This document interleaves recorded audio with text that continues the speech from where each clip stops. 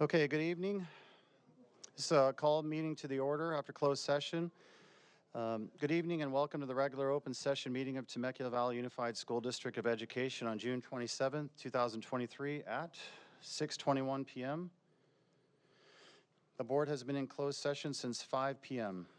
Attendance, we have Governing Board, Mrs. Allison Barclay, Mr. Danny Gonzalez, Dr. Joseph Komorowski, Mr. Stephen Schwartz, and Mrs. Jennifer Wiersma. Secretary of the Board, we have Dr. Kimberly Velez, Interim Superintendent. This is Nicole Ash, Assistant Superintendent Business Support Services. Mr. Frank Arce, Assistant Superintendent Human Resources Development. This is Nicole Deas, Deas is not present, right? Deas not present. And we have Mrs. Lene Sinabar, Executive Assistant to the Superintendent. And at this time, if we can all stand for the Pledge of Allegiance. If you're wearing any hats, please take them off, put them over your hearts. Okay.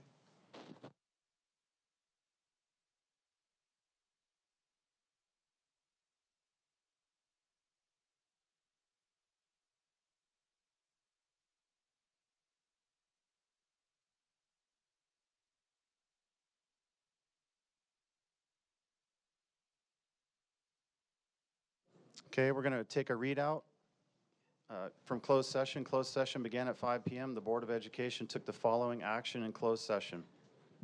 It was moved by Member Schwartz and seconded by Member Gonzalez to approve the recommendation of Administrative Hearing Panel regarding the waiver of suspended expulsion for case number 140698. It was moved by Member Schwartz and seconded by Member Gonzalez to retain and direct legal counsel to initiate or intervene in legal action regarding the social media mass action lawsuit. The vote was 5-0. It was moved by Member Wiersma and seconded by Member Schwartz to approve settlement for case number MCC 2001450, and the vote was 5-0. Thank you, Mrs. Wiersma. Okay, so we have no recognitions. Is that correct, Dr. Velez? That is correct. Okay. So I'm going to do my normal speech on public comments.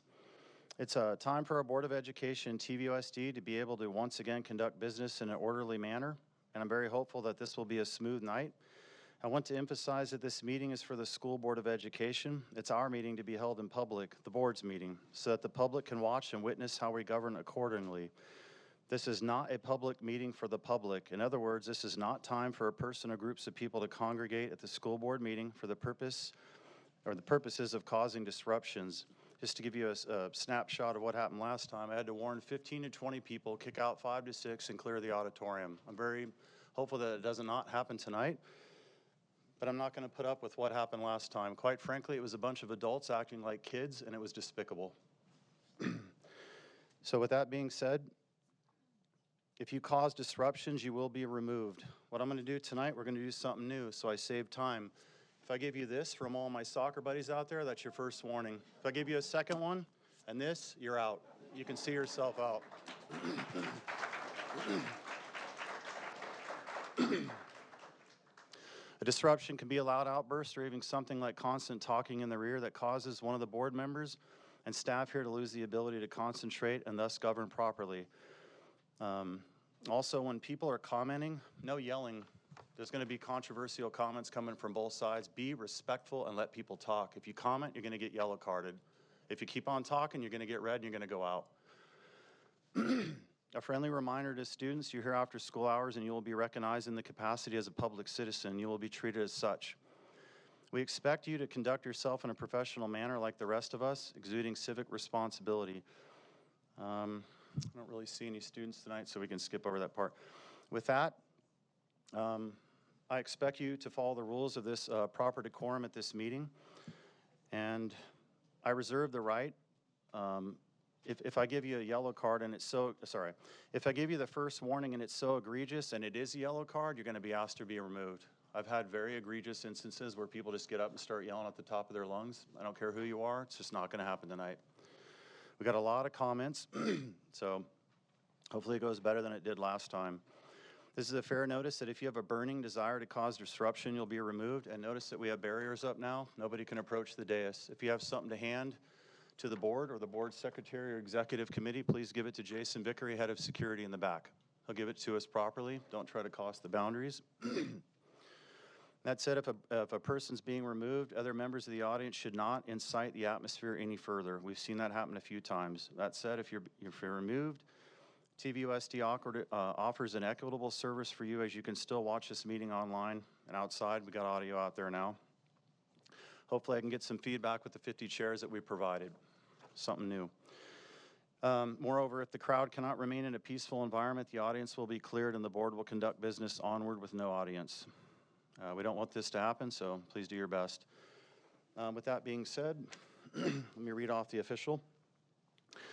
Public comments. The governing board welcomes public comments. This is a time for open session public comments. Public comments are allowed up to a maximum of 3 minutes per comment in the order received, to a maximum of 30 minutes per item.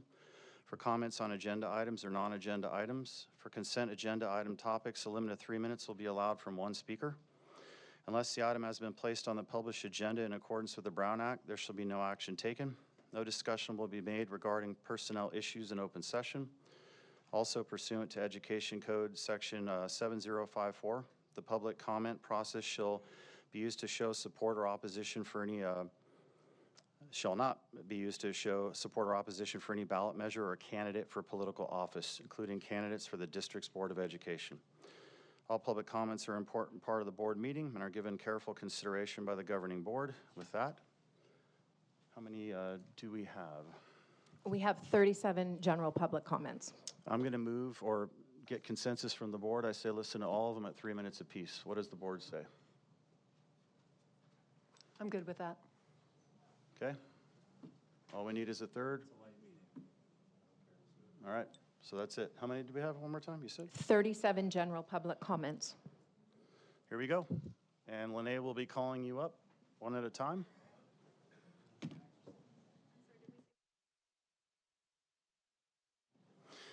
And just for clarity, if somebody's interrupting a speaker, I'm going to look at Lene and stop the clock, then deal with the interruption, and then we're going to start the clock back up again. Okay? Take as long as it takes. Please be respectful. Here we go. Okay, first up is Eduardo Humeres, and after that, it's Yasmin Williams.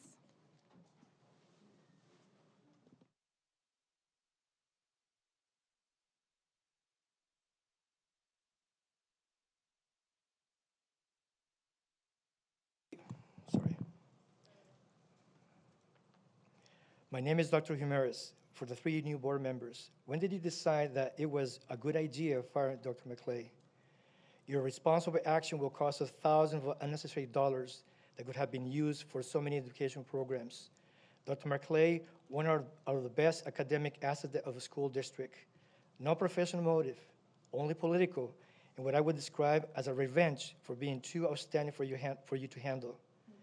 Your political action will be noted by historians as one of the most harmful actions to our school district, but her legacy will be remembered forever. To the parents of this community, we need to take action. As my family, many of you came to Temecula because of what the city had to offer. Our school district has 34 years of providing an amazing education for our kids. All this has been compromised since the new board members were elected. Evidence of this is clear. If you parents do a simple research for Google about radical school boards, you will see the concept of prohibiting critical race theory, which are not even taught in school level, banning books, sexualizing the kids, using the word indoctrination instead of teaching, no sex education in school, grooming in reference to teachers, etc. All those concepts have a common ground. They're political, not academic, and the new board members are supporters of this. All of these concepts have been spread before there were even candidates. They're just following the book. Our school district should not be involved in this kind of chaotic political environment and should go back to business as it has been for the past 3 decades. Better without them, recall now.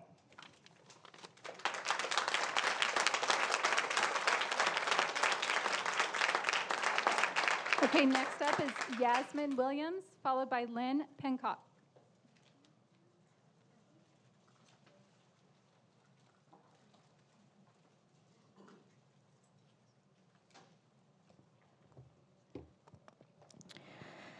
First of all, I want to thank the school board members for their commitment to our school district, but a special appreciation to Dr. K, Jen, Danny, for representing us, the parents. Thank you for understanding that the parents are the most powerful group in this country, and we're taking back the wheel.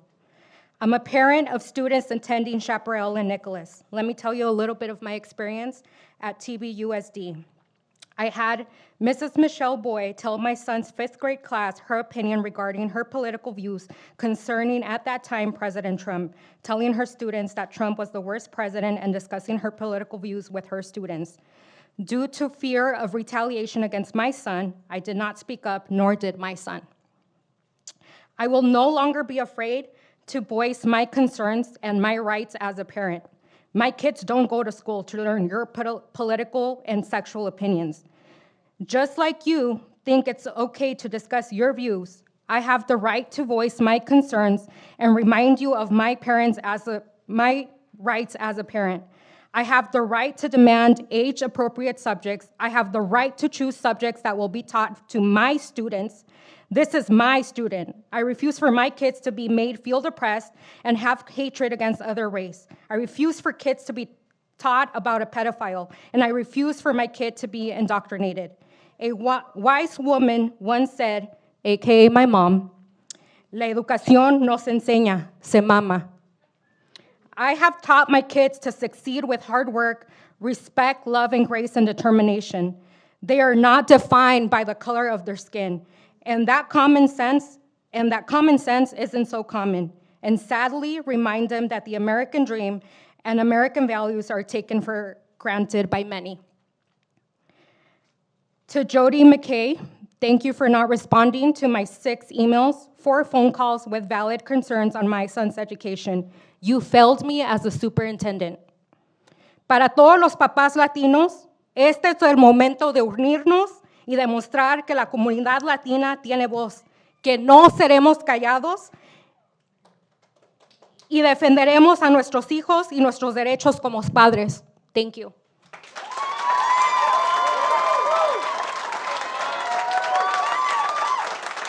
Next up, you have Lynn. Excuse me, ma'am with the green shirt and holding up the sign, I'm going to have to ask you to hold the sign in the back. You're obstructing view. Please. Thank you. After You can hold it Lynn, up you just in have, the back. sorry. After Lynn, you have Gary Audie. Okay, thanks. And it's Lynn Pennock, not Pencock. It's all good, girl. Okay, first, as a parent during the scamdemic, I pulled my son out of TVUSD and enrolled him in a school in Utah where he could attend in person. Newscom and the teachers' unions kept schools closed despite guidance from federal health officials saying that it wasn't necessary. Our previous board went along with the madness. Second, as an unvaxxed TVUSD employee, I was forced to test weekly for approximately 50 weeks if I wanted to keep my job. Yay, survivor of second of winter of death. While the vax did not have to test. Talk about discrimination. What happened to my body, my choice? Oh, wait, that's only for the women who want to kill their bone babies. Third, as a registered voter who voted for Dr. K, I'm disgusted by the lies spread by Temecula Unity and the vitriol directed at the 3 board members by the blue shirts. I don't belong to 412. I don't even know Tim Thompson.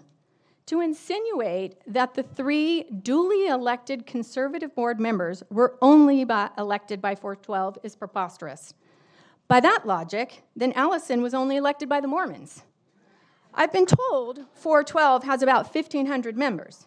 If my math is correct, that's not quite equal to the combined 16,225 registered votes for the 3 board members. Dr. K, Jen, and Danny are fighting for parental rights as we elected them to do. Those who tried to enshrine Dr. McClay 2 weeks ago conveniently left out a few details on our so-called early return from the scamdemic. Kids were forced to wear masks for the 2 hours of in-class instruction at desk with plexiglass.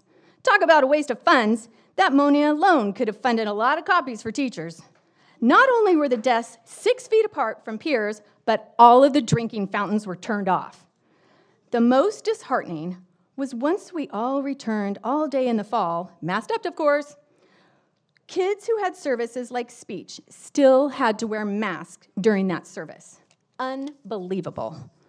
Lastly, after the horrendous behavior exhibited at the last board meeting, which was incredibly sickening, I thought, what happened to championing women? Oh, that's right. Can't champion religious conservative women. Cheers for Dion, jeers for Slim. Black lives matter, but not conservative Black lives. Your hypocrisy is deafening. Ironies of 30 ironies. seconds. In a few months, you'll be celebrating because nice matters. What a farce. In the wise words of Barack Obama, elections have consequences, so let's unseat 2 more in 24.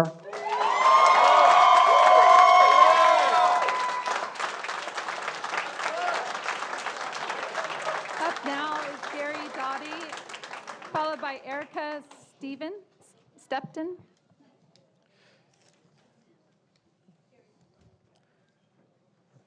Good evening, President Komrosky, Clerk Wiersma, board members, Dr. Velez, and district staff. Thank you for this opportunity to speak. My name is Gary Oddie. I'm currently a substitute administrator for TVUSD and was both a teacher and administrator and parent for TVUSD for 29 years. I think tonight we need a quote from Mother Teresa. Yesterday is gone, tomorrow has not yet come. We have only today. Let us begin. Mother Teresa, a woman who gave her life to loving and serving others. In order for a school district to not only be successful, but to be top ranked like TVUSD, we must have those who are committed to serving all of our students. In a career of service to students and community, especially during my time in TVUSD, I was surrounded by people who were committed as teachers, parents, and administrators who passionately taught and cared for students. One of those servant leaders was my colleague and eventually my superior. I know her well.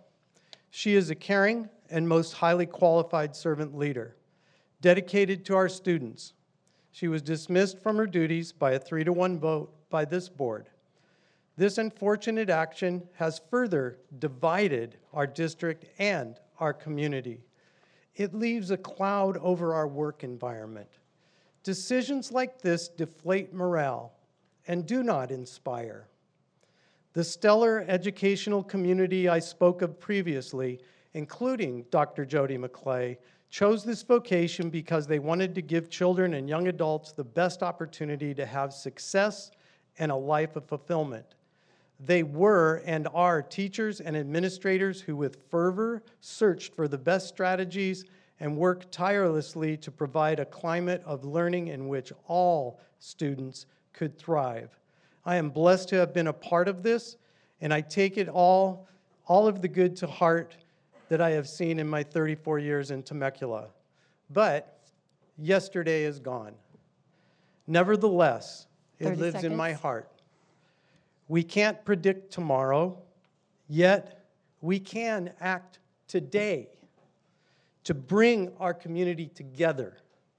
I pray that this board will take actions that unite and not divide, and lead in a way that will give us all a climate for future success. Thank you.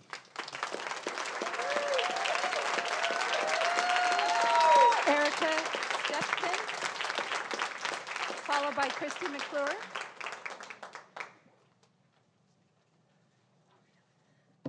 Good evening. My name is Erica Sefton. I'm nervous, so I'm sorry. You can adjust your mic if you want. You can. Thank you. Okay, I second the previous speaker who said the 412 is not running the school board. I voted for Danny Gonzalez, and I am not affiliated with any church, and nor do I identify as Christian, so I don't like being lumped with that. The farther we divide ourselves, the worse the outcome for our community and our children. How as a community can we take a breath and find a way to effectively communicate with each other? I've spoken to so many people on both sides, and 98% of them are very grounded and rational, and their heart is in the right place on both sides. Yet here we are arguing over textbooks and ideology. And so many teachers I've spoken to claim to absolutely respect parents, respect differences of thought. So many of them claim they never speak to young kids about gender issues or sexual ideologies, or that teachers are teaching they say they're not teaching white guilt or CRT concepts. So what's true? Because none of those concepts are okay to discuss in a public school setting. Yet when you swing to the other side of the room, people are convinced that these ideas are being taught in schools, and some of them have very real stories of their own about what their kids have encountered, and that there is, in fact, a culture in this district of ostracizing those who are claiming to not be bringing up these topics. Are they willing to call out the few who may be speaking about these things to their students and identify whom these teachers may be? Are parents willing to file formal complaints so that the district can get a better grasp of how many incidents are occurring in schools? Either way, at the end of the day, our kids need a functional school and a functional community. We are best served by coming together and respectfully stating our positions, our thoughts, and ideas, not by separating ourselves and yelling at each other over social media or at protests in front of elementary schools. We have got to be an example to our kids. We have got to be the change we want to see, and speaking to each other with respect, and we are capable of compromise. And if we are presented with new information that is pertinent to our positions, 30 seconds. we have to show that we are flexible enough and willing enough to change our positions. Demonizing each other is toxic.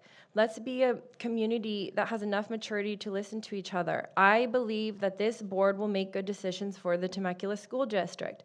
And at the end of the day, they were elected fairly by the people of Temecula. Let's give them the opportunity to show what they can do for our schools. And if we don't like it at the end of their term, we can vote for someone else. But we cannot continue to unfairly demonize these people.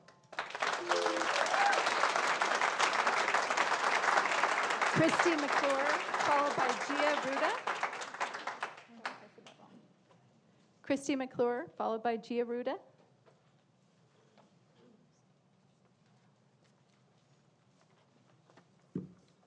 Thank you. I'm disappointed in the way this board majority conducted themselves at the last meeting. You were disrespectful, unprofessional, and continued to violate your oath of office. How dare you make fun of the parents who come and speak at these meetings, Danny? I will agree with you that there are some speakers and protesters who come to these meetings because they enjoy the public spectacle, but they are not parents, not even taxpayers or voters in this city, and certainly not affiliated with TVUSD in any way. These are the ones who support you on social media, who you three follow on social media.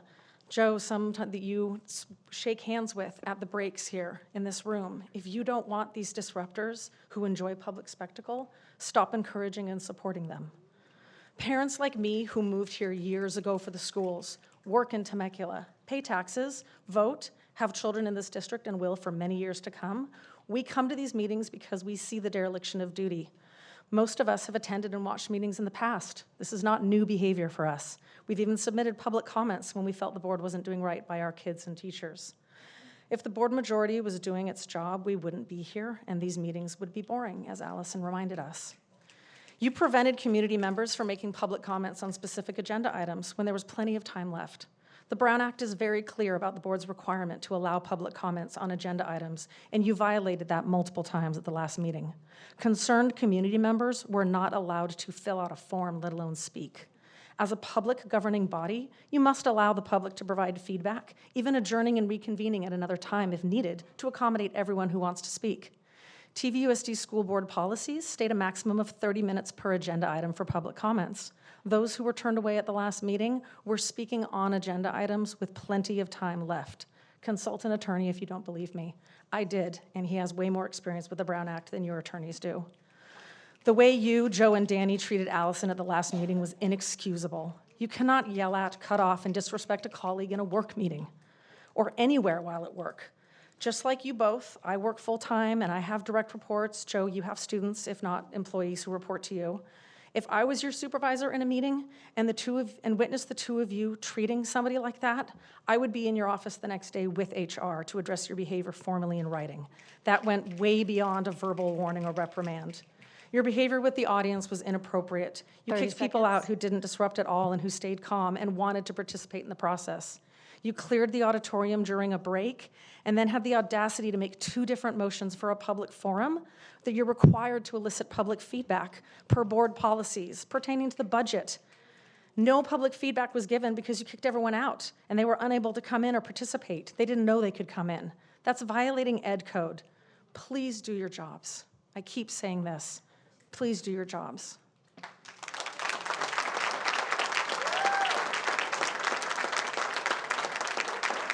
Gia, followed by Dan Brown. Okay. During the last school board meeting, you apparently ignored public speaker Melanie Bossard as she shared the research of her archival research that the Social Security Administration and the Census Bureau showed that McKinley was 18 in late 1964 when he met Harvey Milk, not 16. Furthermore, I'm right, and be quiet. Furthermore, where's the card? Does she get a card? How about this? Both of you get a warning. Don't face the audience. Continue to speak. The third woman who was And here that's, was definitely talking to the crowd, and you said nothing to her, but you're going to give me a warning for that? your time's running down. No, I am reclaiming my time. I will not be leaving. We're not. So, basically, all the evidence shows that McKinley was 18, not 16, not 17. So unless you've uncovered some new documentation to share with the world, you need to stop slandering civil rights icon Harvey Milk. Stop calling him a pedophile, since there is no evidence of him being a pedophile. And for that, you should also you now have no reason to disapprove the TCI curriculum. Your assertions regarding the lack of parental involvement are hogwash. You already approved other curriculums with the same vetting process, so it's disingenuous to claim you have a problem with this process with just this one book. We parents can't trust you, you 3 specifically, to pick experts to select the new curriculum. After all, we saw that panel of fake CRT experts you previously assembled. I urge you to reconsider the TCI curriculum. There is no way you'll get more parental involvement for a new program during the summer than you already had with the parents of 1,300 students, so presumably 2,600 parents, monitoring their work for months. If you insist on excluding Milk based on rumors, you need to exclude Donald Trump, who has 16 allegations of sexual assault against him, including 4 allegations of rape against a 13-year-old girl when Trump was 45. But your question, why include a pedophile, right? Those are your words, why include a pedophile? That statement was in a sworn declaration filed with the court, which is far more evidence than the rumors that you 2 used when you repeatedly called Harvey Milk a pedophile. Why don't you just approve the curriculum and do the right thing? 30 seconds. And that's enough. You guys disgust me.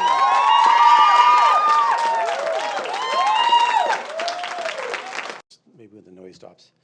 Hi, my name is Dan Brown. I've been a resident of Temecula for over 30 years.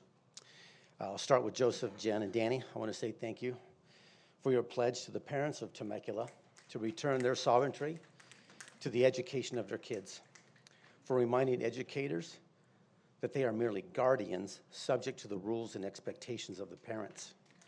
It's accountability, not authority. Thank you for enforcing reading, writing, math, history, science, not sidetracked indoctrination, Marxism, nor grooming. You are winning on behalf of the parents. You have kept your word, so thank you. Now to Mr. Swartz. I want you to know I have not, and we have not forgotten the horrendous and dangerous behavior you displayed at Temecula Valley High School after your failed election as school board president. You, as a full and willing participant, put our children at risk, denied them education, and forced the parents to miss work and disrupt their lives. Also, you could throw a pity party for your failed election. That's what it was. I don't think it had anything to do with CRT. I don't believe that for a minute. Your lack of dignity was again in demonstration when you sent out that tweet attacking a fellow board member. You know, the one that you took down because you knew it was wrong. Miss Barclay, you're none the wiser. In my opinion, you both have told the parents of this school district they do not matter. You both have consistently fought against their wishes and sided with those who really have no sound argument or rationale for their positions. Name-calling, vitriol, outbursts of wrath, uncontrolled emotion of anger, that's clearly a sign of no reason or rationale. You cannot tell the parents of this school district that they don't matter and suffer no consequences.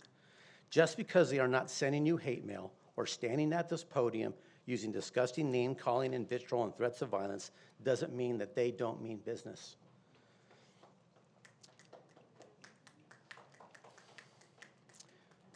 And speaking of what's at this podium, I don't think either of you have spoken against the lack of decorum that's come from this podium.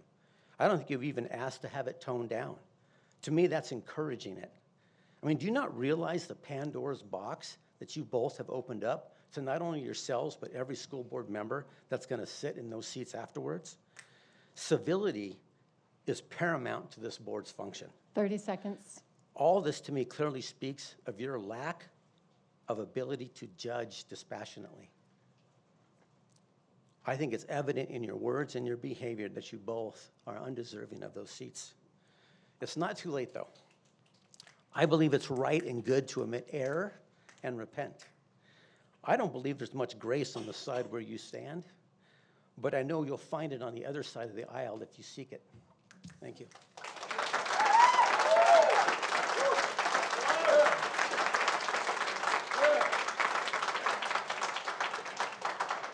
Elizabeth Craig, followed by Eric Tomlinson. I forgot to give you some documents. I'll give to Mr. Vickery.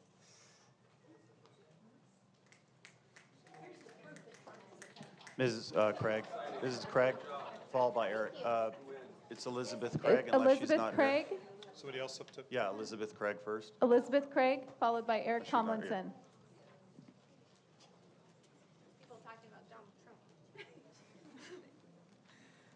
Hello, I'm Elizabeth Craig. I am a parent and a classified employee in TVUSD.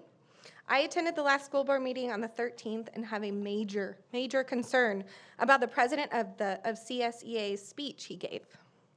When Mr. Andrew Enriquez gave his CSEA spotlight, he said over and over and over again that the children in our district are our kids, meaning his. Mr. Enriquez went on and on over 5 minutes, when a lot of people didn't get to speak at all, about how they're our kids. His speech bothered me so much that I had to go back the next day to watch it again. To my shock and surprise, his speech had been edited on the YouTube feed. Mr. Enriquez's speech begins at the 14-minute mark, and the part that is edited out is at the 17-minute, 47-second mark. Go ahead and check if you don't believe me. The part that was edited out is when he turns towards us parents in the crowd who were stating no to his "our kids" remarks and states, yes, our kids. And I think he even said, I said what I said. This right here is why parents don't trust the teachers. We send our kids to school to learn to read, write, and do math. You are one part of the machine that we are using to raise our children. We are not co-parenting with you. You get as much say in how our children are raised as a coach, a babysitter, or a neighbor. The right and duty of raising our children, the parents, is on us. We, the parents, voted for these 3 board members who are advocating for parental rights. And in this next election, we'll be coming for the 2 remaining seats. Thank you.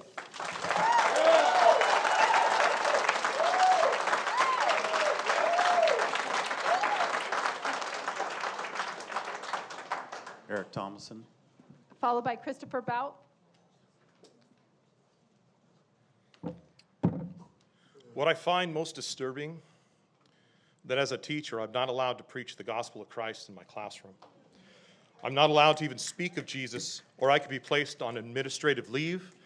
And yet the state of California is telling teachers that they must teach homosexuality, transgenderism, heterosexuality, and every form of sexuality to our children thereby stealing their innocence. There are teachers who do this and tell our children not to tell us what's being taught in the classroom, and somehow this is acceptable. When did this become acceptable? When my kids were in school, I didn't know what I didn't know because it wasn't in my face quite yet. When it was, I politely addressed it professionally in person with the teacher in question, while the principal simply left the room. Either it stops now, or we need to make a drastic change in how our children are taught and completely remove the government from the education of our kids. I wonder if it would be acceptable if I, as a teacher at Temecula Valley High School, placed a cross in the back right corner of my classroom so that was the first thing that those students saw when they entered in my classroom, and then placed an additional cross right next to the door to my classroom so every day it was the last thing that they saw when they left my classroom. Would that be acceptable? If your answer is no, then why is it acceptable to fly a rainbow flag so it is the first thing that you see upon entering the classroom, and a second rainbow flag right next to the door as you leave so it is the last thing that you see upon leaving said classroom? An English classroom, which is a required subject for graduation. In this country, you are free to be whatever you please, but as a teacher, you have a responsibility to the entire community, not just the part of the community that agrees with you. As a teacher, you do not have the right to steal the innocence and the purity from my children, and yet you have. And you continue to get away with it. Parents, if you don't speak up now, you will lose your families. Your children will stop talking with you. There are teachers who target our children, some of which are here tonight, who are targeting your kids to turn them against you and are getting paid by you to do it. Now, parents, I'm speaking to you right now. We need a school board who has both the students and the parents' interests at heart. We need adults leading and not catering to the loudest person in the room. We need these board members that have been elected by you, and we need to support them. Thank you.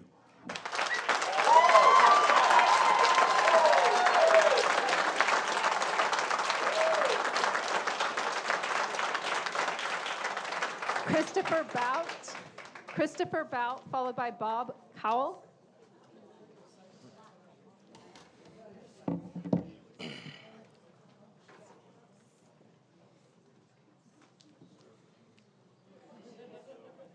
Please keep it down.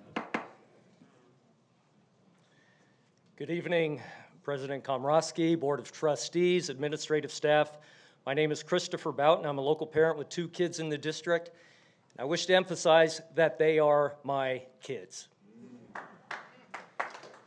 First, kudos to the board for the bravery and the courage displayed to terminate the contract of Superintendent McClay.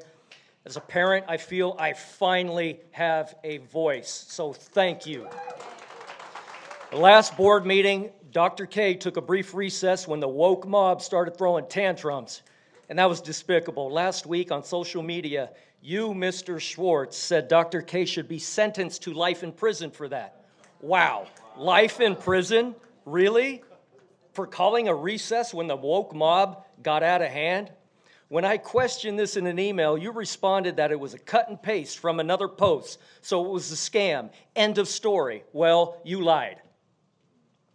That post was captured in its entirety with full context. So yes, Mr. Schwartz, you did wish for Dr. K to be locked up for life, and you straight up lied to me on your email response. To give you the benefit of the doubt, that may have just been an angry outburst and you didn't really wish a life sentence upon him. So I challenge you to issue a public retraction and an apology. And if I'm wrong, and if you do stand behind those words, then it probably won't bode well for you politically. Just my opinion. Mr. Schwartz, your 3 colleagues in the majority of Temecula, including myself, are good, godly people who simply want to protect our kids from being indoctrinated into a perverse sexual ideology. Yeah, we want to ban books. You know which books we want to ban? Pornography and books that celebrate known pedophiles like Harvey Milk. The battle has gone well beyond Republican versus Democrat or straight versus gay. This is a battle between good and evil, between God and Satan. I know what side we're on, but what side are you on, Schwartz and Barkley? God be with us, who be against us? Our battle is already won because I've read the final chapter.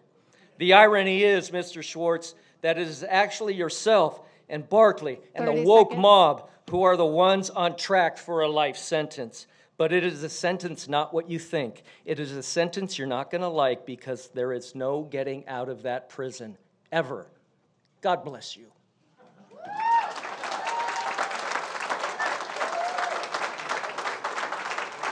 Bob Cole, followed by David Burris.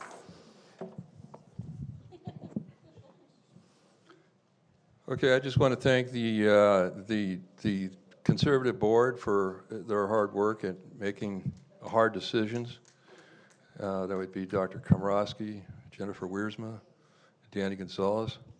I appreciate that it is hard to be up there and do what you're doing, and with angry, even teachers, angry teachers. And I can't see. I understand maybe some teachers could be angry, but in my time, teachers were humble servants of the people.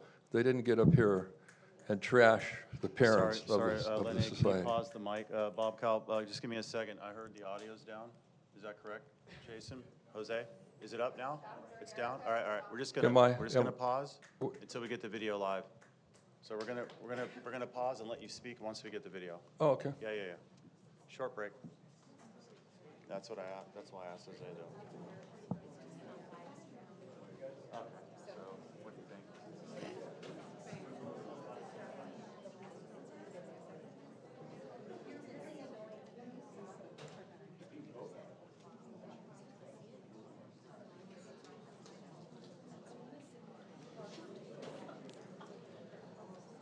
We're going to confirm right now. Thank you.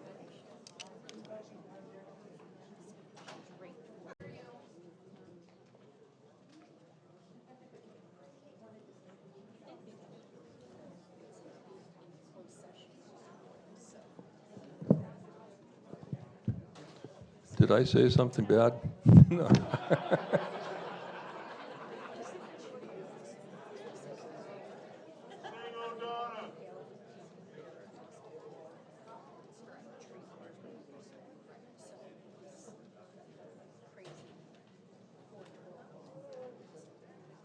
Okay, we have the quorum, so we'll start right now.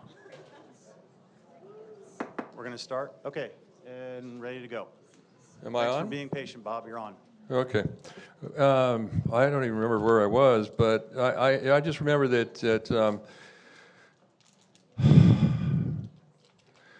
telling you about schools are top rank, but we let's see if I can even get back to where I was. Yeah, they actually, the teachers should be humble servants, as you should be humble servants. Everybody here should be humble servants of the people. The people are the ones that voted you in, and they want you to do the right thing. You're doing the right thing that they wanted you to do. I want to thank you for that. There shouldn't be this anger towards you because you're doing what the people ask you to do. If there are signs, people they say they want to recall you, I'd say, let's go the other way. Let's recall the other side. You know, schools have changed so much to the negative in the last few years. Everybody talks about this is the best school district in the world. If we keep going to the direction that the left wanted us to go, this will be like the rest of California. We'll be at the bottom of 50 states as we are right now. These school boards will be the same as every other school board in the state, down at the bottom. So you just let the left run this thing, and the ship will sink, and we'll all be in it. This will be called an idiocracy, with basically idiots running the place. But I thank you very much for your time.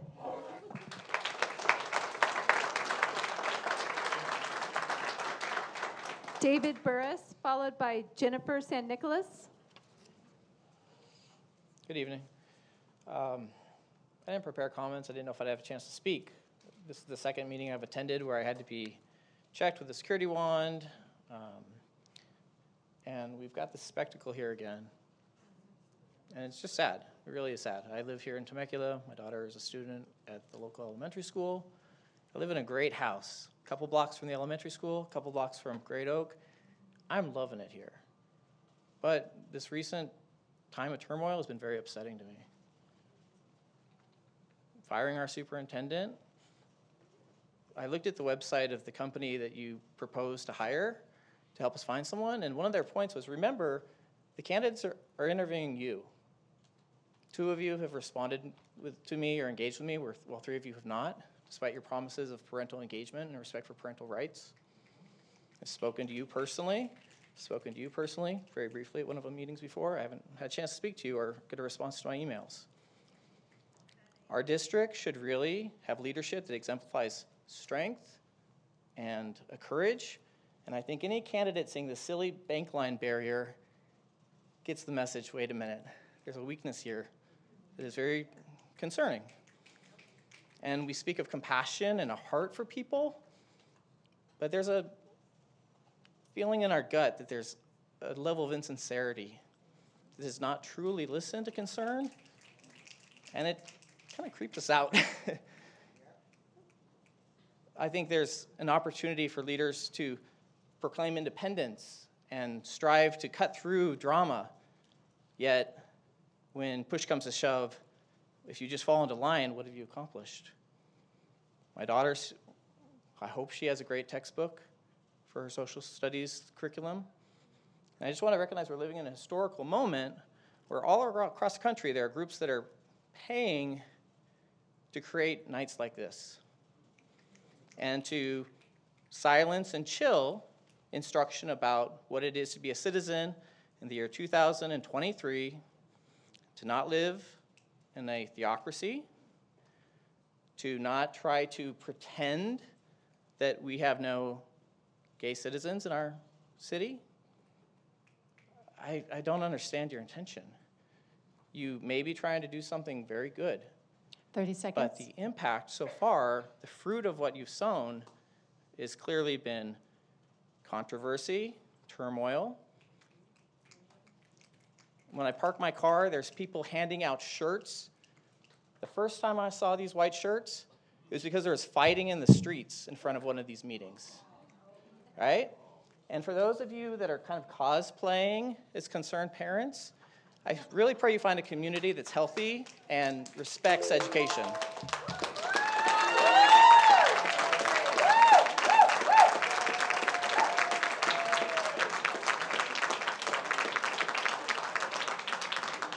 Jennifer San Nicolas, followed by Liz Woodley.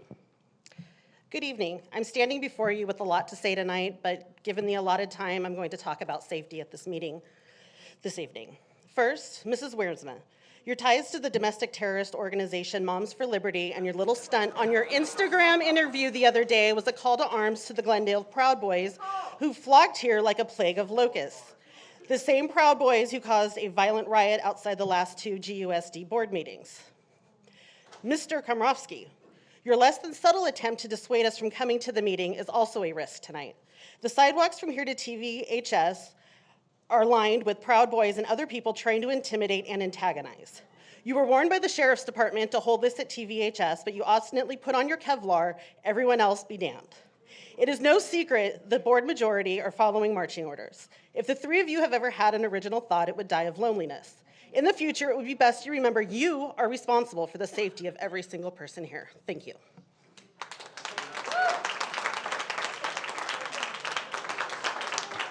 Liz Woodley, followed by Pam Barrett. Is it me? Is it for Liz? Okay. I'm here as a resident of Temecula. I'm here as a special needs parent and as a gay parent of children in these schools. Yes, my kids have 2 moms. I think we can all agree that the Harvey Milk issue in the 4th grade textbook isn't really the problem here. It isn't. It can't be. Because if it was, you'd also be concerned about other famous and historical figures whose sexual histories are less than appealing, like a founding father or 2, or even some presidents. It's a red herring, and your motives are obvious. What exactly are you afraid that your kids are going to learn if that tiny optional section was taught? That gay people exist? That gay people can run for public office and win? I hear that parents are afraid that children will be indoctrinated, but if you spent any time in an actual classroom volunteering or being a substitute, you'd know that no such thing is actually occurring. No one is grooming your kids. Are you really so afraid of a rainbow flag? And no, I wouldn't care if a teacher had a cross in the room. You are not a victim. I can tell you that if teachers want to indoctrinate anything, it will be indoctrinating your kids to cover their sneezes, the proper way to use a glue stick, and to always use proper punctuation. So, what's next? Don't say gay? Book bans?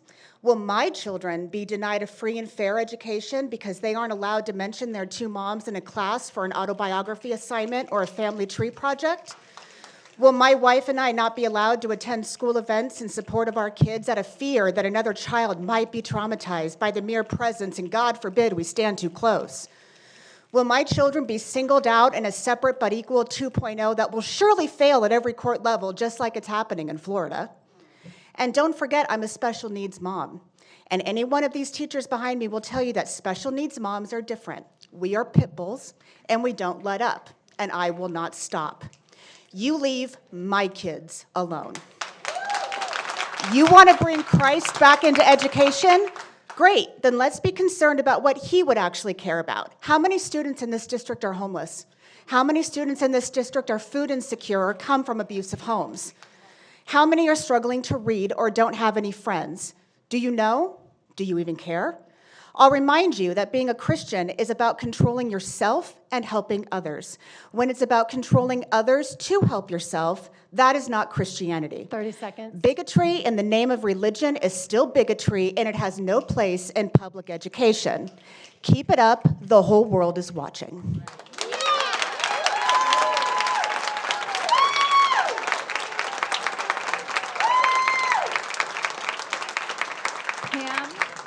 Pam Barrett, followed by Karina Ferguson. Good evening. My name is Pam Barrett, and I'm a parent of 5, a grandparent of 8, a retired public school educator, and a 32-year resident of this great valley. I want to thank you, Joe and Jen and Danny, for your courage to stand against the dangerous indoctrination of our day. And yes, it is indoctrination. I knocked on thousands of doors in the valley, hearing the heartfelt concerns of parents, grandparents, and business owners. You 3 have kept your promises to be a voice for the children and the parents of Temecula. We support you. Thank you for all you do.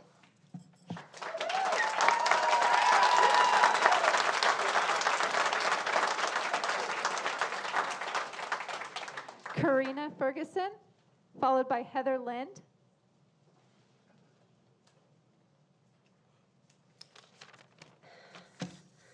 Good evening, board members. I'm very nervous, but thank you for the opportunity to speak. My name is Karina Ferguson, and I'm a very proud, involved parent of 2 fantastic children that attend TVUSD schools. I am standing here tonight fighting not only as a parent, but as an employee of the district.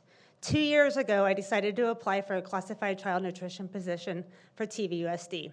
I was offered the position and happily accepted it. December of 2021 is when the discrimination and harassment began. I was targeted due to my vaccination status. My body, my choice, right, everybody? I was humiliated into tears and defamed on 3 different occasions by the district at my place of work in front of all my coworkers, stating that I was not COVID testing when I actually have proof of every single weekly testing. After the 3rd time, I decided to address this to the union, and that's when HR stepped in. I began to be under TVUSD's radar and decided it was time to move out of the toxic environment. I was now at a new location with a new position as campus security. Moving forward, an incident occurred while I was on campus with absolutely no admin. Again, absolutely no admin on campus whatsoever. How is that even possible? My security team had left for afternoon training that day at the district that I would soon join. I was put in a very unsafe position to handle a school of 1,400 students all by myself with no backup or a stand-in sub. I was 4 months on the job without proper training. I was never approached or given an opportunity to talk to admin to explain the incident that had happened. I was failed by the administration team that day. 3 weeks later, I was called into the office without any explanation that a decision was made to remove me from that position of campus security. Lies were written about me and were put in my file. I'm a prime example who had no backup of whatsoever. We need leaders who will take accountability and have their employees in a non-discriminatory environment. If you're concerned as to how and why your classified department is such a disaster with an abundance of turnover, this is why. I have applied for several positions since and have been denied. I feel I'm being blackballed and will not tolerate this. It's time for change. We need leadership that will fight not only for our staff, but the well-being of our students. I'm 30 asking for seconds. your help. Thank you.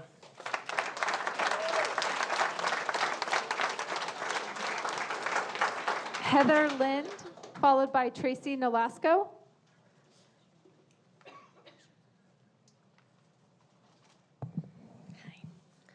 I'm very grateful for the opportunity to speak tonight. Prior tonight, many who have stood at this microphone before me have passionately shared their perspective of the school board and the opposition to changes that have taken place. I'm here tonight to give voice to the other perspective. The majority of the voting community here in Temecula have held their tongues, not because we have had nothing to say, but because we have already spoken.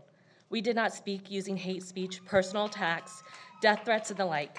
No, we spoke through exercising our right to vote. We thoughtfully voted in members of the board that most closely advocated for our values and our priorities.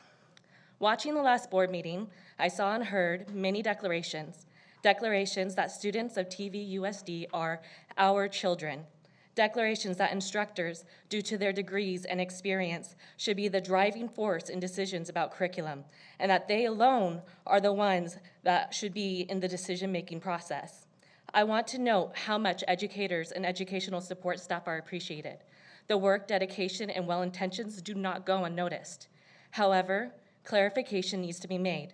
The students of TVUSD are not our children. Students of TVUSD do not belong to the school educators or staff. As a parent, my love, dedication, responsibility, and desire for the well-being and success of my children begins from the moment I know I will have them until my dying breath, not for a period of 12 years, which is the typical time of care you have your students. While educators may be experts in curriculum, I am an expert on your student. When I declare that the materials being used to educate my child is inappropriate, it is in the best interest of the student to listen to and work with the expert, in this case, the parents and guardians of your students.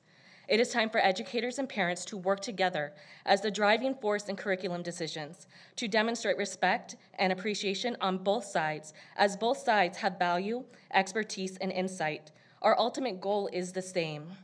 I personally want to thank these board members who have continued to advocate for parents like me, who are fighting for parents' rights and involvement. And finally, for those who are putting on your walking shoes and grabbing your clipboards in attempt to gain support for a recall, please do not knock on my door. 30 seconds. My support is steadfast with those board members who have well represented me and the hundreds of families like mine. Thank you.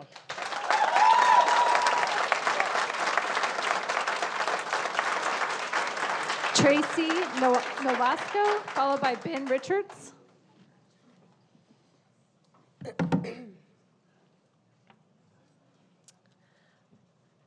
Hello. Last month, as my husband and I entered a parking lot to attend a meeting with TVUSD HR department, we passed the TVHS parking lot and saw teachers protesting a pending school board decision on curriculum by holding up signs that read, "Trust the teachers." Ironically, our meeting with HR was an interview to discuss a recent incident with a TVHS drama teacher who assigned our 15-year-old daughter a class project that included reading a play filled with pornography, illicit drug use, explicit sexual content, and gore. We were both shocked and said, "Trust the teachers? Really? To what extent?" Were the teachers suggesting that we should just trust them and their choices for curriculum instead of collaborating with the school board and parents? We had trusted them. Even more, we defended our choice to keep our kids in the public school system when others, so many others, were choosing to leave.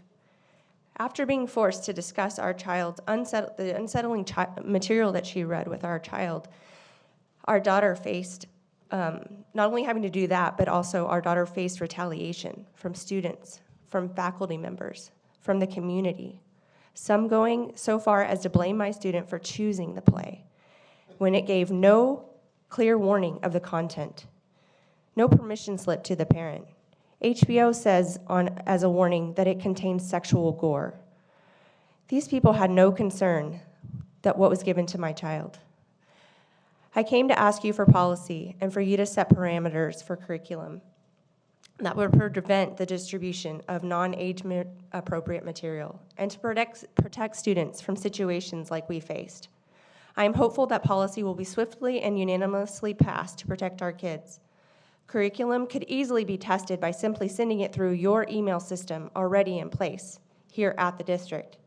It's pretty good at finding objectionable content because when I sent it through, it objected to the play that you gave my child. It wouldn't allow it through. It flagged it, returned to sender. It was too graphic. But somehow a teacher was able to give that to my kid on her Chromebook.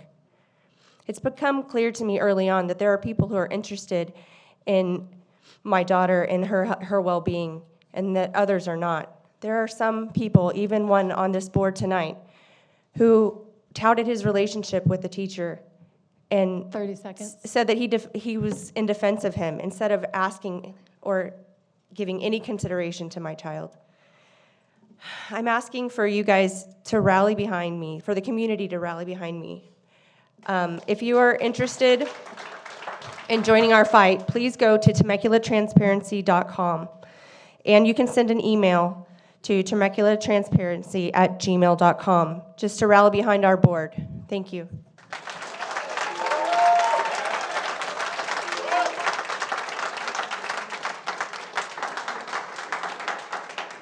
Ben Richards, followed by Donna Stump.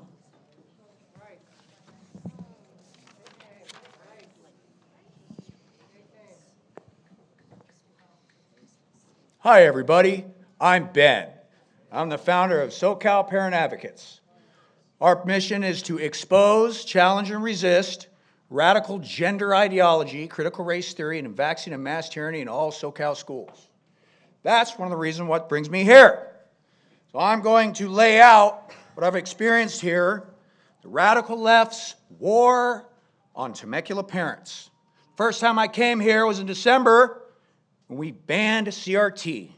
And they got so angry they were almost foaming at the mouth while simultaneously saying it's not being taught here. Sounds a little gaslighty to me.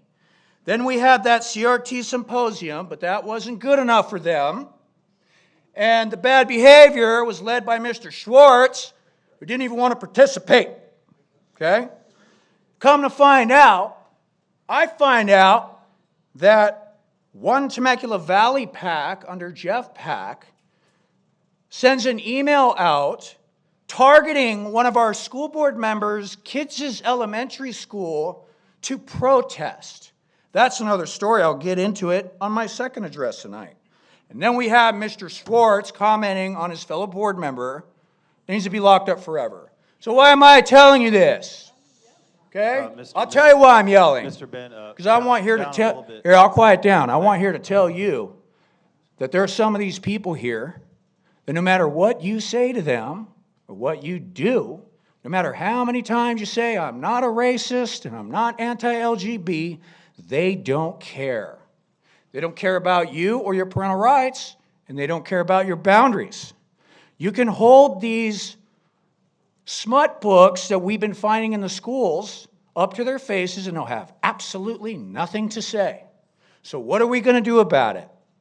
We need to continue to organize. We need to continue to network. And we're going to continue to tout all the wins that we've been experiencing up and down the region for parental rights. And here's another win that's happening tonight. We have our friends from Satakoy here to help and support us in our quest for parental rights. And of course, I'm here to tell you that these people are going to call you a racist. They're going to call you a bigot. 30 seconds. They're going to say that you were violent. Well, guess who the only person was who was arrested in Glendale? His name was Eric Boyd, and he was an Antifa member. So it is now time for us to wake up, stand up, and speak up and find your voice. We're not going to stop. We're not going to quit. And if you think we're tired and afraid, you're wrong. We're energized and emboldened, and I'll see you again up on the podium.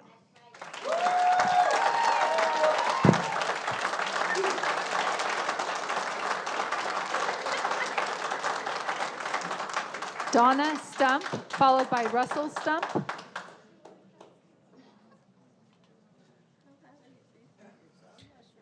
Greetings, everyone. I'm here on behalf of Steve Campos. I want to open with a thank you to our trustees. You were elected to make tough decisions, bring a change, and move us forward in a post-COVID environment. Hundreds of teachers listening online are filled with an attitude of gratitude. You have kept your word on your campaign promises, and we know you are nowhere near done. Keep up the great work and know that you have the support of the majority of the community. Thank you, Jen, for being an example of grace under fire and pressure. Every month you get verbally abused and are attacked without merit. Not only do you listen to them, I know you hear their message beyond their delivery of anger and frustration, but you turn the other cheek with a graceful composure. Thank you for leading with your heart, your soul, and your mind.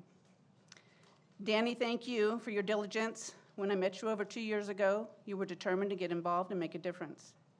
Your diligence to learn, to listen, and to lead are a breath of fresh air. I know you will not stop until you finish the job and hear the small voice tell you, well done, good and faithful servant. Joseph, thank you for manning up and running for the seat, as well as for stepping up to be the president of the board in your first year. You manned up, went door to door, met with the community face to face. Your efforts have been commendable.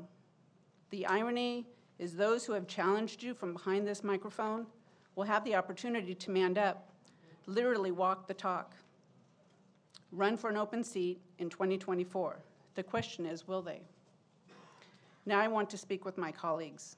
The Bible tells us a house divided against itself cannot stand. How can we fill this gap of division?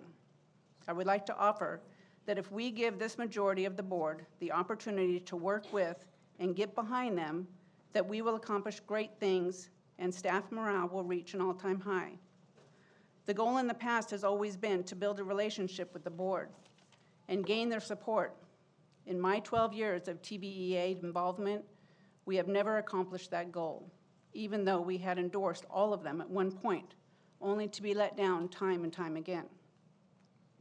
As a whole, we have never shown this board the respect they deserve or attempted to build a working relationship with them. All we have done is jeered, sneered, and protested every decision they have made. So I have to ask, how has that worked out for you? 30 seconds. Students, remember you are fearful and wonderfully made. God bless, Steve Campos.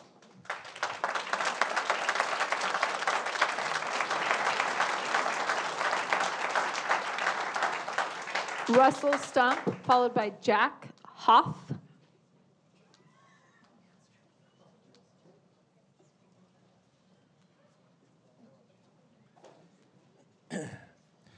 Hi, my name is Rusty Stump.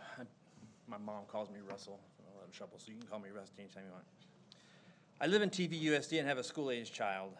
Tonight, I just want to publicly express my support for the recent actions of the school board, and particularly for the 3 newest board members. My support is not unconditional. My unconditional support for, or faith in, or allegiance to anyone is reserved only for God Almighty, the creator and sustainer of all that we see and all that we don't see. My support for Mr. Komrosky, Mrs. Wiersma, and Mr. Gonzalez is based on their actions to promote academic excellence while protecting our children from the propagation of deceitful and harmful, demented worldviews. You are, I believe, supported by the majority of the people in the district. And the majority of the people in the district want you to stay the course. Stand strong against the lies. Stiffen your resolve as you endure the ad hominem attacks, and be firm in your commitment to right, even in the face of the vitriolic attacks leveled against you and your families. And always remember that our struggle is not against flesh and blood. Thank you.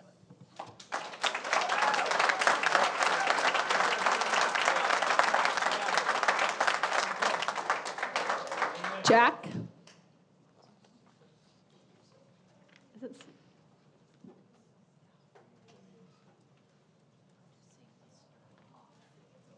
Jack Hoff? Do we have a Jack Hoff? Yeah.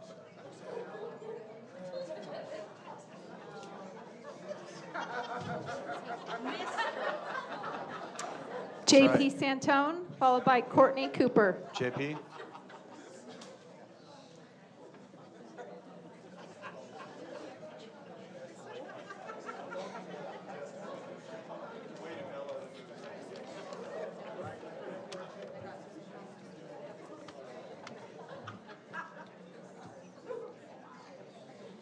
Test.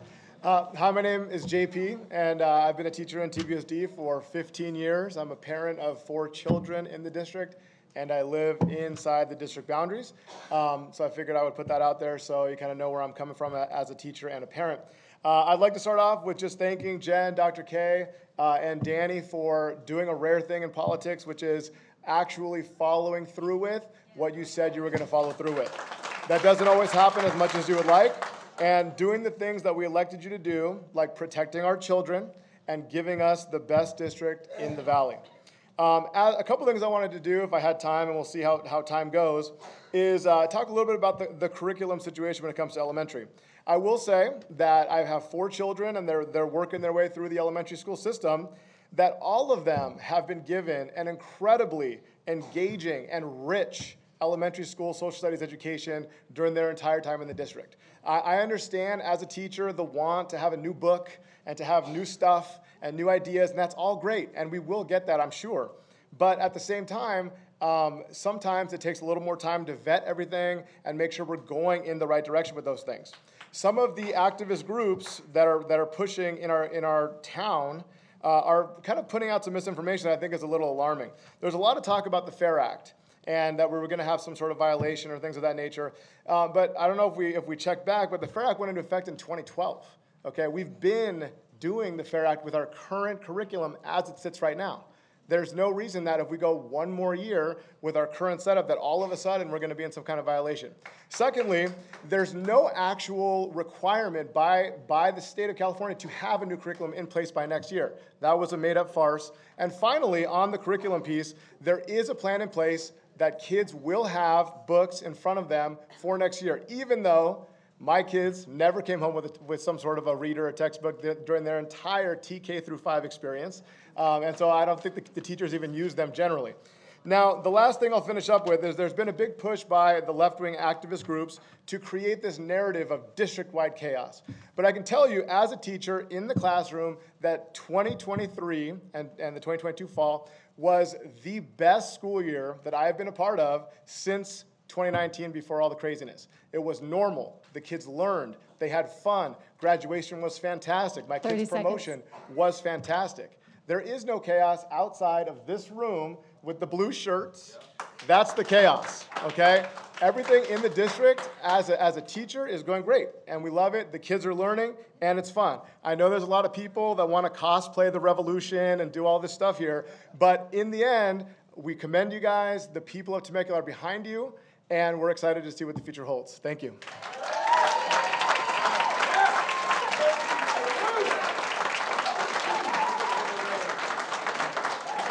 Courtney Cooper, followed by Jill Chaprinsky.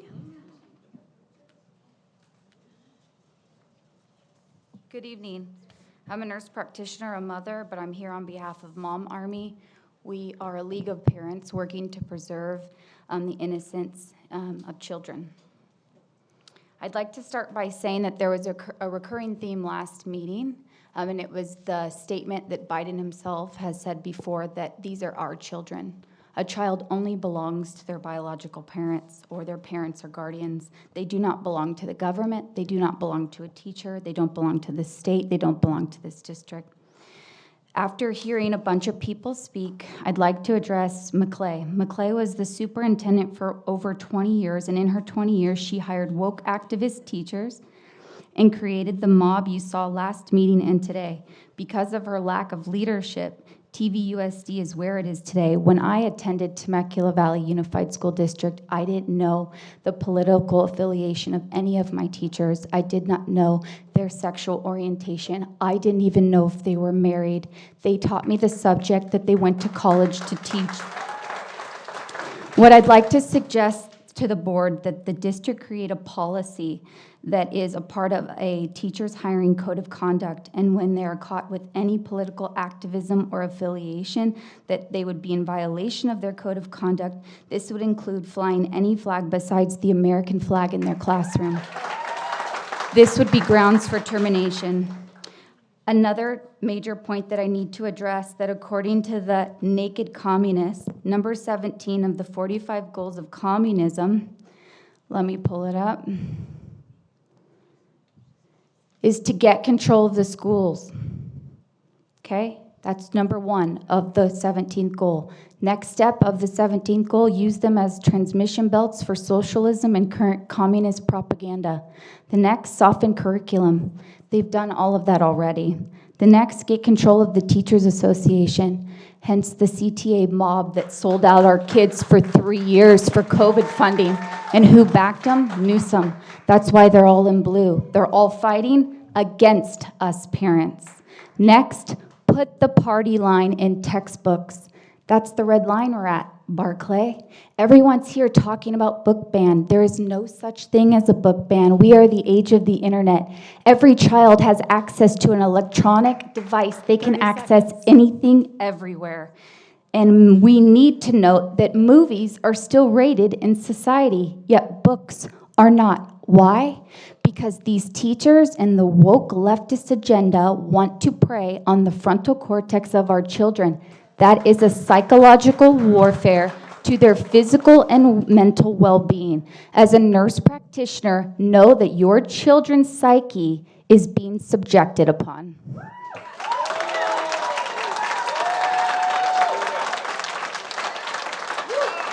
Jill Kropinski, followed by Darcy McDaniel.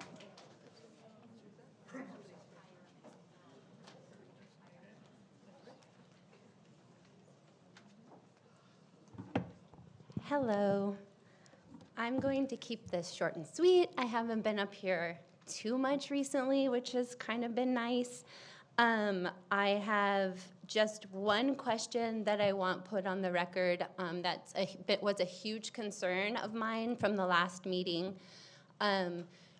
because the protocol, I've been coming to these meetings for a very long time, and something changed in the way that the protocol happened in the last meeting, and we were here at 3 o'clock, not expecting to, just like tonight, not expecting to get in until 5:30, 5:45, which then usually we sign up to speak, just like we did tonight. But last meeting, by the time we got in at 3:30, 4 o'clock, somehow only one group of the community was aware that admittance was allowed early. I don't know how that message got out to just one group, and all public commenting was exhausted. And so there was a very slanted, very biased verbiage and commentary on the last meeting in general. And I just, I'm hoping that based on tonight, the way the procedures were, that this is going to be how it'll be moving forward so that it's more balanced and even. And the next thing I want to say is I'm going to say my comments about Jody. I came speaking, begging, pleading, in tears during COVID when my kids were on computers, and it continued to fall on deaf ear, meeting after meeting after meeting. Jody specifically told me at one point that she was going to reach out to me the next day. Instead, she did not, and she sicked, I don't know, Donna or someone on, and asked if we needed the social worker to come see my child. 30 seconds. And the next meeting I came to, I said, because you will not listen to what we're saying, we are going to move to have representation that represents us. And that's what's happened, and you're seeing the fruit of that right now. And I thank all three of you.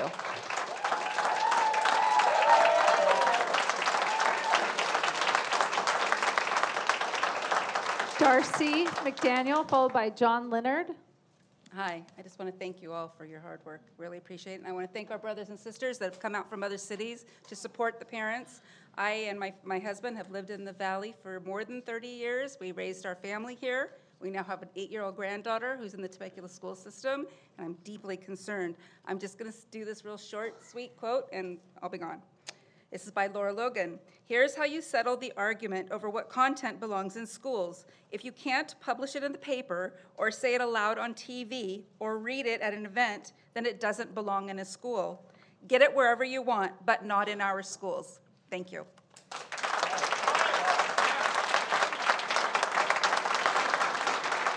John Leonard, followed by Kelly Douglas.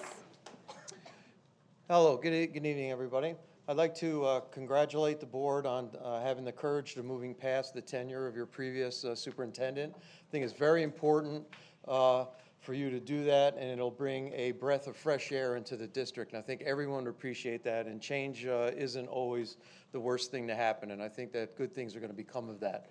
I would urge the board to agendize a resolution to affirm a bill of parental rights. I think the citizens and the parents very much need that. I think that that would solve a lot of the contention we have amongst people on both sides of the issues that we hear so much of.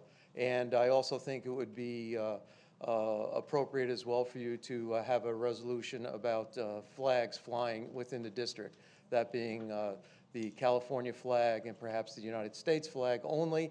I think that also would be very important, and that would also be very well accepted, I think, that you would find by the people here. I'd like to say that I feel that a large percentage of the teachers that work in this district just want to do their jobs. They love teaching, obviously. It's a very difficult thing to do. And they are not involved in politics, don't want to be. But I think that the nature of the world we live in is that it just comes with the job lately. And I think a lot of them would very much appreciate some sort of normalcy, and I believe a parental bill of rights will do that. And I want to cut things short and don't want to speak too long, so I'll just leave it at that. So thank you very much.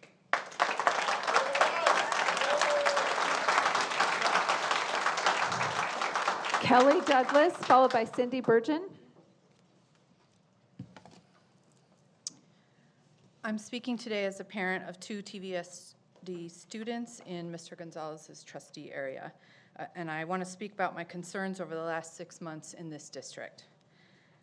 School boards are intended to provide citizen oversight, not subject matter or early childhood education pedagogy expertise. They are supposed to ensure that a high-quality education is provided to each student. They are not early childhood education or subject matter experts. They are supposed to create an environment that enables teachers to give students the critical thinking skills to learn, grow, and understand themselves and the world that we are in. When you fire an award-winning superintendent, when you reject piloted and tested age-appropriate curriculum approved of by the subject matter experts, when you propose vague and subjective policy language and mislead the public about educational materials, you show your disrespectful hand. You don't believe in the qualifications, the education, or the educators, or the system over which you are supposed to have oversight. When you don't believe in young people's critical thinking development and their ability to explore, make decisions, and assert themselves, when you don't allow an environment where they can take protected and guided steps through adolescence toward young adulthood, when you try to narrowly filter the world we live in and all of its diversity and the complete history of where we have been, when you silence and won't imagine and try to build a future history of what our communities can be because something is unfamiliar to you, then you aren't really about education in our community at all. You were elected to cause disruption and dismantle our schools and be a noisy cog in the movement towards privatizing and voucherizing our public education without regard for all the wreckage you make along the way. And I want you to know that we see you for who you are.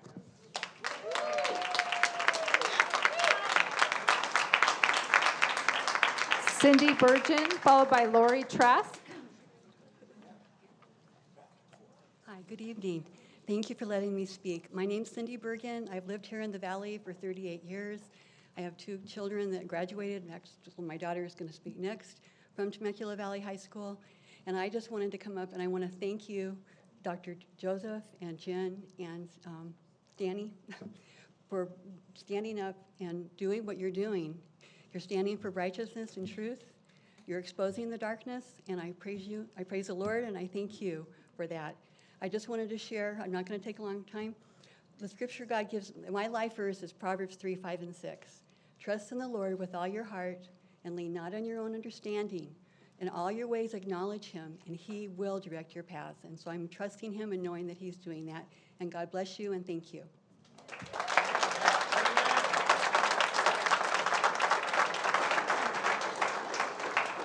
Lori Trask, followed by Ray Fisher.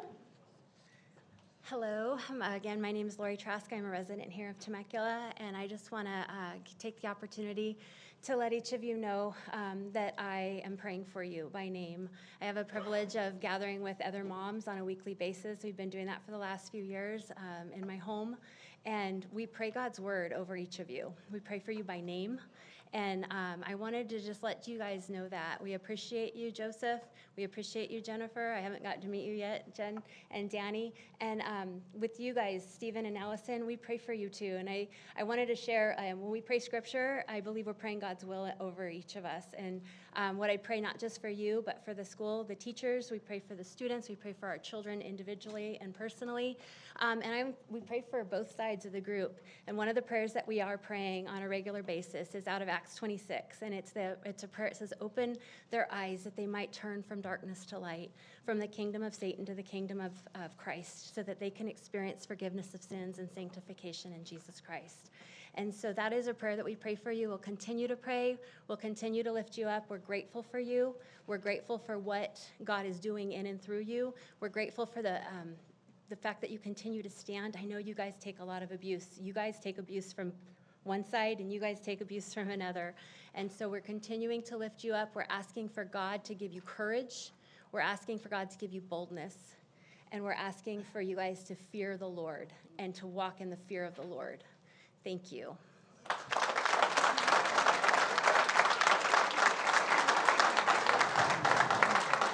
Ray Fisher, followed by Jason Craig. Hello, I'm Ray Fisher. First of all, I'd like to thank Francisco, Nicole, and Kimberly for sitting through this.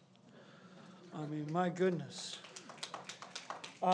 Second of all, I wasn't planning to speak tonight, but I've been a citizen of Temecula since 1997, been a teacher for 30 years.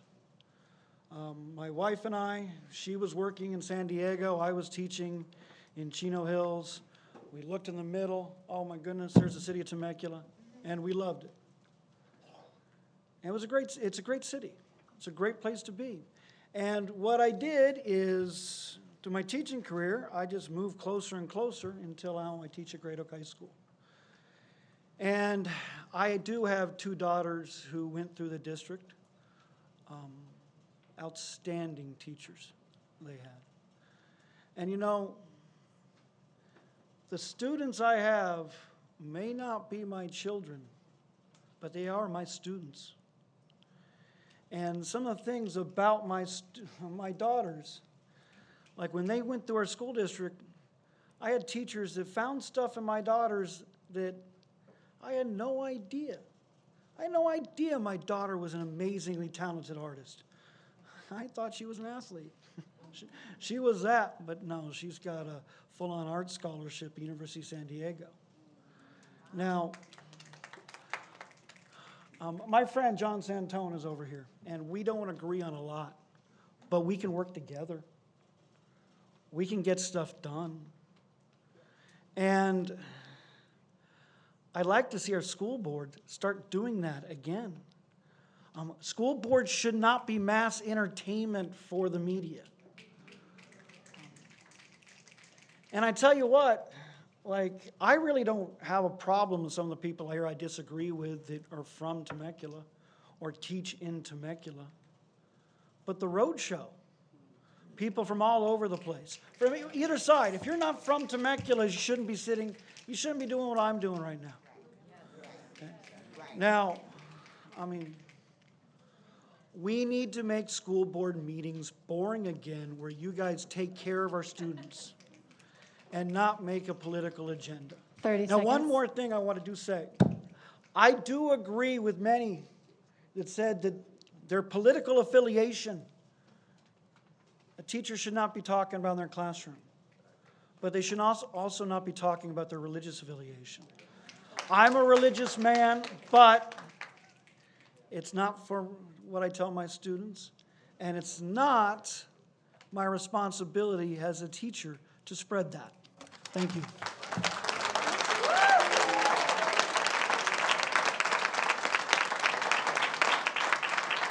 Jason Craig, followed by Naomi. And I think we have 5 more comments or commenters left, just to let the audience know. Good evening, qualified board members. I wanted to thank you for following through with the firing of Superintendent Dr. McClay. Despite the best efforts from unhinged activists who dog whistle local liberal news media to attack you personally, you closed the book on an utter disappointment of an autobiography by Dr. McClay.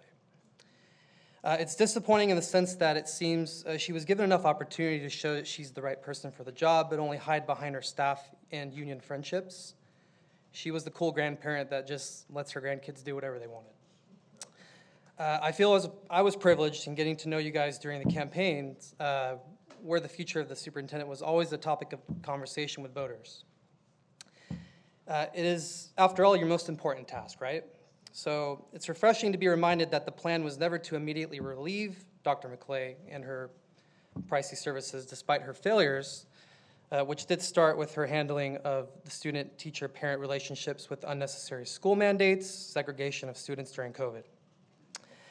As a reminder, she is on camera stating how much dis and misinformation we were hearing, and she wasn't talking about what was coming from the CDC, state, or federal government.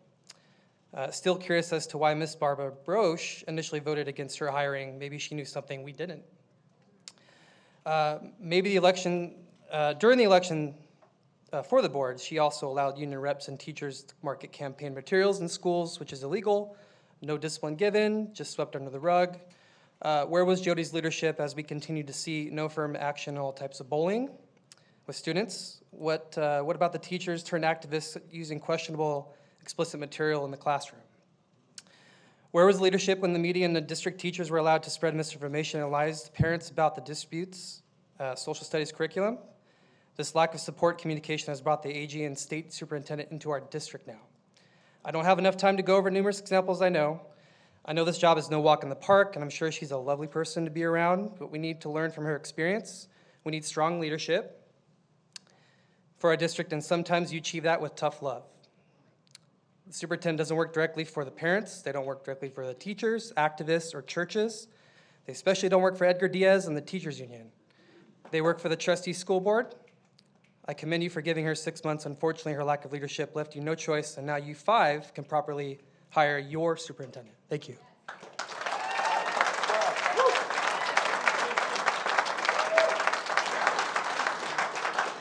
Naomi, followed by Jessica Alexander.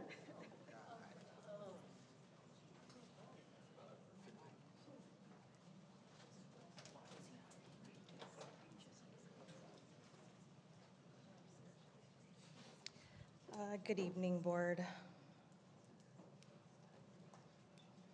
I'm going to speak in Spanish. Buenas noches, mi nombre es Noemi. Soy miembro del público. And as an American, I'm welcome here. I just paid for a soda down the street, so I'm a taxpayer. So if I'm not welcome here by, the leftist side, doesn't mean that I don't belong here. I'm American. I love this country. This is where I belong. My father is Native American. My mother fled here from Mexico. There's a lot of misinformation about. It's always going to be, this side here, which are wearing the blue shirts, saying that I am a white supremacist, I'm racist, and things like that, which is not true. And I'm going to say this. I'm going to remind myself of the past 2 years, which was my daughter at 12 years old. I'm going to say this in Spanish. En la edad de 12 años, mi hija hizo una tarea preguntándole qué género tenía, que si era niño o niña. Aunque se ha dicho que yo, como su madre, soy su madre. Estas personas van a mentir a toda la gente por decirles que tienen que pensar como ellos.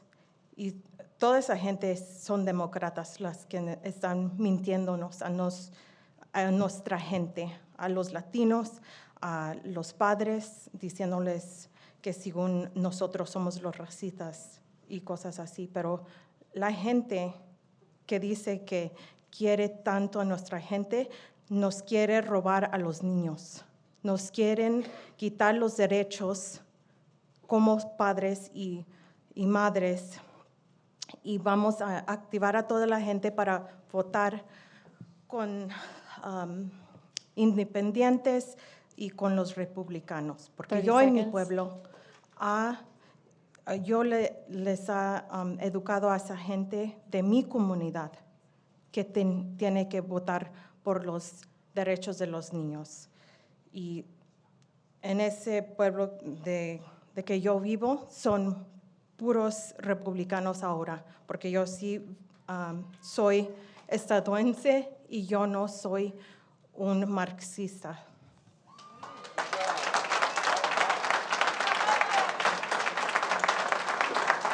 Jessica Alexander, followed by Will Pena. Good evening, board. I'm here tonight just to thank the 3 board members, Dr. Joseph Komrosky, Jennifer Wiersma, and Danny Gonzalez. Thank the 3 of you for all that you do for this great city. I want you to know that the 3 of you have made such an impression on this valley, and that's why we are all here for you tonight. Remember, you have the majority of the vote of these people. Don't ever forget that, and that's why you're seated. Do not give up the good fight.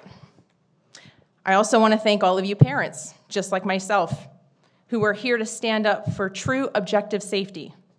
For your children and the children in this valley, thank you. Please continue to speak out and do not let the enemy ever silence you.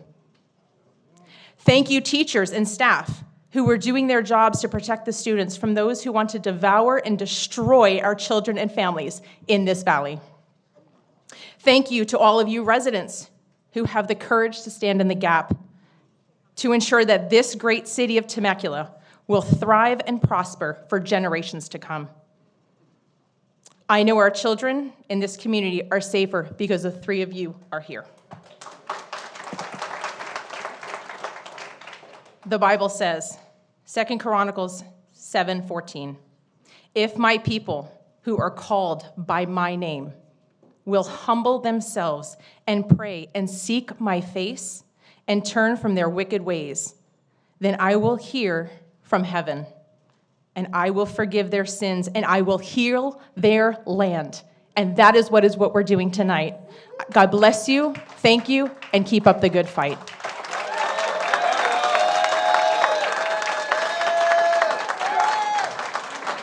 Will Pena, followed by Ben Foster.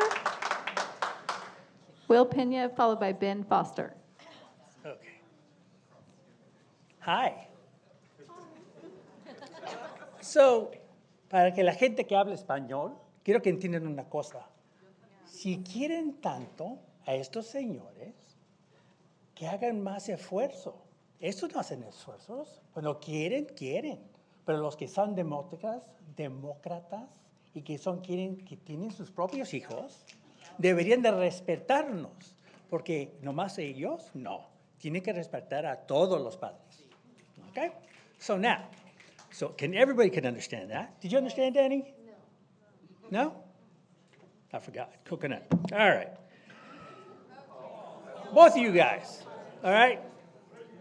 Right here. Joe? Order. Danny? Guys, your childlike behavior for the last meeting, yelling at her, doing this. Okay, you tell me. Was it wrong? It is, totally. You guys were unprofessional. You guys decided to, not listen. You guys just decided to be rude and mean. The thing is, she's a lady, right? So are you supposed to raise your voice or treat women with disrespect? The answer is no, right? But yet you did.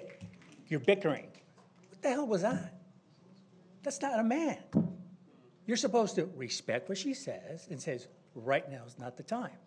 But you failed in doing that. You failed. Okay? I hate the fact that you get pissed off because none of us want to listen to you. And then when you go off and say, hey, recess, I don't want anyone to hear. I'm over here, Joe. Okay? We asked for a recess, the recess is done. Great. After that, because you could not control your anger, because you got anger issues, buddy, you turned around, came in storming out. Thank you. You rushed out and said, done.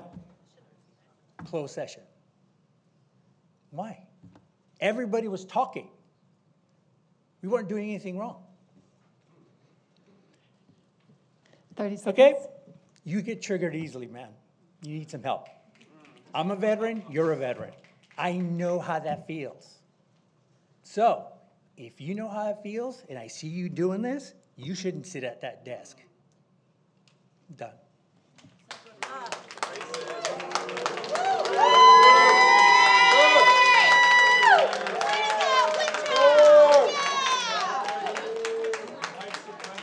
Ben Foster, followed by David Alexander.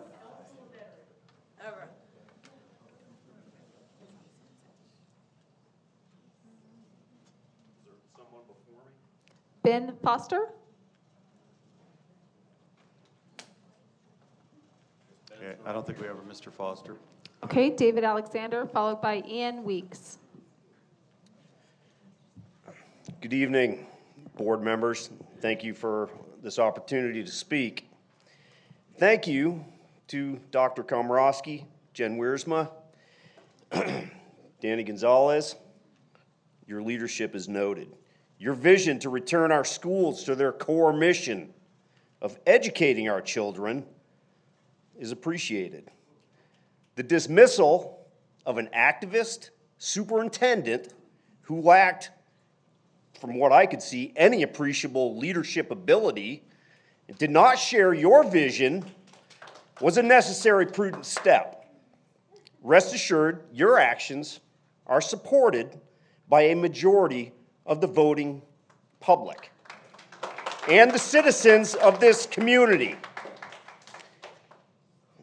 I recognize that there are, and always will be, differing opinions regarding the votes of this board.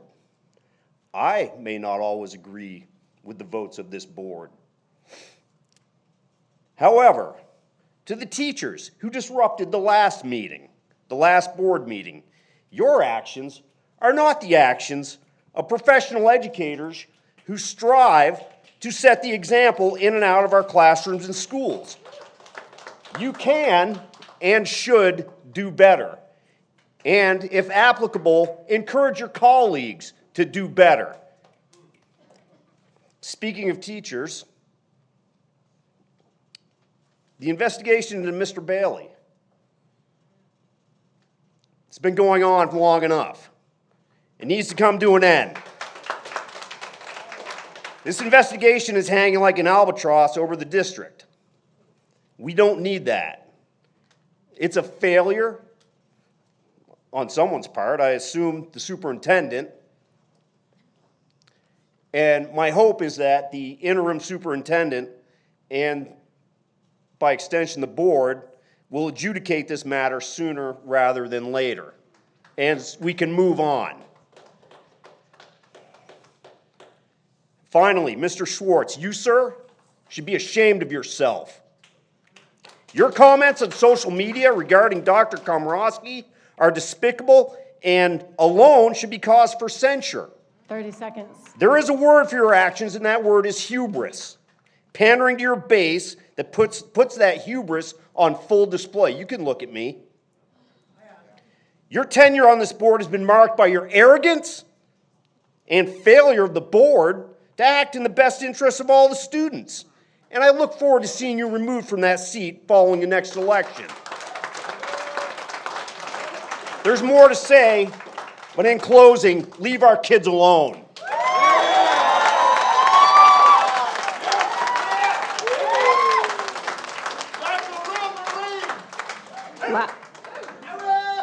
Last speaker, Ian Weeks.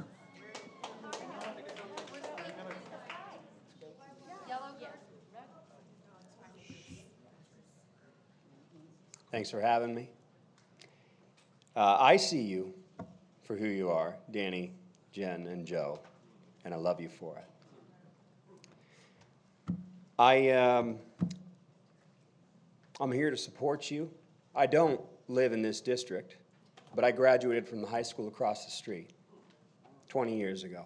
My kids are no longer in the California school system because I can't trust the California school system. And I am grateful to the three of you for standing up and working to restore our faith in this country and in the ability of our education system to do what it was originally intended to do. As someone said earlier, make no mistake, this is a spiritual battle. And as such, we need to address it appropriately. So for those that don't understand what's going on, there's a best-selling book that speaks to what's going on. And it says, just as they did not think it worthwhile to retain the knowledge of God, so God gave them over to a depraved mind, so that they do what ought not to be done. They have become filled with every kind of wickedness, evil, greed, and depravity. They are full of envy, murder, strife, deceit, and malice. They are gossips, slanderers, God-haters, insolent, arrogant, and boastful. They invent ways of doing evil. They disobey their parents. They have no understanding, no fidelity, no love, no mercy.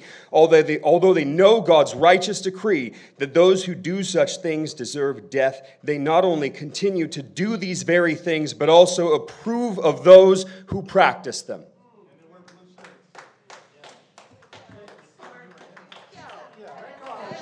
Stop the mic. The person that just bursted out, stand up so I can see you.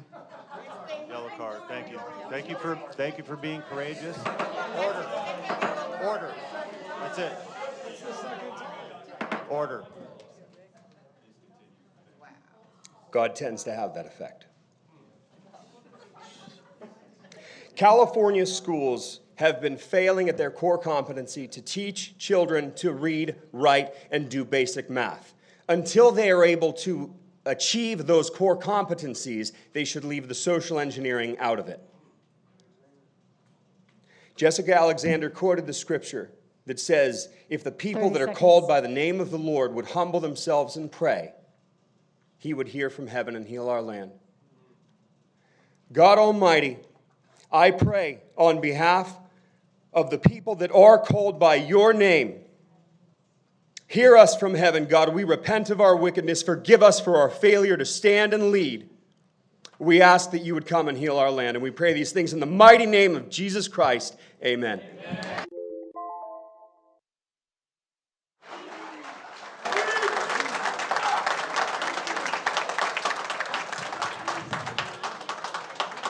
Thank you. That concludes public comments. Now, as a point of clarity, Lene. We'll get to that in a second. Do we have any public comments on any agendized items? Do you happen to be an agendized item? We do. We have comments on, for consent, item number 21. We also have 2 comments on 21. For information items, we have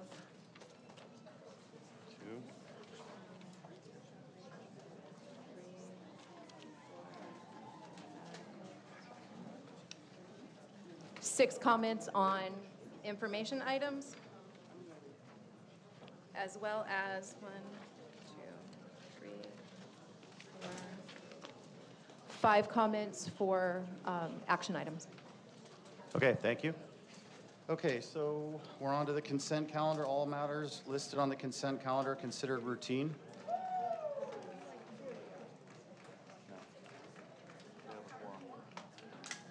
We have a quorum. Order. All matters listed on the consent calendar are considered routine and all will be enacted with one vote. There will be no discussion of the consent calendar items unless members of the governing board or staff request that specific items be removed from the consent calendar for separate action. So I know that I'm going to pull 21 and speak to that first, and then also 27 has been pulled by, I believe, Mr. Gonzalez, and 34 has been pulled by me, so I'll start speaking to that as well.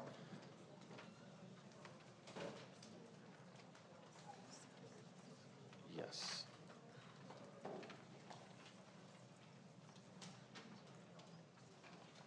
Pause for about 30 seconds here. We have a Mr. Schwartz. Good. Mr. Schwartz, basically, I pulled the 3 for discussion. We're going to vote the other ones on the consent calendar.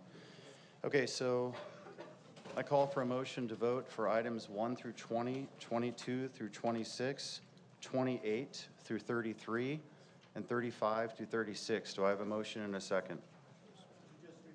Yes, I will. The one pulled is 21, 27, and 34. Is there any other items that anybody wants to pull? Ms. Barclay, I just read off the 3 items that we're going to pull for discussion. Any other items? Okay, so then I'll read it one more time. I call for a motion and a second to vote for items 1 through 20, 22 through 26.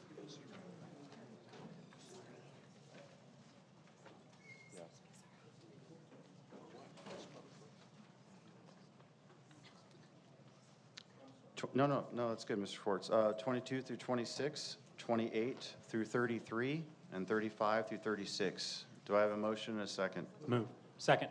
Moved by Mr. Schwartz, seconded by Mr. Gonzalez. All in favor, say aye. Aye. Aye. Motion adopted 5-0. So I'll start with item 21, and then whatever request. Yes. We have 2 public comments. We'll let those first. And we'll have Christy McClure first, followed by Mr. Pena, Will Pena. Christy. Thank you. This agenda item creates more questions than answers, and in the interest of transparency and parental involvement, I feel that it should be tabled until the board has provided more details to we, the parents of TVUSD and Temecula Valley community members. The costs listed are $50,000 for a superintendent's search, not including the advertising packages, which I think it's over $4,000 for that recommendation. Travel expenses are not included. Do we have a ballpark on this? This firm has done this for decades. Is it $10,000, $20,000? Do we know how much this is going to cost us? And why do we have two other items in this proposal? $100,000 for the first year of what sounds like training and integration with the board to ensure you all have a shared moral purpose. Why is the current onboarding and training not sufficient that we need to spend an additional $100,000 out of the general fund? What does shared moral purpose mean? What are the additional positions you're anticipating needing to be filled for $15,000 ahead? Are you talking about the incredible, knowledgeable, hardworking, and professional members of the district who are sitting up here with you every month and work tirelessly behind the scenes to provide the research and information you need to do your jobs? Do you anticipate firing and replacing 5 of them, 10 of them, 20? What is that going to cost? Another $100,000 out of the general fund? As far as my research has showed, TVUSD didn't engage with search firms or spend over $50,000 to find a new superintendent over the last 20 years. In fact, we were able to find qualified candidates right here in our district to promote from within. Why this firm? Why is there not a proposal for a group of firms for us to vote on? This firm has a history of botched searches, failing to screen candidates with a history of sexual harassment, storing pornography on district computers, and issues of physical and emotional abuse of students under their leadership. Backgrounds worse than, say, Harvey Milk. Apparently, they recently corrected this part of their process and include a third-party background check mechanism. But really, for decades, they did this without that. Did you pick them because Glendale used them? I'm just continuing to copy what other school boards are doing, like the almost 100% copied CRT resolution? Can we see what other expenditures have come out of the general fund this fiscal year that are unique to this school board and unlike prior years? I believe we have, I don't know, was it 5,000 for the CRT workshop? Is it 30,000 for the one with the teachers, including substitute costs? It's really hard to keep track of all the money this board is spending out of the general fund that no other board before you has spent. It would be nice to have an accounting when something this big is put on the agenda. This sounds like another poorly thought out agenda item and wasteful expenditure of money from the general fund, money that can be spent on items that directly impact students and teachers. Thank you. Mr. Pena?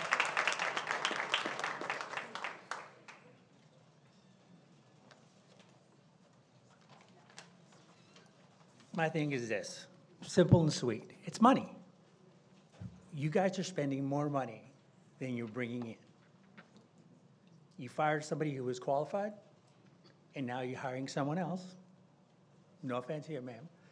And you still have to pay the former her salary. And then you got to up her salary, and then you have to get a new assistant superintendent. Where are you being fiscally responsible? Where? That is the issue that I'm having with this right now. I heard you, and I have the videos if you want to see them. When you were talking to someone right here, and you said, you know what, I want you to hire someone, but we have to be fiscally responsible. You hired attorneys at $600 an hour, right? You're doing this. What is there else to come? You guys are spending more money than you can afford. And this is not just this side. This is everybody. So if you're not looking, ladies and gentlemen, they are wasting your money for your kids. So if you don't get that, that's your problem because they don't care. Fiscal responsibility. That was the number one thing that should be important to you. Thanks. Thank you. Okay, so how I'd like this to happen is I'll speak to this first since I uploaded it, and then I want to go down the board and each member speak first before anybody else interjects. That way we have a very orderly process of talking. So it'll be me, Danny, Allison, Steve, Jack. So to start off, I was watching The Defiant Ones on HBO, episode 4. and I came across a section where, I mean, I teach in LA district, well, not district, but I teach in the county of LA where I teach at Mount San Antonio College. So Makai Ali is from, Compton. And I saw, I came up with this, in the Defiant one because I like, music. I was a previous musician in my spare time, which I love, but, he not only worked with his school district, he's a very diverse person, but in 2017, this show got a Grammy Award, so I find in it and I look at some articles, he had Dr. Dre donate $10 million to a performing arts studio for that school district, and I thought, wow, this is awesome. So that's what encouraged me to do more research on him. And then I called him, had a proposal sent over by Dr. Velez. And let me go into a few more points here. So I will hang my hat on this. Government Code Section 53060. The legislative body of any public or municipal corporation or district may contract with and employ any persons for the furnishing to the corporation or district special services and advice in financial, economic, accounting, engineering, legal, or administrative matters if such persons are specially trained and experienced and competent to perform the special services required. So basically, I will move to, after we talk, I will move to only approve the $50,000 search for the superintendent. All those other fees are a general blanket, like here is the proposal. I'm only going to move to accept one of those and then see if we get a second and a vote. So that'll clear up all the costs, and there's $100,000, there's a bunch. There's a tiered system. So that's specifically what I will try to put, or that I will put in motion for a vote. Hazard, the organization will put multiple consultants on the street to turn over every rock. They'll interview all the board members, all the cabinet, send out a community survey. Everybody's going to be involved in the superintendent that we select as a board. The community will be involved. And so everybody's had a chance to review this. The public has this proposal. You could have called them. Any board member could have called them. Could have got any details that you want. Just in the, and this is just going from the proposal that the public had access to. In 2020 and 2023, they've helped Bellflower, LA Unified, Seattle, Salinas County, San Francisco Unified, San Mateo, Sonoma Valley, on and on and on. They're a nationally recognized firm, and I'm excited to bring them on. We can afford it, we'll maintain fiscal responsibility, and at the same time, we'll promote diversity. Like I said, all board members will be interviewed, staff, community survey, on and on. So, let me see. Let me finish up with this. I want a superintendent, and I believe the board wants one, with a good amount of experience to take over this wonderful school district. That is the purpose of this search, and I will hang my hat on the government code. There's even more, but there you have it. Mr. Gonzalez.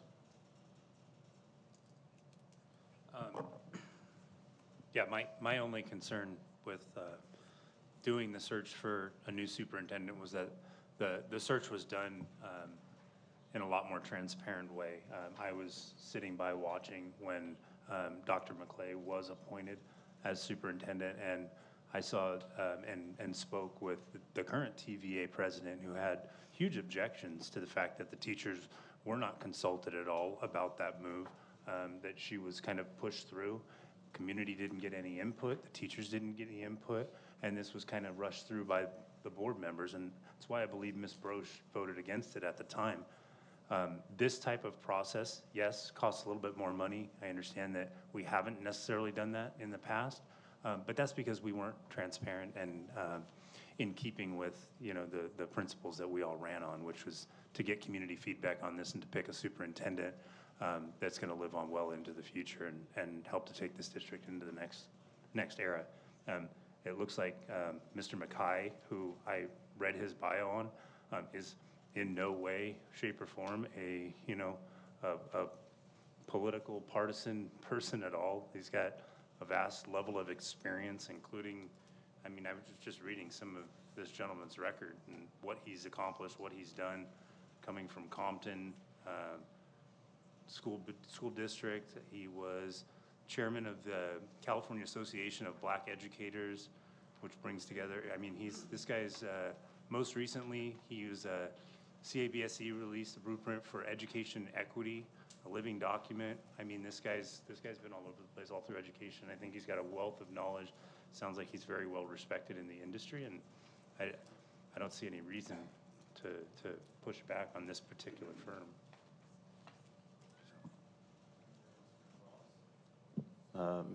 Mrs. Barclay? Thank you. So I have a couple of concerns with this item in particular. First of all, just overall, I really feel like we're putting the cart before the horse in this entire process. Just one meeting ago, 2 weeks ago, we, surprisingly to me, released our superintendent, and we have had zero discussion about any sort of procedure. And according to our board policy 2120, when we do need to fill this position, it's required of us that the board establishes a search and selection process, which we have not done. And there are 12 points listed there that we need to take into consideration. And number 6 is one about whether or not to hire a professional advisor to facilitate the process. I'm not saying we should not. In fact, I definitely think we should. However, this is really in most district and best practice. It's to, number 1, create a subcommittee on the board, or to have a board discussion of this entire process and procedure and how the board as a whole would like to proceed. And then it would be to put this out to bid, to get lots of different bids. We have no idea if 50,000 is fair or not, because my research is that's pretty high. I'm not saying that this firm isn't competent. However, I have seen online there have been some concerns with them in the past. So I think it would not be very transparent for us to take the first bid that we didn't even ask for. I think Joe did that on his own, but the board needs to establish a search and selection process following these 12 points in policy 2120. So again, I think this topic needs to be agendized for a discussion to just start it from the beginning. Because we haven't done that. And, you know, I've been involved in superintendent searches in my work, and I totally agree. We need community involvement. We need interviews with the community. And what happens when you go through the RFP process is all of the firms will come forward and tell you, here's how we want to do it. Here's how we would suggest doing that. And then we can compare and contrast and say, this seems like a good fit for our community, or this one doesn't. So by getting more options, I think that's definitely the most transparent and prudent way. We can get parents involved, community members involved, teachers involved, all of the board, cabinet. I mean, this is as you all have said, and has been said many times tonight, it's a very, very important position. So I think it would be a super huge disservice to the community to rush into engaging with one firm before we even determine what our process is going to be. In addition, you know, I was very nervous to see it was put on the consent agenda. It really felt like it was just trying to get shoved under the rug, that we would maybe not notice it. Why wasn't it an action item? You know, should not have been on the consent agenda, because the only things on consent, according to our bylaw 9322, should be items routine in nature, and for which board discussion is not anticipated, and for which the superintendent recommends approval. And that's not the case with this. So it definitely shouldn't have been on consent, which again makes me nervous. Why was it? Why wasn't it just an action item where we could discuss it if you thought it was so important? So I really think, in summary, that we just need to take a breath. We have an excellent interim superintendent here with us. And I think to make sure that we have a full, transparent, and fiscally responsible decision, we need to look at a couple of different options, and then the board can come back together and make a decision. Thank you, Mrs. Barclay. Mr. Schwartz? Well, as most of you know, I was out of the country for the last meeting. I tried to Zoom in, and that didn't happen for whatever reason. I was appalled that the superintendent was fired. Absolutely appalled. Never consulted at all, never asked by any other board member about that action. And I think that's not transparent. And again, this item, the board president put it in as a consent item. Really, no discussion. how do you guys want to do this? Do you want to get a search committee? Do you want to look? I object to this kind of item being put in for consent. It has no business being there. Allison just very well described the process that we're supposed to go through, and I do not approve of hiring this firm without doing a lot of research. Thank you, Mr. Schwartz. Ms. Wiersma. Maintaining the status quo is cheap. There is no greater impact and investment in the leader of an organization than what you choose to spend in looking for the right person to lead, and that is our superintendent. So several years ago, multiple stakeholders weren't happy with the fact that a superintendent was appointed and that a national search wasn't conducted. Several people have spoken to that tonight. It's true that the board member I defeated in the election did vote no to Dr. McClay in the beginning. The board member, you could see back, looking at that time, there was, the unions weren't even in support of that because, again, they wanted to see a net go out and a national search be conducted. We're at a place right now where we need strong new leadership, and we're committed to finding the best possible candidate available for the entirety of TVUSD. So if you took a look at what was uploaded for over 35 years, Hazard and Young has partnered with districts from Los Angeles Unified all the way to Garland in Texas and to the East Coast. The team leader, Mackay, such a joy. I spoke with him on the phone for quite a bit of time. I don't know, Mrs. Barclay, if you did that. Long record of public service, community engagement, and school board experience with advancing equity for all students. He literally amazed me with just his depth of being genuine and understanding how important it is for the process and for the community to be involved in it. I have full faith and confidence that he will enable us to expedite the process, and we do need to do that. With clarity, I believe he's going to bring to the forefront the best person suited to lead. As I mentioned, each person had the opportunity to call. He's a graduate of Loyola Marymount University, Master of Arts in Education. He's straight out of Compton, and pursuant to the law, we do have the ability to make this decision and choose a superintendent, and it is what we want to do for all stakeholders in TVUSD, and that's what we're committed to, is finding the best of the best. And I'm excited because we're going to do it.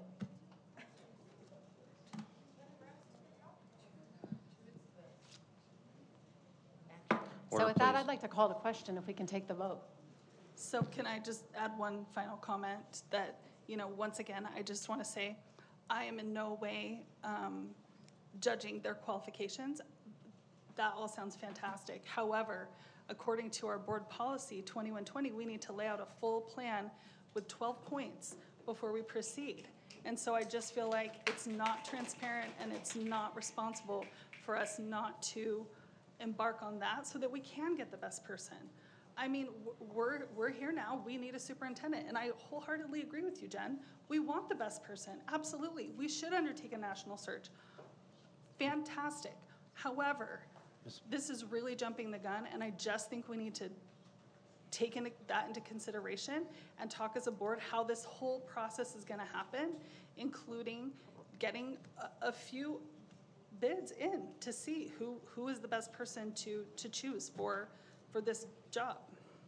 If I could, I didn't look over that policy that you brought up, so I was just taking a look at it while the other board members were speaking. I can clarify as well. That's okay. I actually was going to point out something else. So the attachment that we got on this agenda item, I'm sorry, I'm trying to flip back and through 4 or 5 open ones. So under the executive search services, the actual process is kind of outlined here, and I was relating one back to our board policy, and it looks like what this firm does actually goes through all 12 of those steps, item by item, including step 1, commence a planning meeting with the board, provide a summary of the meeting, which will detail the timeline and steps of the search process. Then 2, understand the board's perspective through individual interviews. 3, engage the community through the use of research-based survey. with corresponding way. I mean, this literally walks us through our own board policy, line item by line item.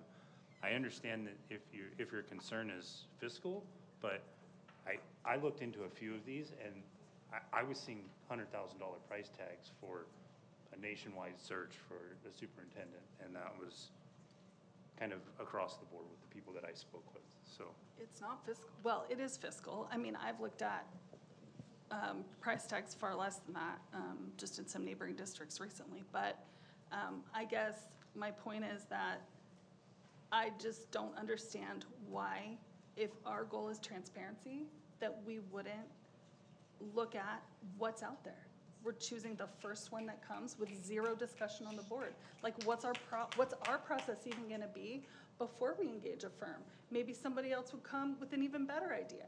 I mean, we don't know that. We have zero information except this. All right, Mr. Schwartz And why wanted to would we comment base as our- well. Why would we choose that? The way without it giving looks like to me, ourselves though, the is that best that's what they're option? assessing, is what our vision, what our goals are, and how we want to go through Sure, the and process. they So all that will. was my only point. They all will, but I'm just saying, we have had zero discussion on any of this, even if we wanted to get a firm. Mr. Schwartz. If I could make an analogy, you know, you want to buy a new car. You don't walk into the dealership and say, that's the one, I don't want to look at any other. This may be a great law firm, I don't know, but I don't want to exclude the possibility that there's a better one out there. And I hate this idea of rushing into stuff that one person decided that that's the firm that we're going to use. No discussion with the rest of us. What do you think? Why don't you do, I got this Friday afternoon. I couldn't call them Saturday, I couldn't call them Sunday, and I tried to call them yesterday, and I couldn't get through on the phone. That doesn't give me a lot of time to do any research on this firm. So I really think we need to put the brakes on. Let's get together and talk about the process the way Allison described it, and maybe we'll find maybe they'll be the one we choose. I don't know, but I don't like rushing into these decisions. All right, thank you, Mr. Schwartz. I just want to clarify, nothing about 212 board policy precludes the hiring of a search firm. Indeed, paragraph 6 and 12 contemplate it. Just to answer your question, there's a motion on the floor to call the question. I second. All in favor, say aye. Aye. Aye. It's a call to question to end discussion. There's a motion and there's a second. All in favor, say aye. I'm sorry, I was There's just a about to motion on the respond. floor, Go ahead. so we can vote on the motion. We have 2 ayes. All in favor, say aye. Aye. All against, say nay. Nay. Nay. Nay. Okay, motion doesn't Can pass, so we can we continue just discussion. discuss this for a second, Now please? the motion's off the Like, floor, yes. I think it's important. This is an important step for a district. I understand what you're saying. So my question to you is, how are you going to delineate that process? How are you, me, everybody here going to all get together in some powwow outside of a board meeting to discuss how we're going to do this? Isn't that what we're doing right now? No, this is. No, we can do it in a board meeting. We could do it in a board meeting. Okay, here's a firm that's been brought to our attention to discuss how we want to go through this process. This firm is going to walk us through each one of these individual No, I steps. don't want them What to. is missing? I'm just trying to The understand other what 20 is firms missing. out there that might be better. I Well, don't and- know who's going to be better And or worse. we just haven't even had a discussion, because what you're pointing out, which I pointed to as well, is number 6, whether or not we want to hire a firm. We haven't even talked about that. This is just like again. I want to hire a firm. Okay, me too, but I think Okay. we need to have a full discussion about what are options. I don't know if Dr. Velez had a chance to check on this, but I know in San Diego County, the Office of Ed offers that service. I don't know if Riverside County does. There's just a lot of things that we could discuss and discover before we just all of a sudden, because we get the agenda at the same time the public does, Friday afternoon. So there has been very little time to research and to even contemplate. I had no idea we were going to be talking about this at this meeting, not until Friday afternoon. So a lot of time went into vetting this particular organization. Mackay was available all weekend, and they do Order. come highly. Excuse me. Wait a minute, A lot I of was still time. talking. Okay, please. Okay, thank Go you. ahead. So this firm did come highly acclaimed, highly recommended. A lot of time and research was poured into looking at it. And at the end of the day, you do go through the process that's required by policy, as per law, And all of the candidates will be brought forward. This isn't to choose and zone in on one person at this point. This is a search that has the legacy and the ability to do it. And I'm telling you, you would love Mackay. And we need to move forward. We need to expedite the process. Why do we That's need how to I feel. expedite the Excuse process, me, Jen? I love my wife and my Why? children. I don't need to love the attorney, and my son's an attorney. I love him too. Who vetted this firm? You're talking about like, you knew all about this. We didn't know about. I did the personal research with a phone call. When was this? When? When did you do personal research? Over the weekend? I'd like to put supposed to be motion came out forward. Friday. It's a call to question. This is No, going no, I nowhere. need an Do I have a answer. second? No, I'm no. not going to be interrogated. Oh, okay. Do I have a second? Order? So This I is our just- meeting, not yours. So Thank I you. just want to make sure that it's on the record that in the spirit of transparency and in the spirit of community involvement, I am not in favor of proceeding with picking one firm that's going to bring forward a superintendent that, without comparing it to any other firm. No other firm has been looked at by this board. And in the spirit of transparency with this community, which apparently we all want to keep our campaign promises, why would we choose one firm? And- That where none of us have had any discussion of even how are we going to hire a superintendent? So, and I'm trying to help you here. So what is it that you're looking for? What is it that you would like to review in a firm? What are the specific qualifications that you're looking Sure. for? Because this firm looks very qualified. Sure, and they very, do. They all So- are. There's hundreds of firms that are very qualified. So what I would like is to bring this forward as a discussion item at another meeting correct me if I'm wrong, Dr. Velez, that this could be done. We could bring it forward as a discussion item for the board to discuss the selection of a superintendent, where we talk about what type of firm are we, or do we all want a firm? What type of firm are we looking for? Let's issue an RFP. How is that process going to work? Are we going to form a subcommittee to work with the firm and come back with the information? Are we all going to get it? It's a whole process. I mean, if you look at boards, like I said, I've been involved a little bit with this just as my role in other communities, and that's how it's happened there. The whole board discusses it, and they decide, okay, let's undertake this process. Let's reach out and put out an RFP. Here's some general ideas we have, and then they move it forward. This is not common. It's not a best practice to just come somewhat blindside the rest of the board and say, here's a firm, let's say yes, without the board discussing it. If you look in other neighboring districts, that's not what happens. I That's thank you, not a Mrs. best Barclay, and practice. I would challenge you to, or encourage you to vote your values. And here's what I would do to complete the analogy, Mr. Schwartz. When I go to CarMax and I'm looking for a car, sometimes I see a car and I go, man, that thing is awesome, and I don't need to see 20 other cars. This car is awesome. I'd like to make a motion to amend this for the $50,000 superintendent search. Do I have a second? Second. Seconded by Mrs. Wiersma. All in favor, say aye. Aye. Aye. Aye. All against, say nay. Nay. Motion adopted 3-2. Yellow card. See yourself out. See yourself out. This is not your meeting. See yourself out. Security, please escort them out. There you go. Good evening.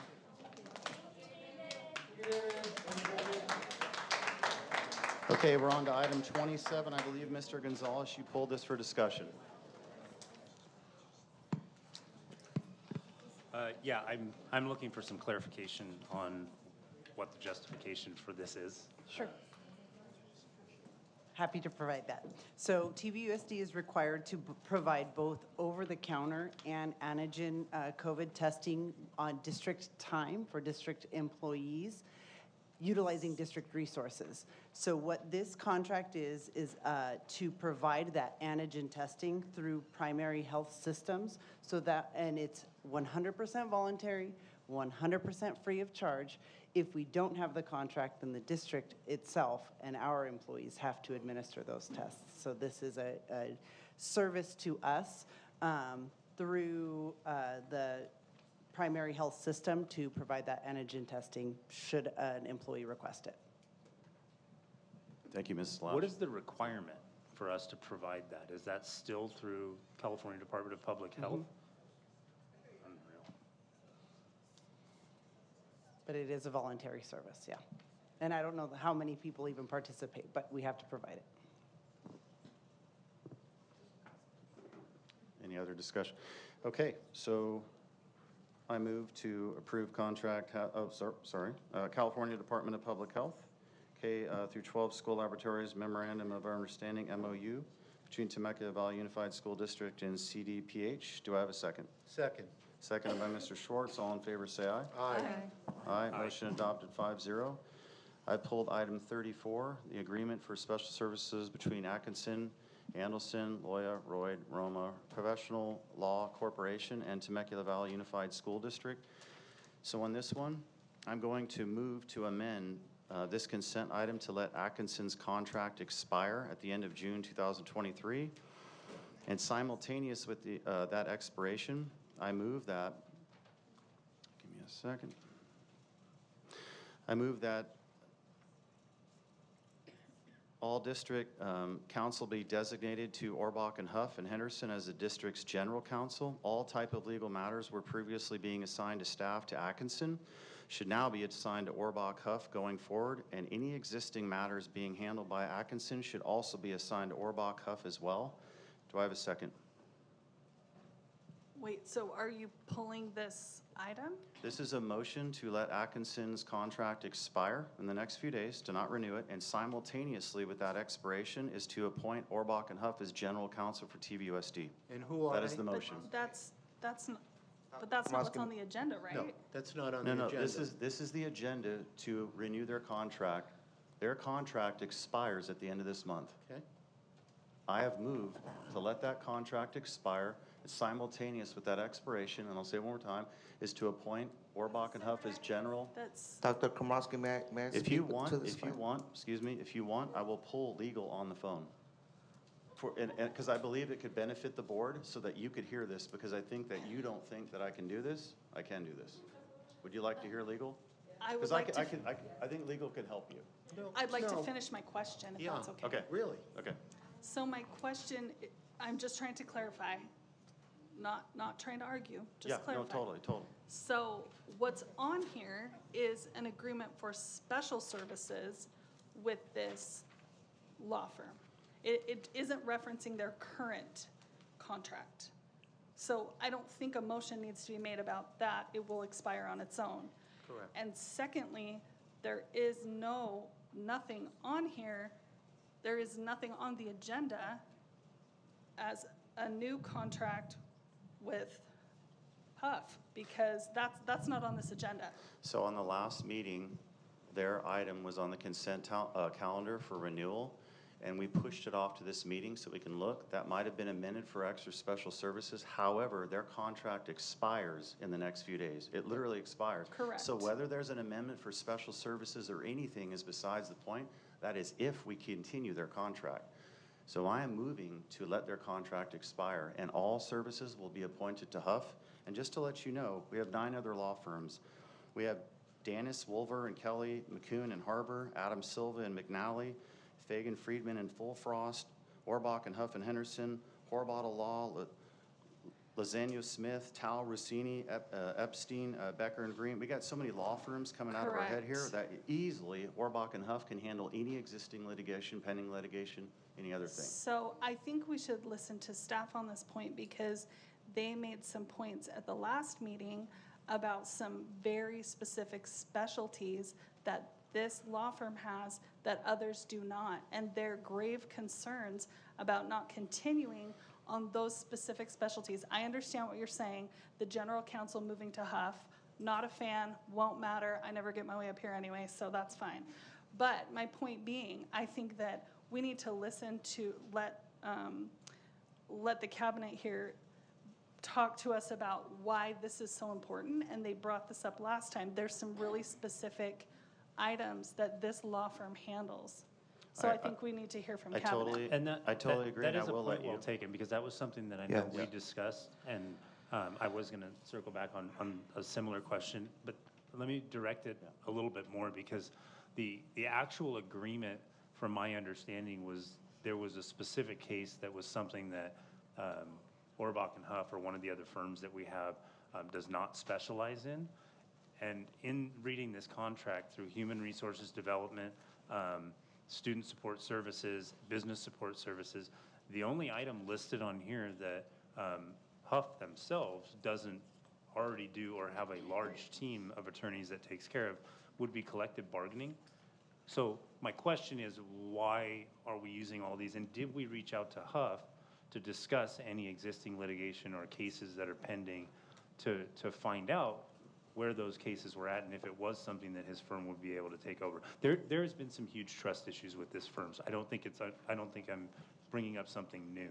So we have a firm that we have gained trust with that is very well respected. They serve over 100 districts. Why are we not using them for these things that are obvious that they can do? And I will give it to Mr. Arce in 1 second. I know 3 things Orbach, Huff, and Henderson can't do: public finance, bond measures, and workers' comp.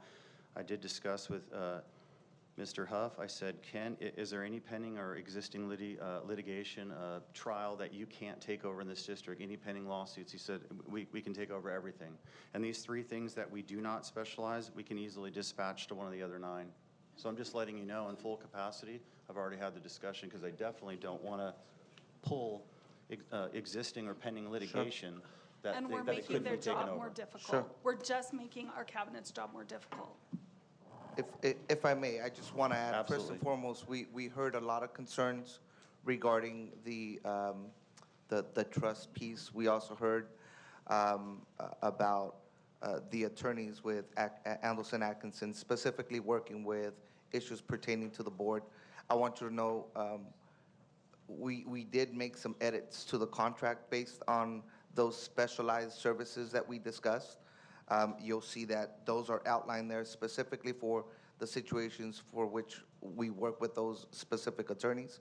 The other piece is the original contract, the one that was brought at the last board meeting, did cite board and governance matters, and we did a strike through on that specifically. So this would help us continue to work with the attorneys that we work with. In my specific case, for example, with the attorney that helps us with negotiation issues, personnel-related matters, contractual situations, someone that we've been working with for many years, as I've shared previously.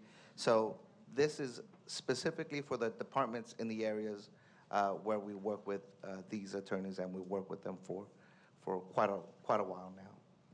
If I could just add, you are 100% correct. We can find other legal counsel to provide these services. Absolutely. I just want to just cite addition. I don't believe Huff provides bond counsel, which was one of the things that I listed that we use Atkinson Anderson for. But nevertheless, we could find another attorney firm outside of Atkinson Anderson. Our concern is the efficiency of starting new with someone else, especially for things like special education litigation. And it's not just pending litigation, it's historical litigation, or even at the negotiations table, the historical knowledge with this firm in those specialty areas. We could absolutely get another firm up and running, and I'm sure any other firm is happy to take our money to get them up and running. It's the efficiency of how long it will take someone else to come in and take over those issues is just our concern. But if the board, obviously, you oversee and approve contracts, and if you're not comfortable moving forward with this firm, we understand our concern is efficiency and the historical knowledge that will be lost if we have to start over with any other firm for any other issues. Thank you, Mrs. Lash. And I did, and to your point, I did say there's 3 things Orbach, Huff, and Henderson couldn't do: public finance, bond measures, or, and then workers' comp. Correct. Just a couple of things I'd like to add, just from a cabinet level.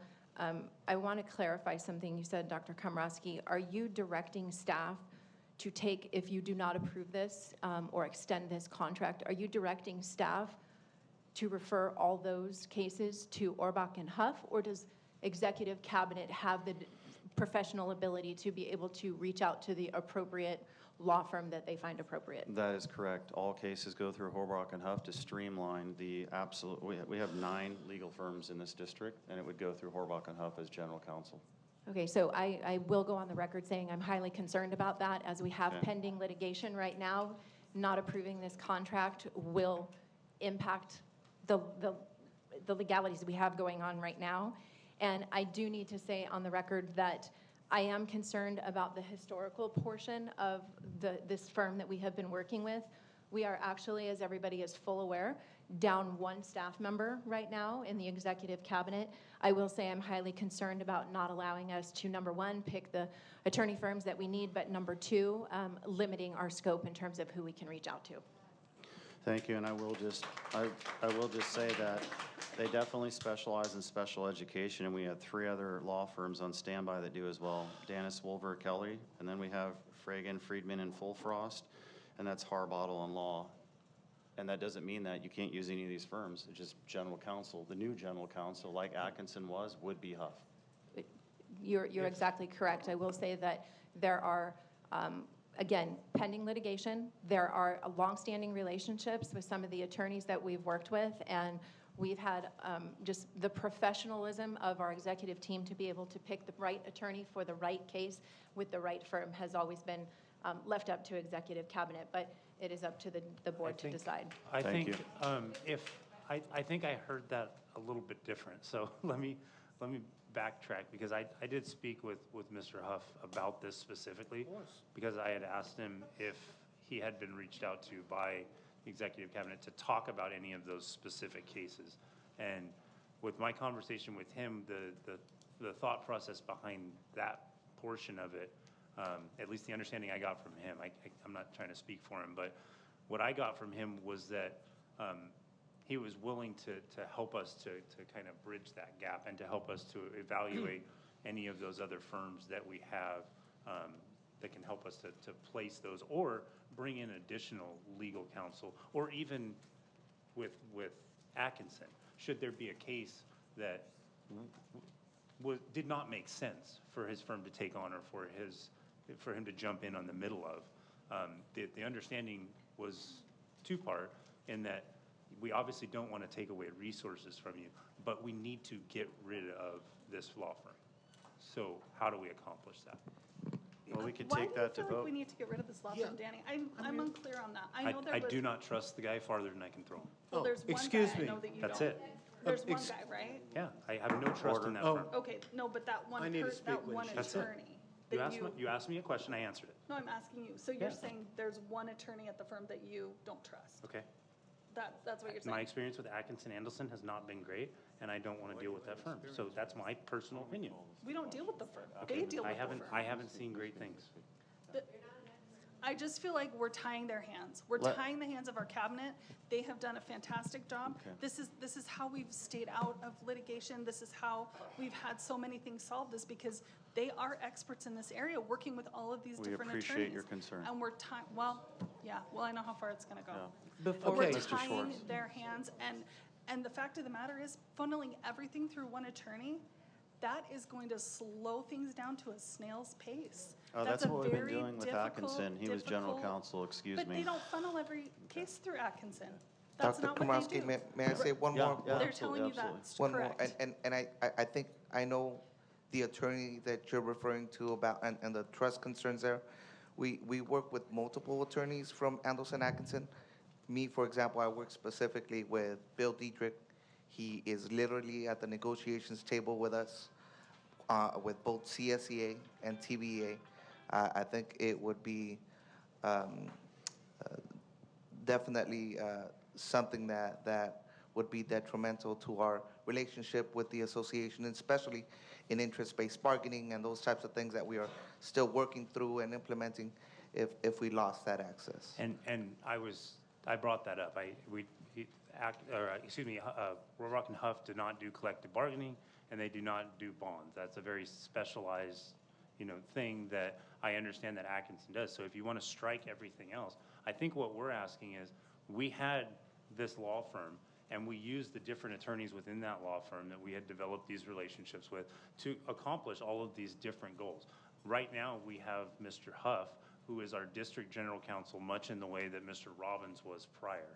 With that firm, we went to them for a lot of these other things. And so my request is that we start using Huff for these other things, because they do have these capabilities. They have a great reputation, and we start to transition those services over to that firm, or one of the other firms that we have and that we have a good relationship with, like Silva or any of these other.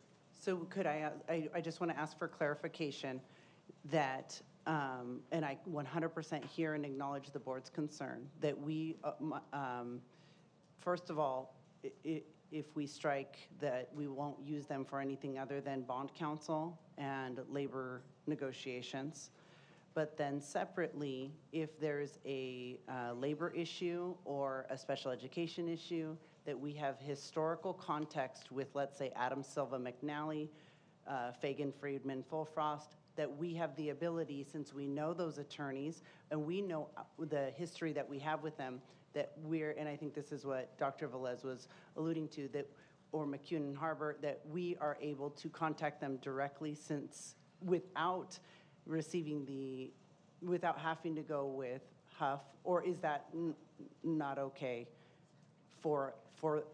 so forget Adam Silva McNally for a second. If there's a special education or employee issue that we have historical context with another firm that is approved by the board, could we work directly with them on that? I'm going to put forward the motion to have Horbach and Huff as general counsel, and if general counsel deems it such that you continue the relationships with other counsel that TVUSD, has, that's open.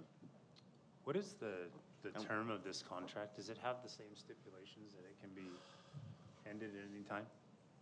I'm not reading that in here.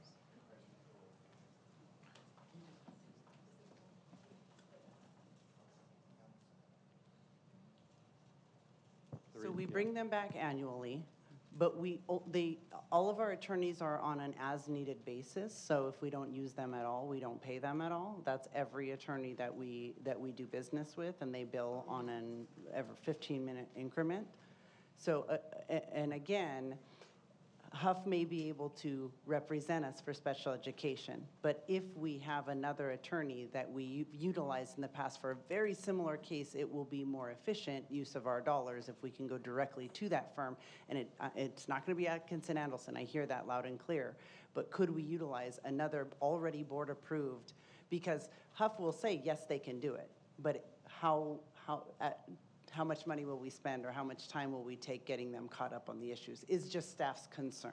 And I understand, and we're in a new era here, and this has been going on. This has been a conversation, and there has been repeated direction to go that route and to try and steer away from this firm, because there is a trust issue when it comes to labor relations. There is still that trust issue. I don't trust this firm because of the experience we had with them acting as district general counsel. My concern now is that the contract duration is written completely different than their previous contract, which had a clause that it could be terminated with or without cause for any reason at any time. This contract is written in a way that sets forth a 30-day notice and a stipulation of the time through which this contract would be valid. And the legal language of it kind of is tying my hands low, because I want to be able to give you guys that tool while we work through that with Mr. Huff. But if we vote this contract with the legal language that's there, I'm concerned that we're going to be tied to this indefinitely.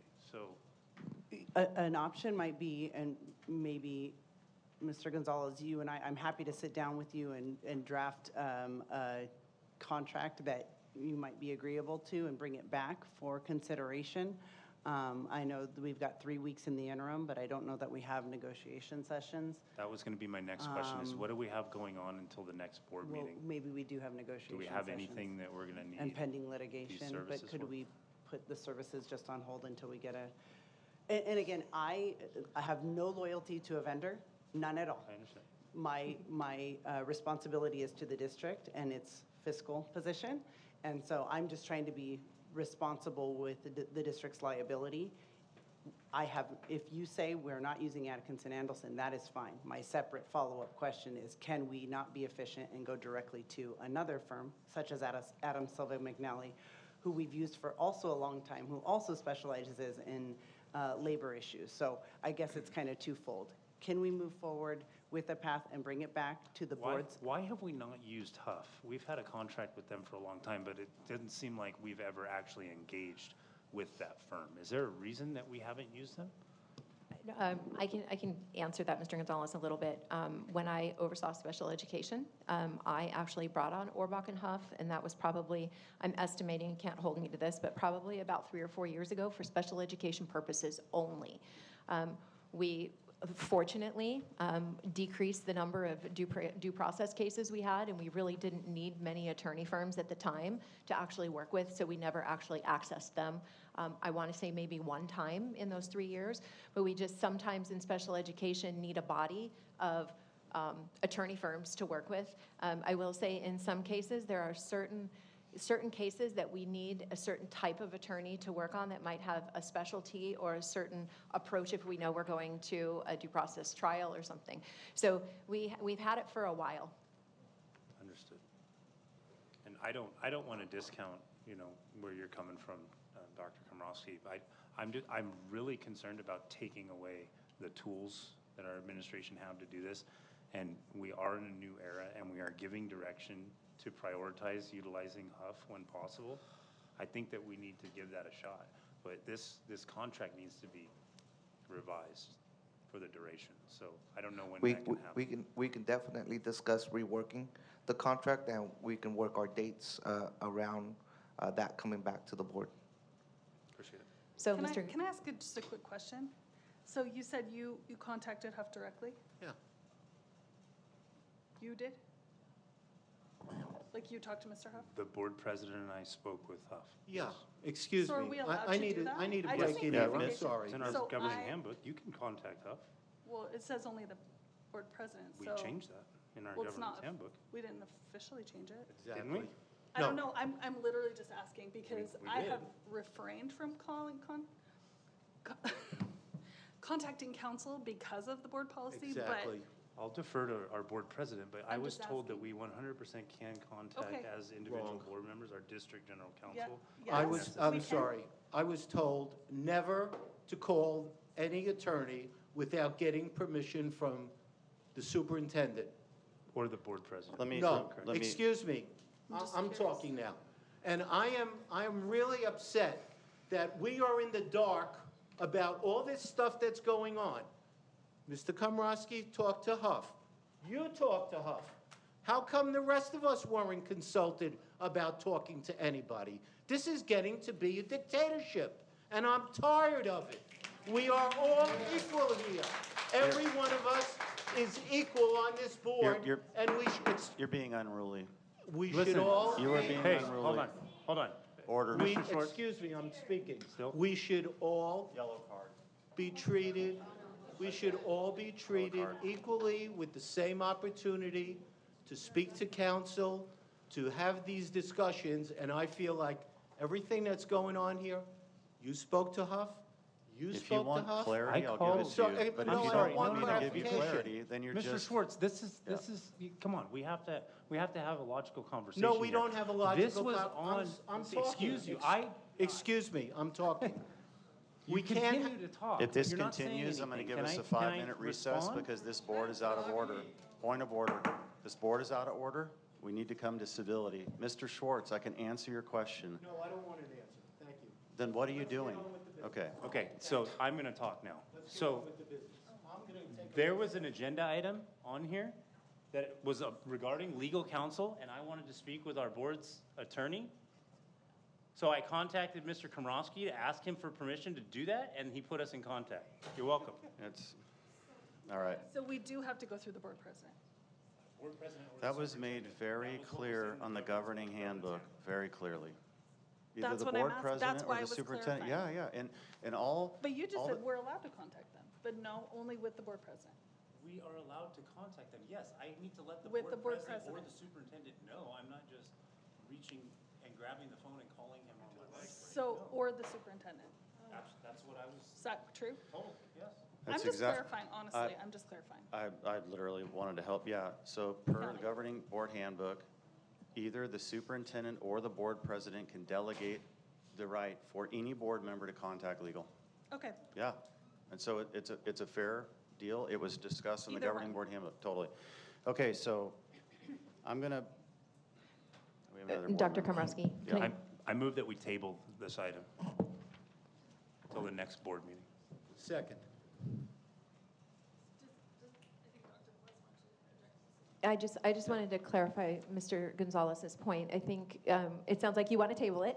And I also kind of, I know Mr. Arce and Mrs. Lash are willing to meet with you over the course of the time to look at the contract and then possibly bring it back at the July 18th meeting. Is that correct? I just want to make sure. Yes, Okay. and I'm actually, I'd like to bring in Mr. Huff to look at these items and just to have a conversation, so. Okay. All right, thank you. Okay, so now we have a motion and a second, but for clarity, before the item gets voted on, I want to know if I can still move to make Huff general counsel, even though we're tabling the Atkinson. And that's what I was trying to do simultaneously here. No. It's not on the agenda. It's not on the agenda, and I think if we're going to hire an attorney, it needs to be agendized and discussed, that we can't just, like, throw it out there and say, I want to hire, I want to hire that guy We're not as hiring anybody. attorney. Okay, No, I- he just said that. Okay, We already hired. to be clear, Yes. if we table this, their contract expires because we have not voted it in. So tabling it is expiring it. And if it's expired, then I'm going to put the same motion forward. Letting their I think that- contract expire and, see, this is the thing. You can't table it, it will expire. It will be It nothing expires, different. but it We don't allows need us to to, do it anything, allows us to Dr. bring it back Komrosky. in July. We don't need to do anything, Dr. Komrosky. So the contract will expire. There is not a new contract in place, and I think we've already given the board, the cabinet direction to use Huff on those That's matters. right. I would like to get them this additional resource if they need it, and we're gonna have those meetings, and they're gonna push off anything that may come up in the interim until we have that discussion, probably early next week. That's right, so then once We again. can do, I'll come in Yeah. for an emergency meeting if it's something that is critical. Like, I want to have this conversation, and it hasn't happened, so. Yes. So I'm going to move to amend this consent item to let Atkinson's contract expire at the end of June 2023 and to appoint, Orbach and Huff as general counsel. Do I have a motion and a second? Well, That is not contradict. Do I have a second? but that's not the That's my motion that's motion. on Yeah, but the thing is, what you're doing for the next meeting But there's is no different from action, this. there's no action, I'm sorry, I'm trying to clarify here. So there is no action that needs to be taken by this board to allow a contract to expire in 3 days when it expires anyways. So Right. we don't need that motion. Right. I understand if you're looking for a consensus to direct Right. the administration to staff to use Huff or go to Huff for those services in the meantime, but I don't think we need a motion. That's So that a is my conversation. motion then to make So- Orbach and Okay. Huff general counsel. Do I have a second? Can I say one thing, just as a clarification? This is a consent item. Consent items either get a vote or they get a non-vote. We can't, in consent items, we can't propose an amended motion. That would take place in a different spot. It cannot be done under a consent item. So I just want to be cautious. You're either letting it expire and you're not going to approve the contract, or you're going to approve the contract. Right. And then, with no amended motion, and then if you determine, we would have to look at Orbach and Huff, look at their contract to see if it covers general counsel. If it doesn't, it would need to be revised to reflect such. And we would bring that back in July if the board decides to do that.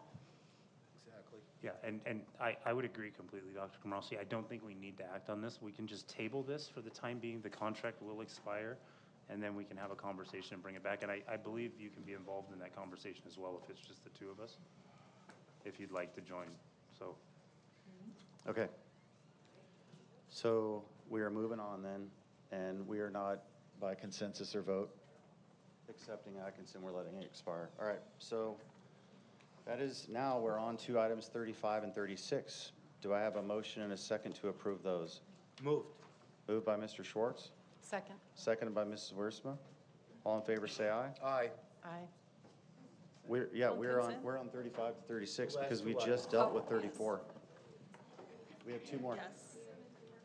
I thought we got that in the first motion. It's been so long-winded, I forgot that those were already We approved went through all before. those numbers. Okay, yes. Thank you. Great.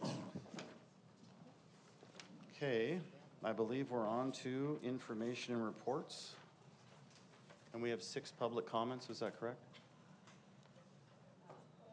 Yes, for item 2 and item 3. And just as a point of clarification, I believe item 2 was pulled earlier today. Is that correct? No, Or that was an action. Correct, you were correct, thank you. Okay, so I'm going to go over very quickly. I'm going to take about 5 minutes of the time, but this is the stuff I love, is going over the senior survey results. And so here we go. So every year, at the end of the year, we actually survey all of our seniors before they leave us. And the great thing about the survey is it actually covers their entire TVUSD experience. It's not just their high school year, it's the entire, what happened in kindergarten and what happened in 8th grade, as well as your high school years. So it's offered to all seniors through an email from May 23rd to June 6th of this last year. We actually offer Starbucks incentives of $15 gift cards, and that does the trick sometimes. That'll get everybody kind of responding. This year we had 436 responses, and it's just simply 3 questions. And the easiest way to kind of compile all this information and put it together is kind of our Wordle that we put together. So it's really, how would you describe your experience in TVUSD? And as you can see, there's a lot that they're kind of standing out. In here, we've got fun, we've got amazing, we've got hard, we've got bullying mentioned, we have teachers mentioned, staff, friends are mentioned 122 times within those surveys. School spirit mentioned 12 times. It's important to note, too, that on this survey, there was a 60% increase from 2022. It actually was 271 students that responded, and it jumped again to 436. So the next question, what things did you like most during your time at TVUSD? And I see football games really big and proud there. I see friends, homecoming, classmates, meeting new people, proms, clubs. I think what we find sometimes with our senior surveys is the things that they're dealing with at the moment are the things that end up sometimes on the survey. We have AVID, ASB, going home. That's a really exciting one for them as well. So our junior ROTC program and dances. Next, what things would you change about your experience in TVUSD? In other words, what can we improve on? And I think that's one of the things that our district does exceptionally well, is kind of working with our students and working with our staff. How can we continually be kind of the crown jewel of Riverside County in so many ways? And just quality teachers, student voice. There's bathrooms, not surprised. And nothing, inclusivity, diversity, start times, more discipline, more opportunities. So it is such a really great way to get just our students' voice, and tell us what your experience has been like in TVUSD. I know that usually the superintendent has a student council that they pull together, and a couple times a year, where there's a conversation that happens between students as well as the superintendent, and that will continue on, where we're going to get to hear kind of those student voices and hear it from their perspective about how do we get better, what's going well at the student level, and how do we, as administrators, teachers, principals, our classified staff, how do we make it a better and most exciting environment? And it's not moving. You move me? Okay. Is that the last one? Okay, and that's the last one. So we just usually do this on a yearly basis, kind of just sharing that information, because we do value our student voice and really want to be able to share that with the group. So the Wordle has a lot on it, but you'll all be given the presentation if you can find even the little teeniest, tiniest words on there. Thank you, Dr. Velez. Okay, and we are not covering 2. No, that was right. That was the action item. We are covering 2. Who's presenting? Yeah, we'll have to be public comments. Oh, got it. Okay. Thank you. First up, Edgar Diaz.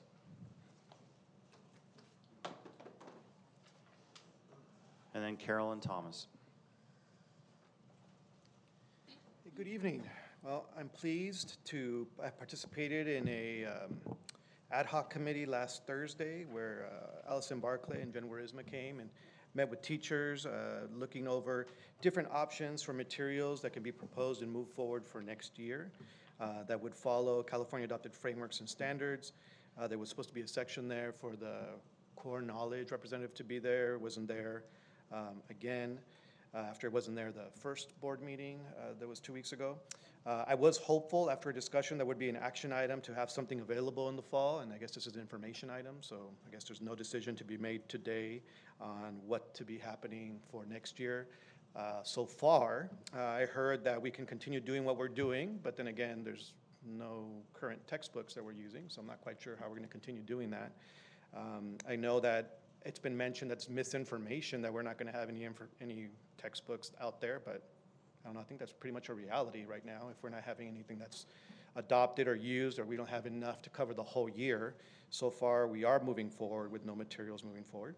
And yes, there was board policy and ed code that was referenced at the last meeting, 60210 and 60002, which I believe, Danny, yeah, you gave me and provided me, which talked about a group of teachers that teach in that grade level and teach in that material that would be involved in there.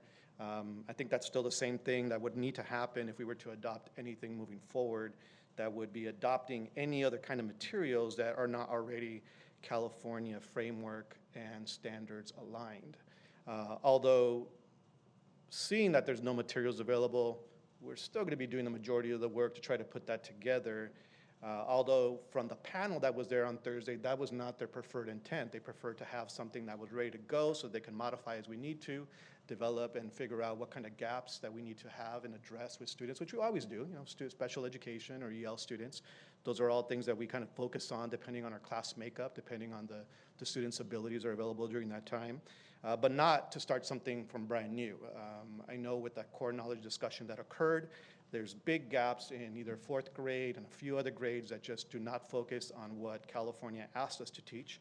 And so then we would have to redo that whole thing or just, I don't know, develop something out of nowhere over the short time period that we have.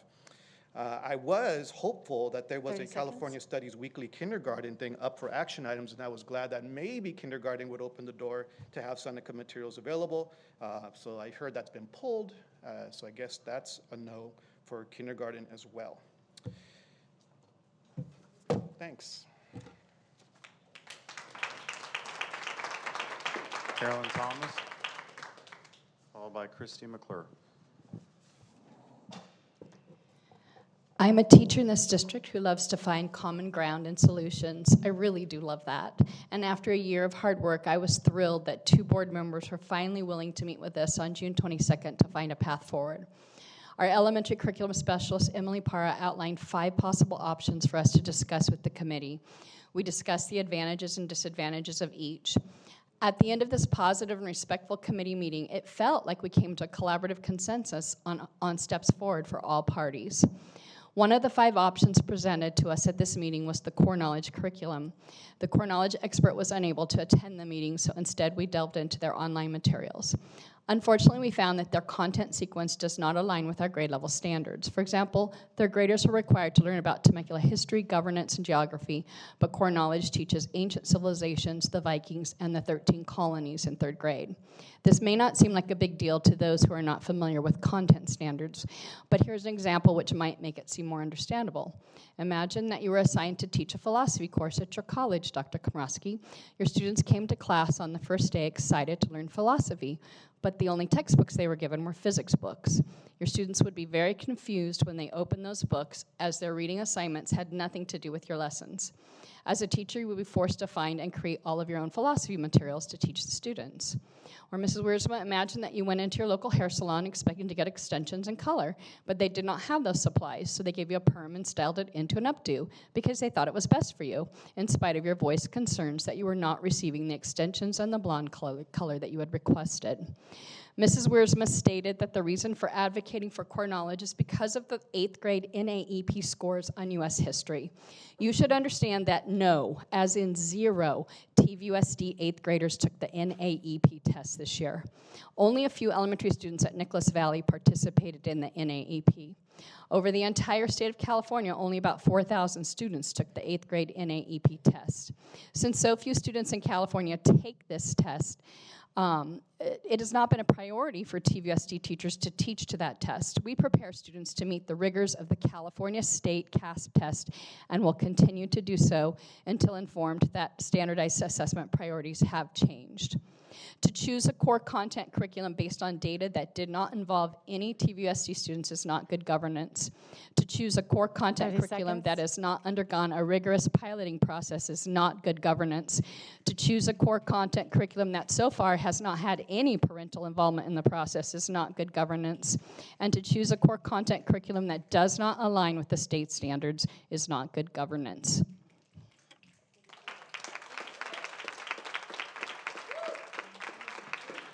Next up, Christy McClure. Thank you.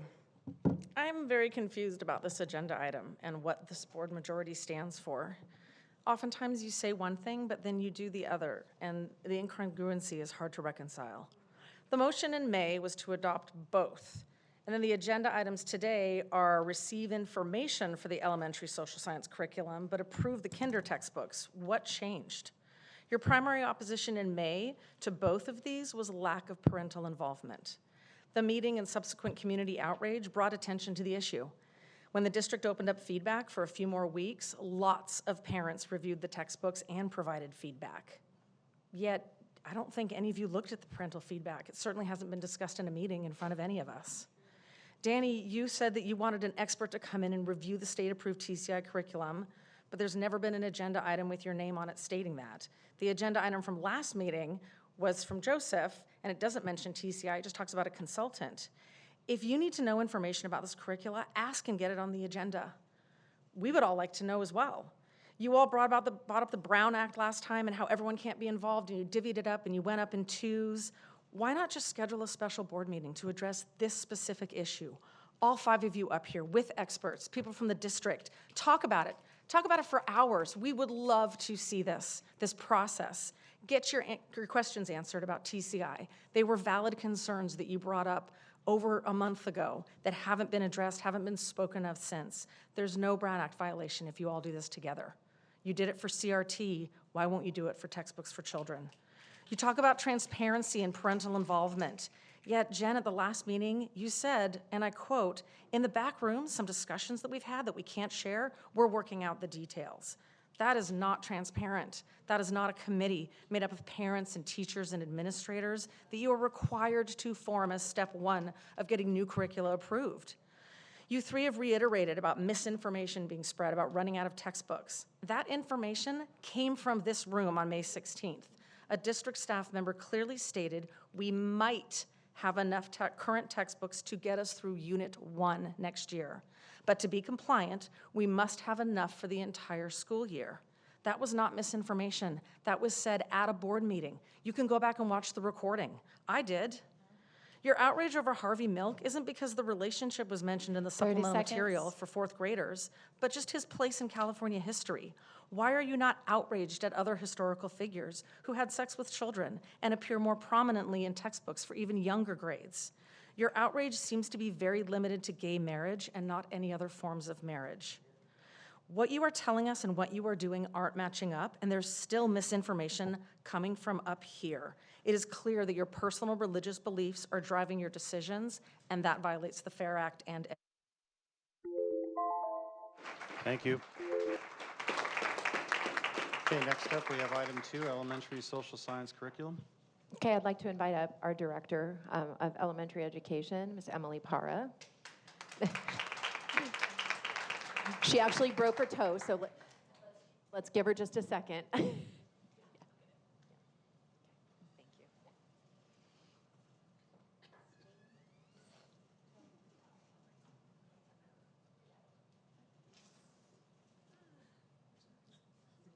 Take your time. I know. I have Birkenstock. I know Dr. Velez encouraged the Birkenstocks, but the Birkenstocks is why I'm here. I dropped a piece of tile on my toe wearing Birkenstocks. But I digress. Governing Board, Executive Cabinet, thank you so much for this opportunity. I'm here tonight just to talk about the work of our subcommittee. At our last board meeting, we did hear some discussion about forming 2 different subcommittees, one to really dive into some additional options we can have when exploring our social studies curriculum, and then another to really re-examine our board policies and administrative regulations. So I'm here just to talk about the work of the subcommittee when we were looking at the history social science curriculum and some potential next steps.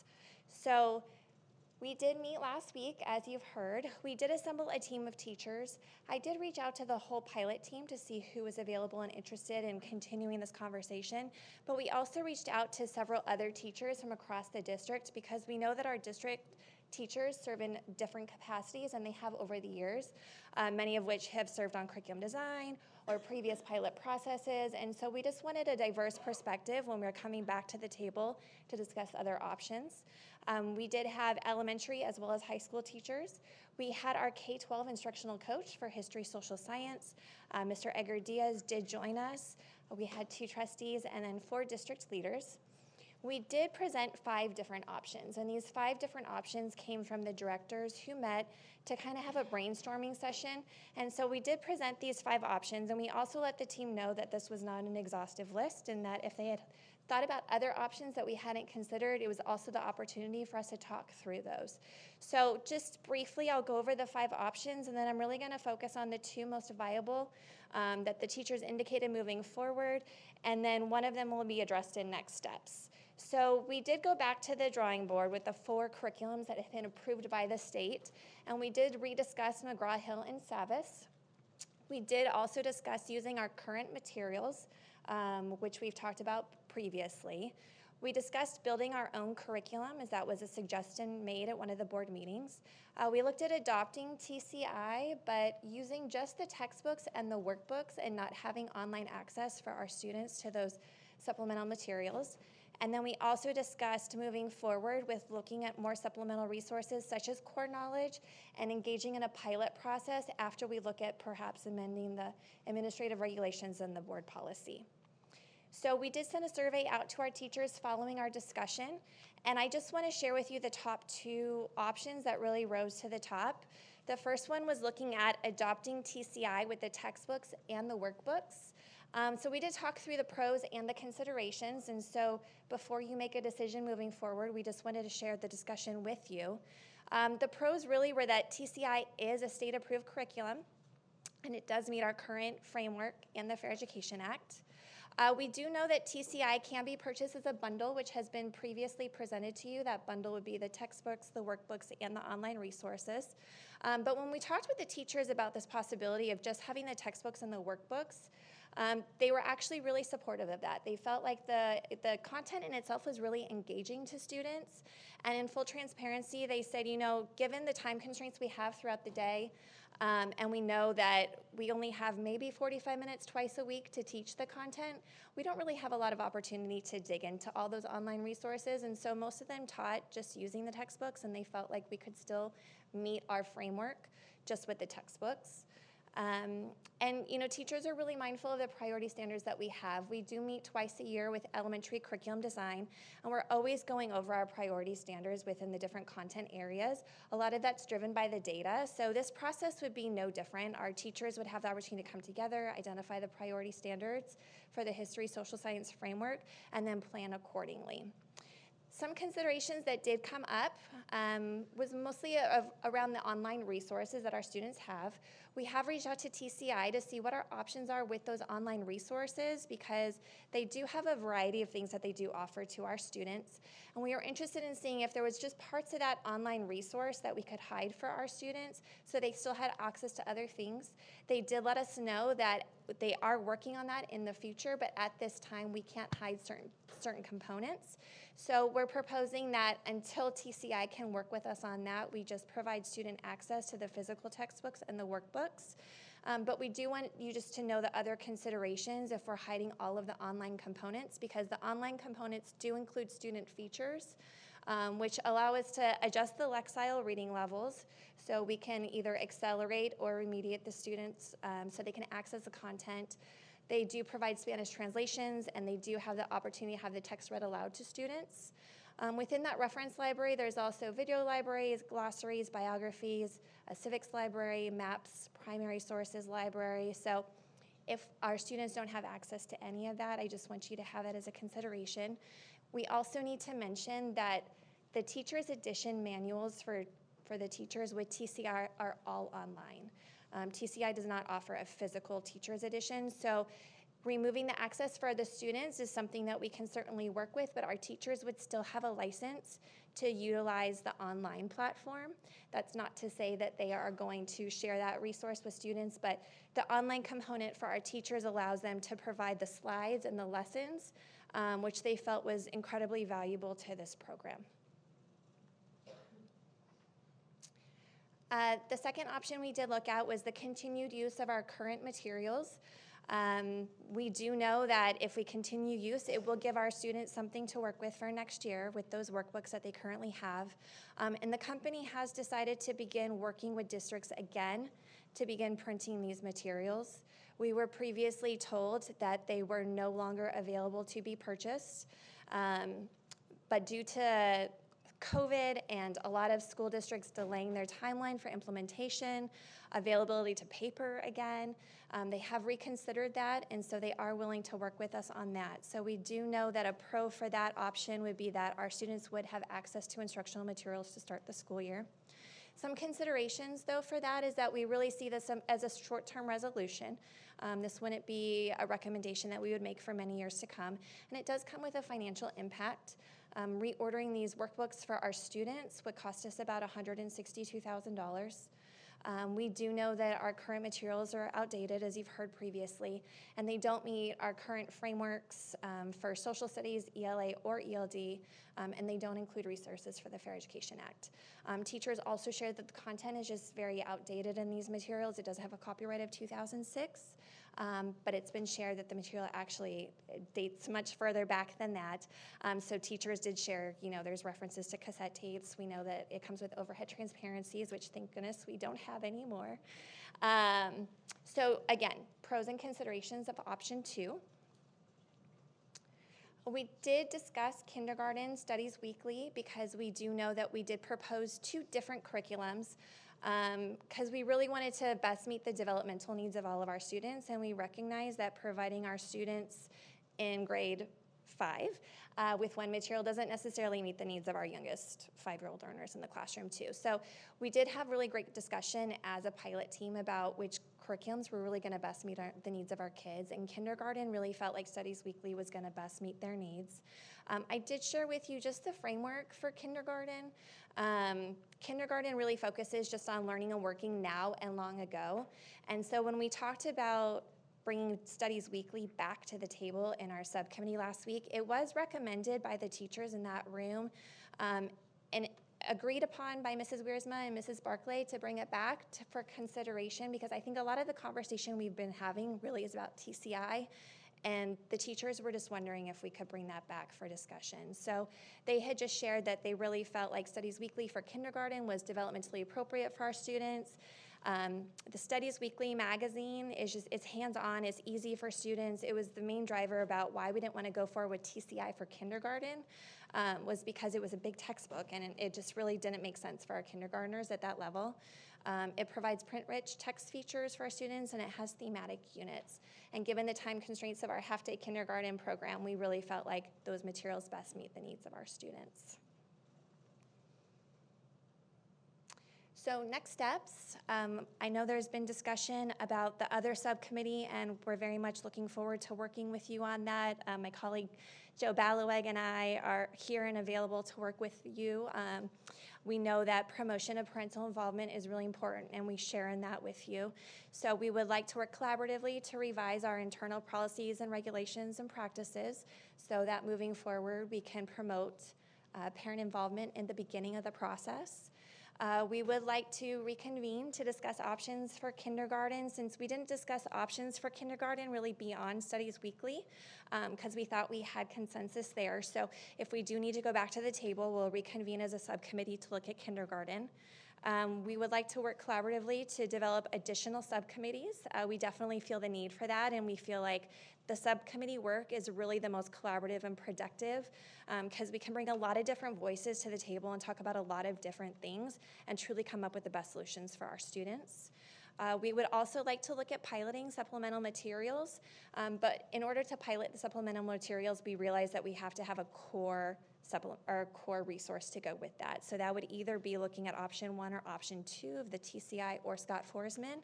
Our teachers were really interested and open to learning more about core knowledge, and a lot of the feedback we got from the survey really indicated that the concern was just the right timing, because when we adopt a new curriculum, it's a lot of new learning for our teachers, and so their only concern there was learning the new curriculum and then also learning a new supplemental that went along with it, but an opportunity to pilot on a smaller scale would be very appropriate. And then as it's been presented to us as well, just consideration of working with a consultant who can help really look at our state standards and our framework and then align that better with our supplemental resources. I think we've just heard concerns about the misalignment, specifically with core knowledge and our state standards. Our teachers are really interested in learning more about it, but they just want to do it in a way that makes sense for us, so that there is just a stronger alignment, that we're not kind of working against ourselves with that. So that's all I have. Wonderful. Ms. Parra, can I have you go back one slide? Yes. Great job. No, forward one. Sorry. Next up, I just want to bring to the board's attention that the bullet point, the one from the bottom, pilot supplementation materials with TCI or Scott Forsman. Any pilot supplementation process that we would be looking at would be following a conversation and a revision of the administrative regulation or the board policy, as we have heard from the subcommittee that we're going to get together and meet, that would address the parent involvement piece. So I want to make sure that the pilot would not take off until after that administrative regulation and AR was agreed upon and brought to a board agenda for approval. Okay, thank you, Emily. Thank you. Yeah. And I had a question too. Sure. This is just me. I get hung up as a professor when I pilot books, and I got Oxford, and whoever's going to send me books, please use this ethics books and philosophy book or whatever. They gave me access to every single page, either online in an ebook or a hard copy. They mail it in 2 seconds. Now I've heard debate on copyright to where we can't have access to every single page. That's the hang up for me when we involve, the community members and the parents. Select access is different from complete access and complete transparency. Can we get that on any pilot that we have going in the future? Because that's my number one concern as a professor. I want the parents, I want the teachers, access to all of it, including teachers' instructional material and supplemental material. That way, it's so transparent that if anything ever went wrong in the future, nobody's going to blame the teachers. We did it as a community. So can I get clarity on that, access to all material? So you're just asking if we can provide access to all of the online That's content? Right. And then whatever time frame we select with the teachers piloting and the parents being involved and other members of the community, we give them a time frame. You flake out, you're not a part of it, that's your fault. Mm-hmm. That way, again, no blame is being placed on the teachers. But again, when I say access, I mean all of it. And can we have that? Or certain publishers, are we getting pushback from TCI? Like, we're going to give you like 30 pages, maybe 40. Because then my thought is, skip that publisher and go to another one. Right. Are you talking, as a point of clarification, are you talking about during the pilot process? Yes. Okay. Yeah. Okay, go ahead, Ms. Parr. I just want to clarify that. No, I think it's a really valid point of interest. I think a lot of our curriculum now is so digital where it wasn't previously, and I think it's something worth looking into. I think when we talk about publishing all of their curriculum, there is some concern with the intellectual property, because when we put the materials online, anything can be downloaded, and then we don't have control over copyright. So I think even well-intentioned, we worry about oversharing some things, but I think it's definitely a consideration, and I think it's definitely worth working with the publishers on moving forward.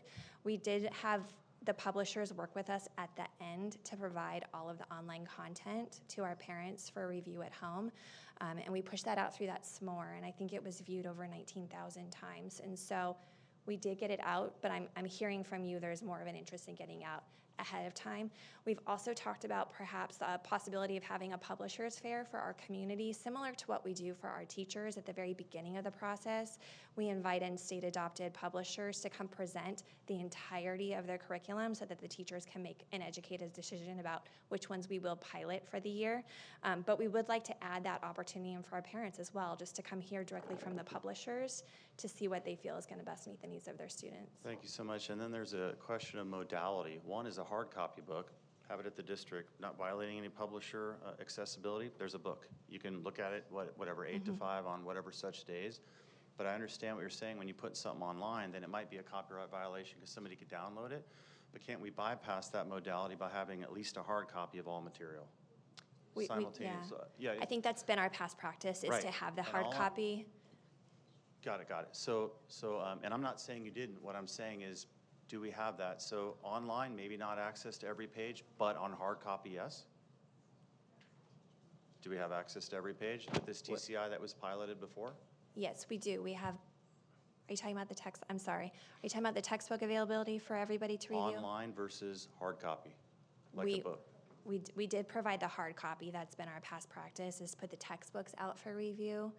But moving forward, I'm hearing the interest in providing access to all of the content online and the textbooks. So on a textbook, it might be a textbook like Teacher's Edition, supplemental material. So that's another question. What about that? Right, which is harder now because a lot of companies are moving forward with more digital access. Now that we've transitioned to one-on-one access for our students, a lot of companies are transitioning more to online content. So we weren't able to provide the Teacher's Edition in physical copy for TCI because it's online. And so we didn't provide that. Sorry, I didn't mean to interrupt. I do hear you, Dr. Komorowski, and I think each publisher is going to be a little bit different in how they handle it. But I think Ms. Parra and I are definitely hearing you that if we're going to look at piloting something, we want to have all access, Teacher's Edition, all of it available in hard copy, if at all possible, and working with those publishers. Right, because going forward, my general concern with our subcommittee, me and Mr. Gonzalez, is I don't want the teachers blamed if they're doing their due diligence and the parents were involved, and then it's laziness on the parent side. I don't want the blame to shift anymore. I just want, look, we were transparent, we had it, here you go, the publisher worked with us.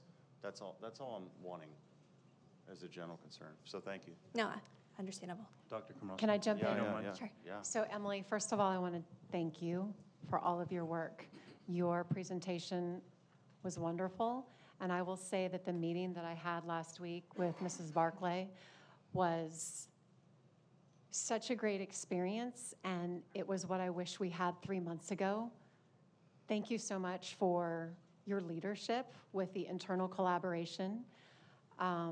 That is what needed to happen sooner than later. And I appreciate all of these different choices. I know tonight there was some confusion because we did talk about the kinder materials. The difficult part is Mr. Gonzalez and I started in one tenet, and then things changed to the subcommittee. And I heard him tonight prior, and I'm processing all of this.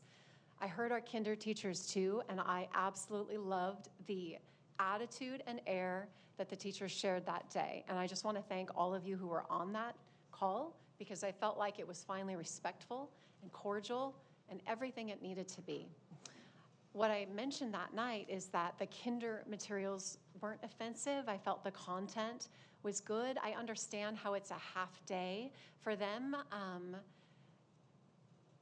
I was going to bring a proposal tonight to think about, since it's consumable, to look at it for a shorter term, a year, instead of 8 years at a time.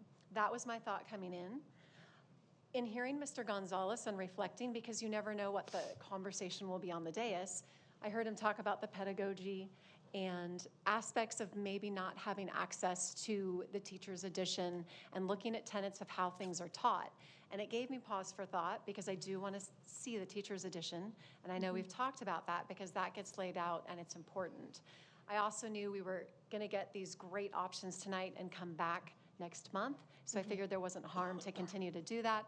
Honor the fact there's another committee that's going to take on talking about other aspects. So I just wanted to clarify that for everyone. I think now that we're moving forward, it's so encouraging. There was a lot of misinformation driven by the union, the media. It's too bad it came to that, but we're going to wrap it up and move forward positively. There was never really a risk of a Williams Act violation, And I want to be sure that you know that. Those of you who are listening, we were committed to finding solutions. What I'm hearing tonight, and you beautifully stated it, is that we do have the ability to use what we currently have and move forward because other districts are in the same boat. So that was brought into the till as an option because other districts face this. And we heard from Mr. Santone tonight that his kids have received an excellent education with social studies. So we know that's an option, and I think that's of great consideration. The thing that I want to point out with the FAIR Act is that we've had a lot of conversation about it. It includes 14 different people groups, right? Native Americans, African Americans, Mexican Americans, Asians. European Americans, I think, was just added. I didn't know that. Lesbians, gay, and bisexual. It goes through all of them. The thing that everybody needs to understand is the FAIR Act needs to be covered K through 12, and we do cover that. For example, you'll probably tell me we don't hit the Pacific Islander group every year, and I'd be all for that. That would be awesome. But I'm just saying we probably don't. So when you look at K through 12, we are FAIR Act compliant. K through 5, the CDE allows for the fact that we've got some discretion. Local control is really important, and so we as a community do have that opportunity to have a discussion, whether it's curriculum, supplementary materials, and figure out how to work with that. So I just want to clarify that we are going to be FAIR Act compliant no matter what. We are not going to have a Williams Act violation. In my mind, having worked on this for a while, I think it's a great consideration to either think about utilizing what we have and continuing on, or possibly talking about TCI, changing that up a little. But my question is now this, because I heard this from another teacher. If we chose TCI with some adjustments, what would it be like for the implementation? Because teachers have told me, usually you pick this in February, March, you have the training set up. Professionally, for everyone, you have to think about that too, right? Our pilot teachers have worked with it. But what would you say about that option? If in July we made that decision, what would that process look like for the district, knowing school starts mid-August?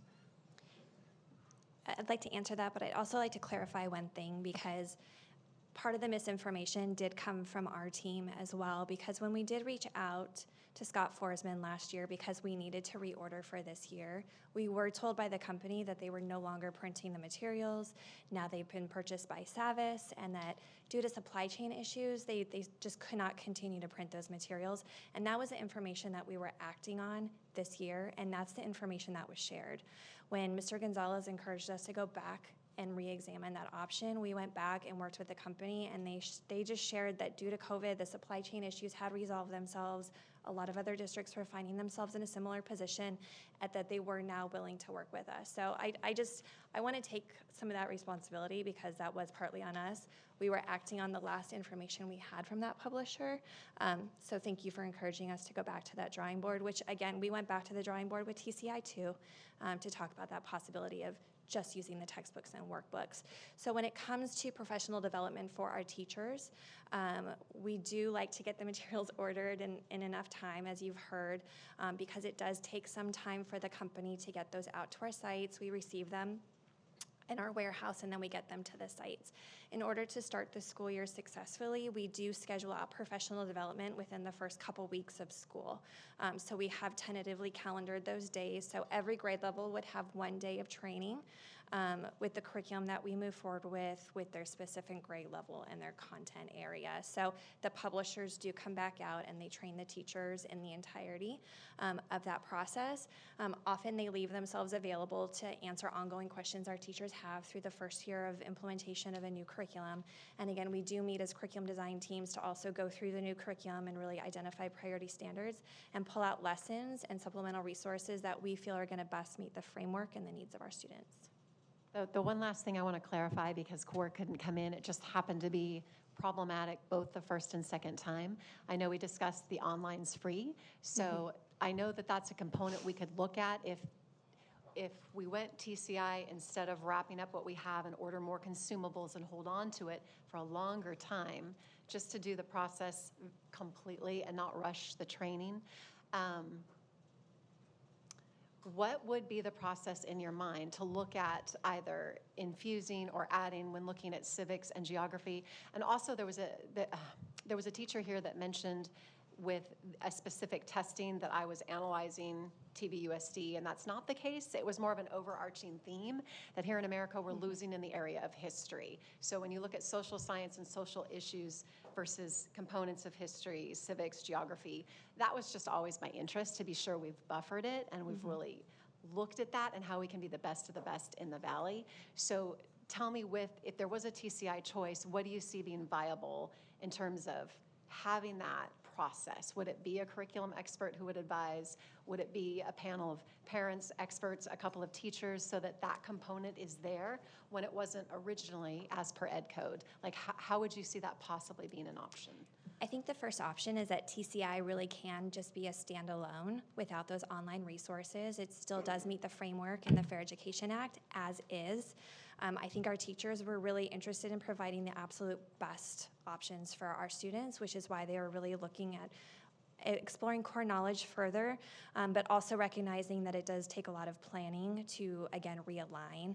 I think when I got the opportunity to meet with the core knowledge rep, and a lot of the work that they've done to align has been with ELA and social studies, and we know that we won't have that alignment because we have Wonders as our approved curriculum for ELA. So working with a consultant, I think, would be very valuable if we're looking at aligning core knowledge as a supplemental resource to the TCI and then also to our state framework to make sure that everything is really kind of flowing nicely for our students. Our teachers did recognize that that would take a lot of work, and I think the concern from the teachers in that meeting was just the time out of their classroom, because it's really hard for our teachers to be out of the classroom. We recognize that when we transitioned to Common Core state standards and the teachers were really required to write a lot of the curriculum, write new scope and sequence, they enjoyed it. They're experts in what they do, but it was just a lot of time out of the classroom. So I would be very much interested in working with a consultant if that was something that we're interested in pulling in as a supplement for our students.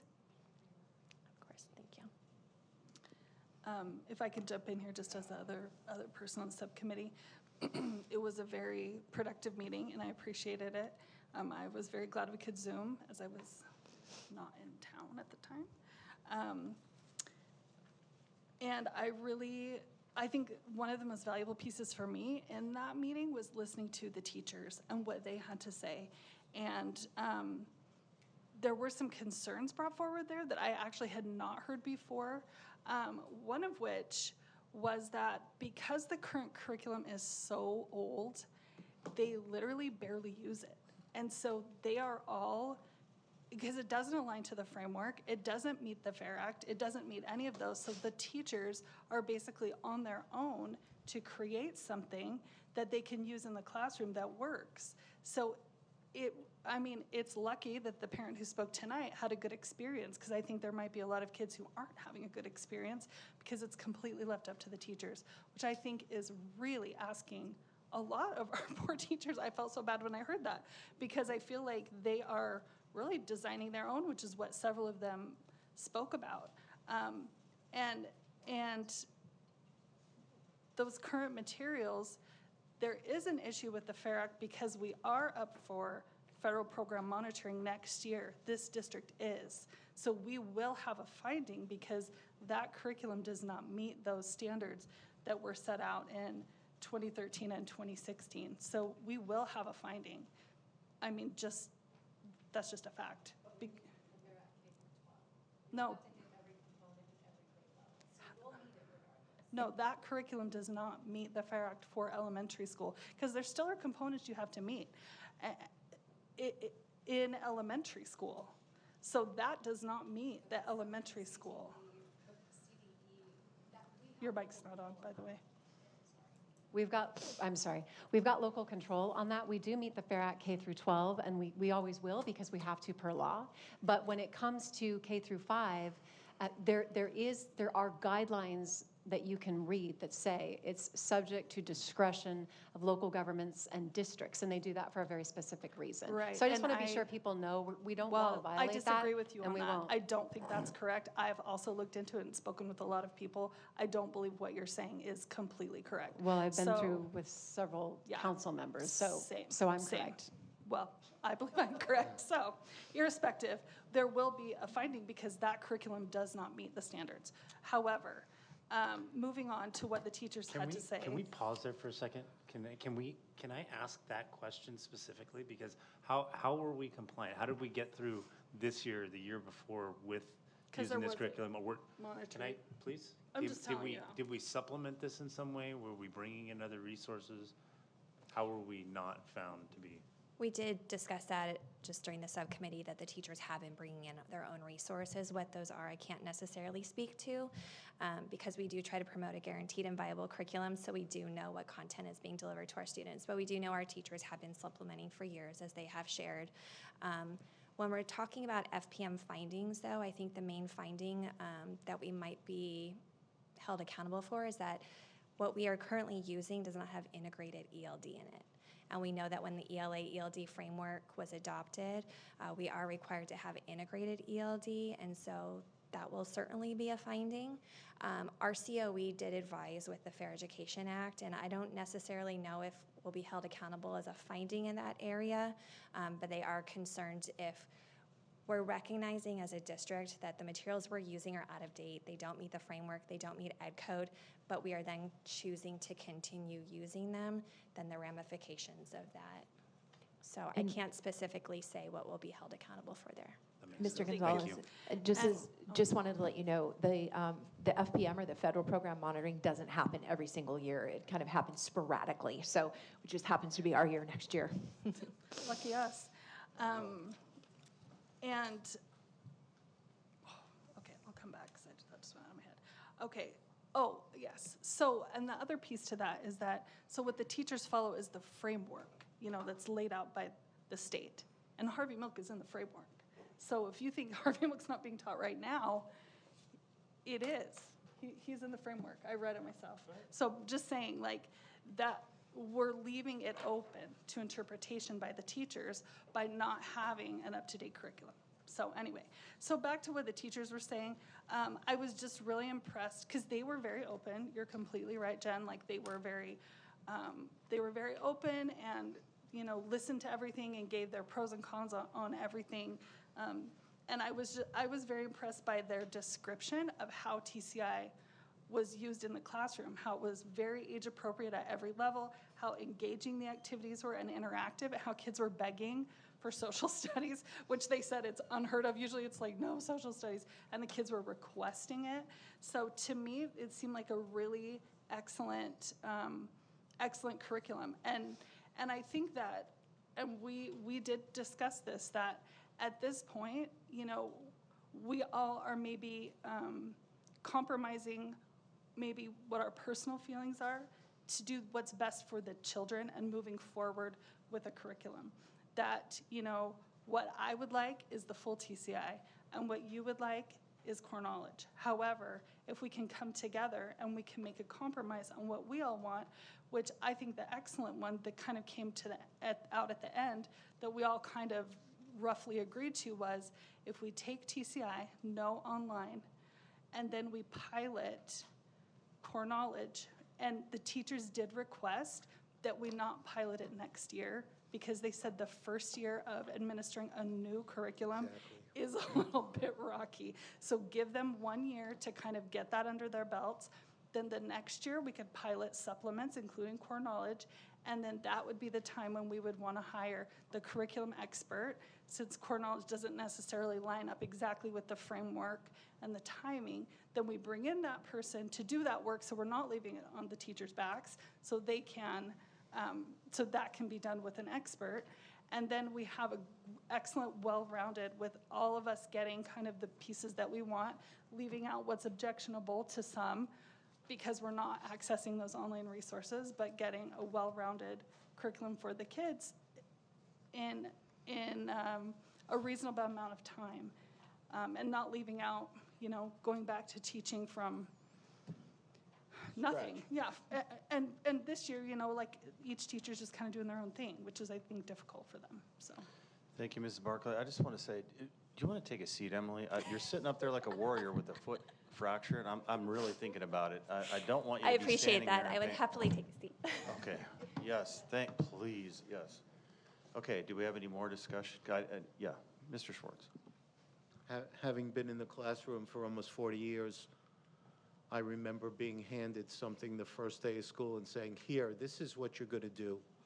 You cannot teach in that kind of modality. You have to have time to prepare, to go through the materials, to see how they fit into how you teach. So I think we need to make a decision because our teachers need to have the materials in hand. We need to make a decision of selecting a curriculum that's been approved by the state, that's been studied by people. We've had talks and discussions, and if there's one little thing in the curriculum that is inappropriate or people can't deal with, don't teach that little bit of it. But if 99% of it is good, I think we need to put it into practice. Thank you, Mr. Schwartz. My turn? That was a lot. So I don't know where or what grade level you were talking about as far as that being in the California frameworks. It may be in there at some point or at the later grades, but I'd love to know where you saw that. I only looked up to grade 4 because grade 5 was California history. So I never saw any mention of him in there specifically. So where did you go? I have a couple of things. The first one was because I am not in the same subcommittee, I did have some recommendations as far as sharing the content of the actual curriculum with the greater community. And because I won't be working on that specific part of it, it'll be more about the policy involved in it. I did want to share that in this context, take it or leave it. But what I was talking about, what I talked with quite a few parents about was while we did the community forum, which I thought was a great step in the right direction, and I think we're on the right track with doing that, but what we were lacking was the actual content of that curriculum. And talking to a few people, what I think some of us would have liked to have seen, especially with some of these areas where we're kind of treading on some waters that may be concerning for some parents, what we talked about was potentially getting a teacher, one of the pilot teachers that taught this curriculum in that grade level, to create a short video that was just available on the district website at any time for parents to be able to go through, click on, watch for 20, 30 minutes, walk us through the curriculum, tell us what you like, what you don't like, here's what we go through. But give us the actual curriculum information. Let us go through that curriculum with somebody who teaches it, knows it, understands it. And when we get to 4th grade, if there is a section where we know, listen, some parents are going to raise their eyebrows at this and want to know a little bit more, fine. If we're going to do this lesson, show us how you want to teach that lesson. Give us that information up front. Help us to feel more comfortable about that subject being discussed with our kids and how you're going to accomplish that so that it doesn't become this huge roadblock. I think that in doing that and incorporating that into how we have these conversations and how we share that information will help to kind of bridge those gaps quite a bit. My other question is specifically on the kindergarten curriculum.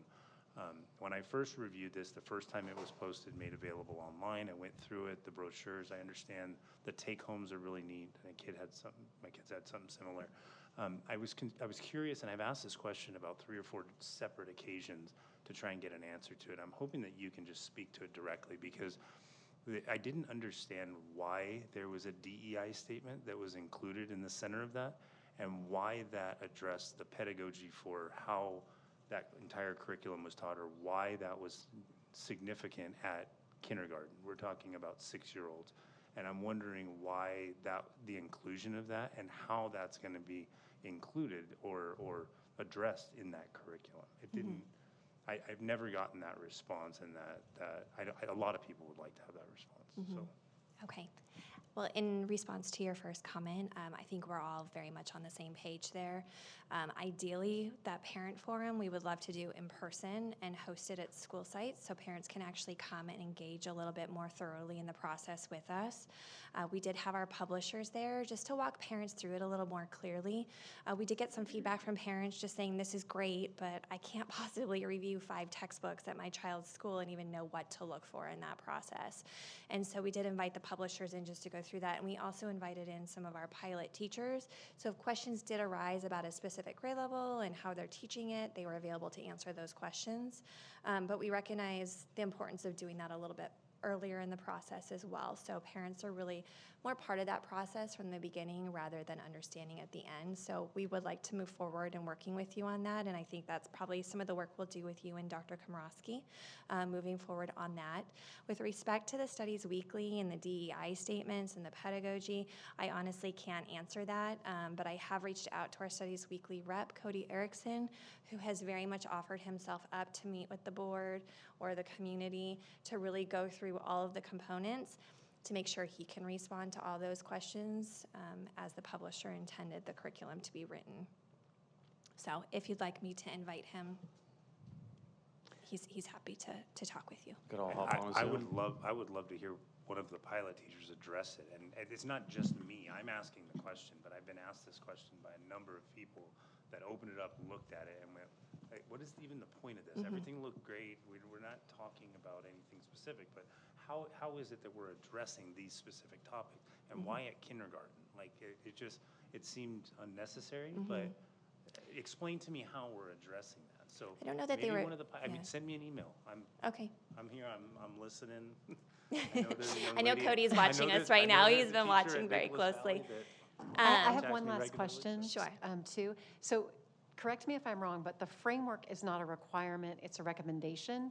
Is that correct? So standards are the requirement. It's not necessarily framework. They're kind of the same thing, yeah. Okay, but I've worked with several people who have given me those thoughts. So do you see I them know, as one and the same? It's kind of, The standards and the it's a little framework? confusing because over the years, different content areas get re-examined and updated, and then Right. the state publishes an updated framework and standards that go with it. So it's kind of hard to separate the two. So we do look at them kind of in conjunction. And so we did look a lot at the framework this year with the pilot teachers to understand what the framework was asking in each grade level to make sure that the materials we were piloting were in alignment with the framework and education codes.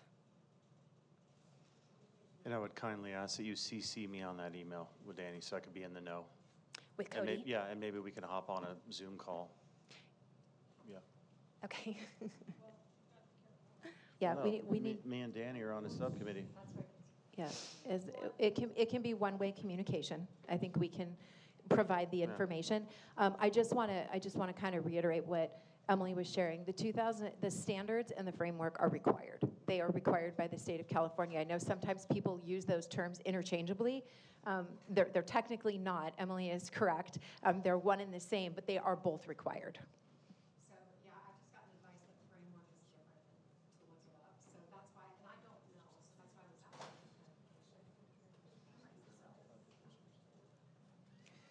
Okay, is that it? Well, I would like to get a little direction from the board, because with the options that the subcommittee has narrowed down, can you go back to the first slide? One more, it's with the number 1.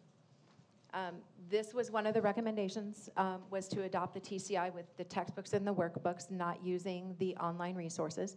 And not having access to that, although Ms. Parra made it very clear the teacher's edition is online. So the teachers would have access to that, the students would not. This does meet the Fair Education Act, it meets the standards, and it meets the framework. So I'm just looking for a little direction with this one and then the second one, which is we are continuing with the use of the current materials that we have and placing an order for those. I need kind of an idea from the board of which direction you would like us to go, because we would like to bring this back, whatever this is, whatever this decision is, bring it back to the July meeting for a decision and a vote so we can actually move forward if we're going to purchase TCI. If we are continuing with our current materials, that does not take a vote. We already have those materials.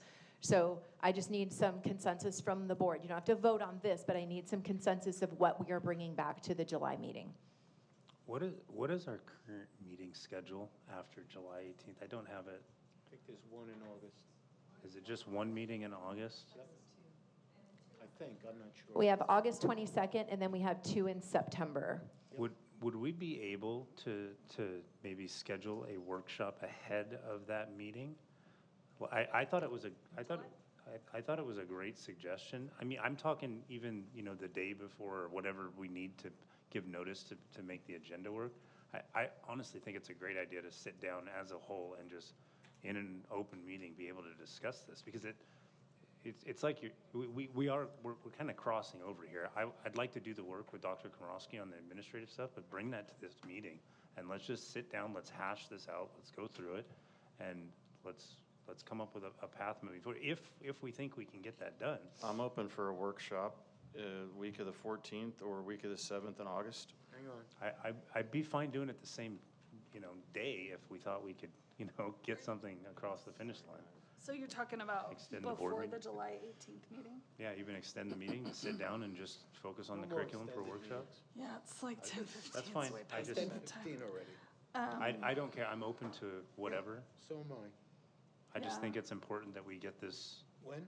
hashed out and we have a plan to take to How the about July Lene meeting. send out a few dates in August and then let the board members respond? No, July. It'd have to be right. Oh, you said July. You're Yeah, switching. before Oh. the 18th. What would you want to see at that meeting? I know she had mentioned Cody, and like, what are you envisioning that That's a being good helpful? idea. So we could Like, that invite could be, the reps from both publishers, if you'd like to hear from them. Just to answer your questions.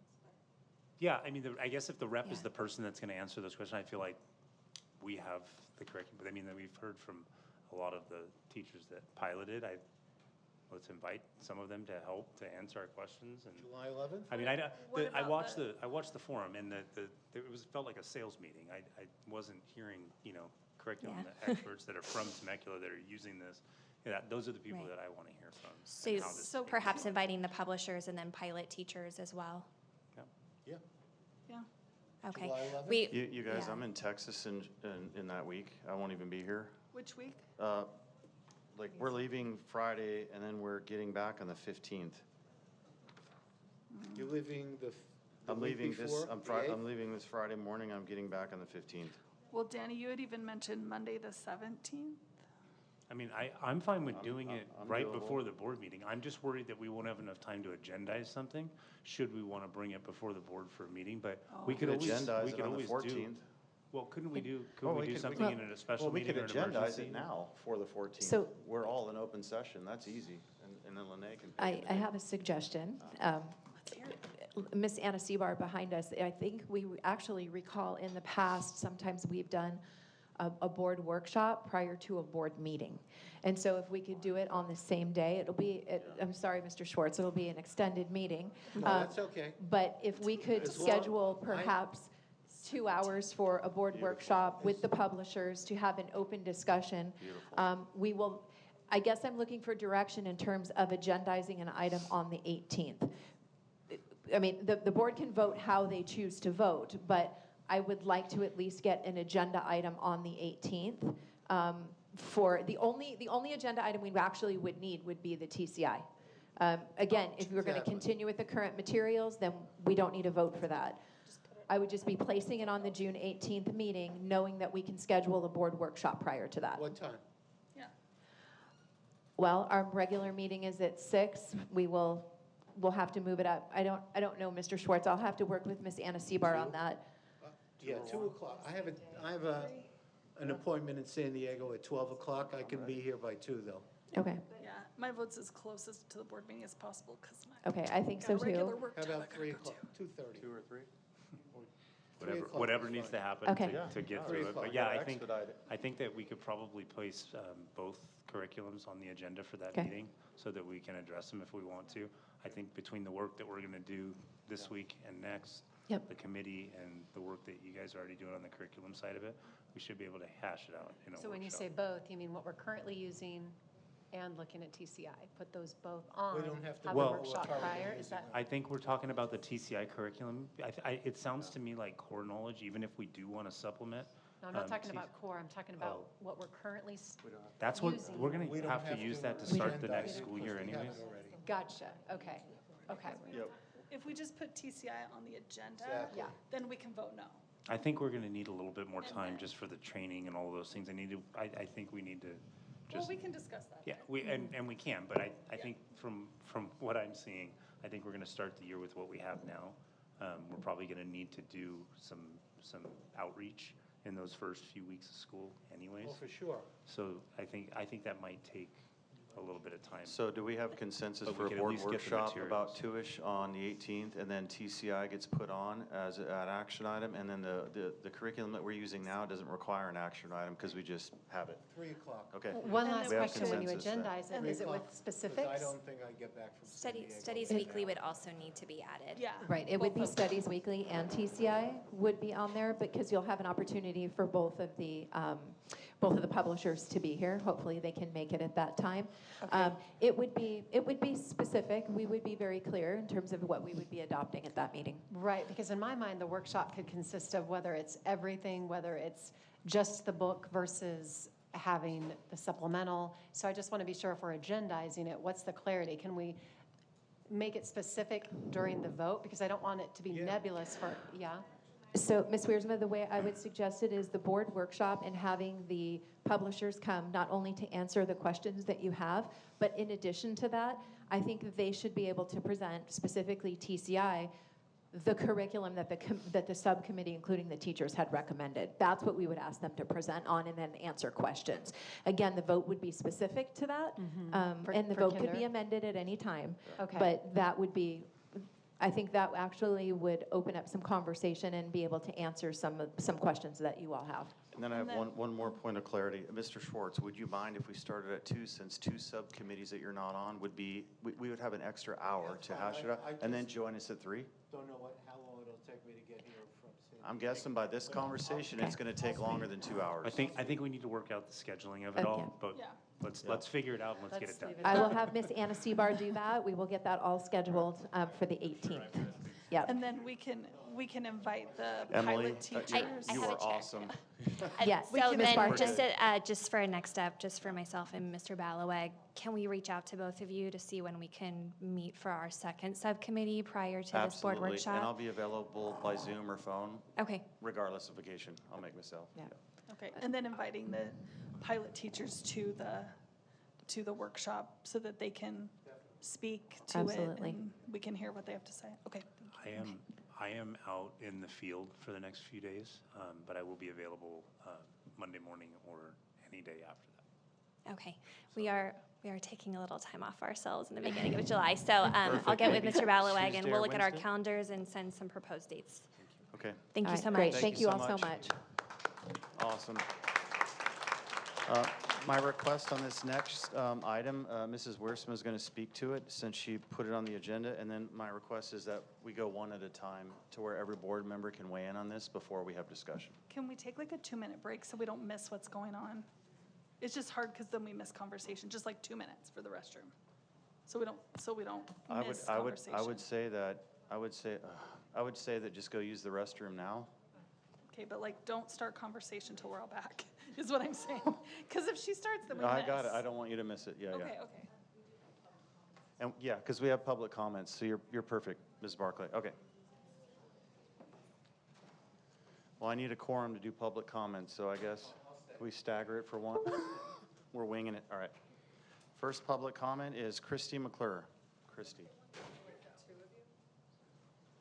We have a quorum. Christy, you're up. I can't just walk really slowly for them to come back. Oh, sorry, I didn't know. Yeah. We're good.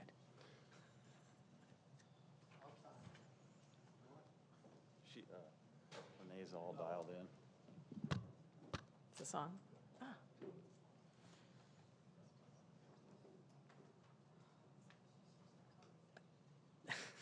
This is her agenda item, right, that I was gonna speak to Jen's, like.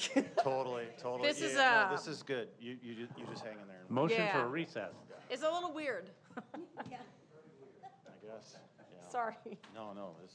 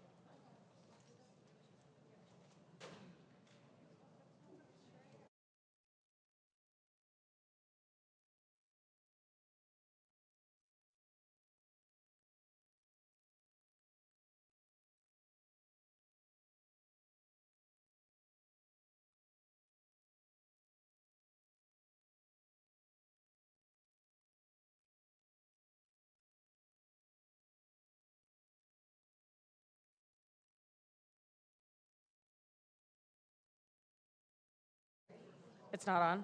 Oh, Got it. the magic man in the back.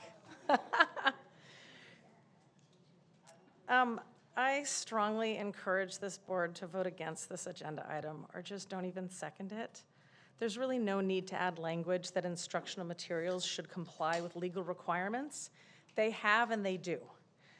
To add language that allows the removal of educational materials from schools that violate a vague and undefinable concept like vulgarity is reckless and self-serving. When you say age appropriate, what do you mean? Books in the libraries at school represent a wide range of topics, reading levels, and information. When you start to tag books as not okay for certain ages, you're imposing norms on life experiences. Are you saying a child can only read about content when they're old enough to handle it or have experienced it? A book might not have violence in it explicitly, but it could have imagery that gives your child a nightmare. We can't determine how kids will react to reading in general. There are children who are familiar with curse words or have experience with violence or upsetting events. Milestones in childhood are impossible to pinpoint because life's experiences are so wildly different. Books are tools for understanding complex issues. Limiting young people's access to books does not protect them from life's complex and challenging issues. Reading about difficult topics, whether or not children have experienced them, can be a good way to process complex emotions. It's also an important way for children to develop language and understanding about sensitive topics. You claim this policy revision that, quote, the board encourages discussion amongst administrators, teachers, parents, and the board itself to facilitate such determinations. Yet you have a history of not replying to emails of people you disagree with, not engaging in discussion, and certainly not listening to the opinions of experts in our school district before making a decision. Is that why you go on social media, Jen, and encourage people from other cities and districts to come to our meetings? Because you don't listen to the input of parents here in this district and you want others to tell you what you want to hear? The language you have proposed doesn't provide any insight into who is making the final determination and deciding if any book or material that is deemed educational violates vulgarity, violence, obscenity, and every other word that you squeezed into this item. Will the school board majority decide which materials go? Does this mean you three will be banning books in libraries, posters on classroom walls, decorations teachers have spent their own money on because you find it personally objectionable? This revision to the policy paves the way for you to ban books based on your personal and religious beliefs. And don't say that you're speaking for the community. The majority of your supporters here tonight aren't even voters or parents at TVUSD, or employees even. The revision to this board policy is bordering on criminal, and I, for one, certainly don't want you telling my kids what books they can and can check out at the school library. I assume you wouldn't want me making that choice for your kids. Thank you. Thank you, Lynette. Up next is Will Pena, followed by Melanie Bussard.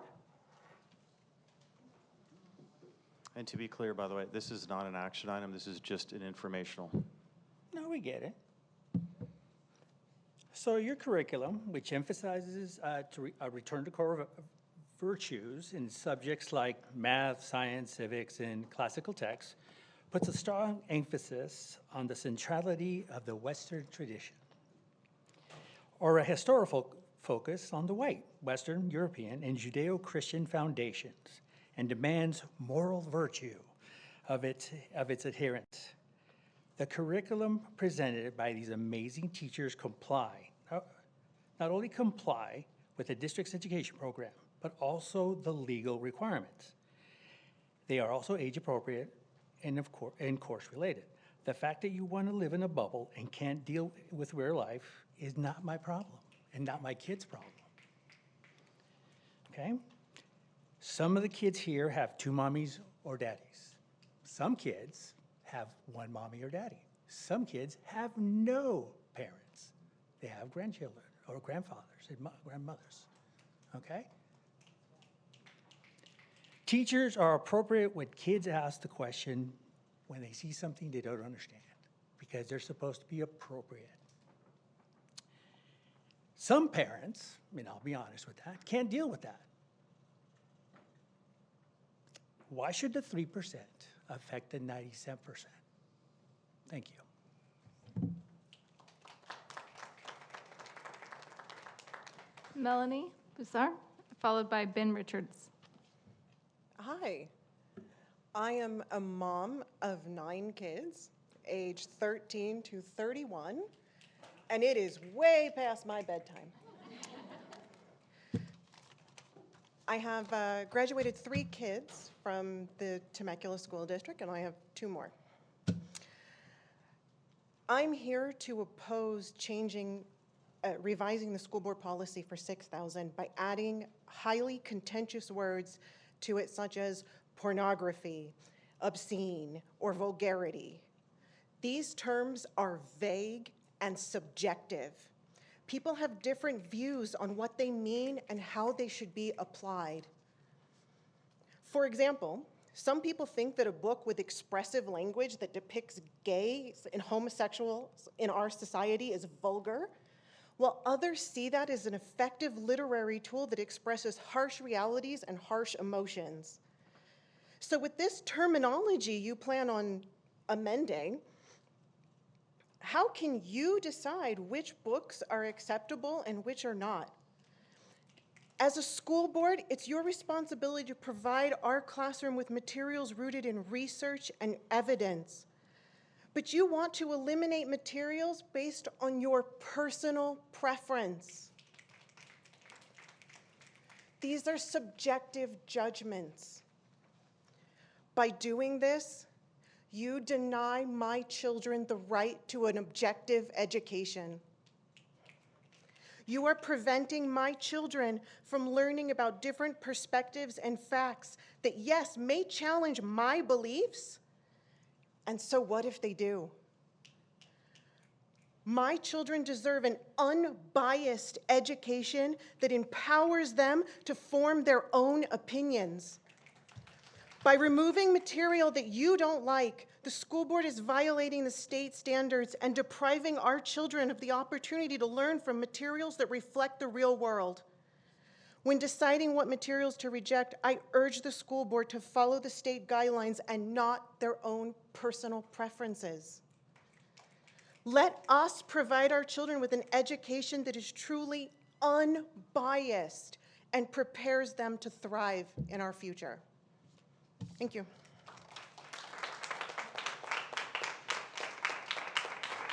Ben Richards, followed by Caitlin Emmons.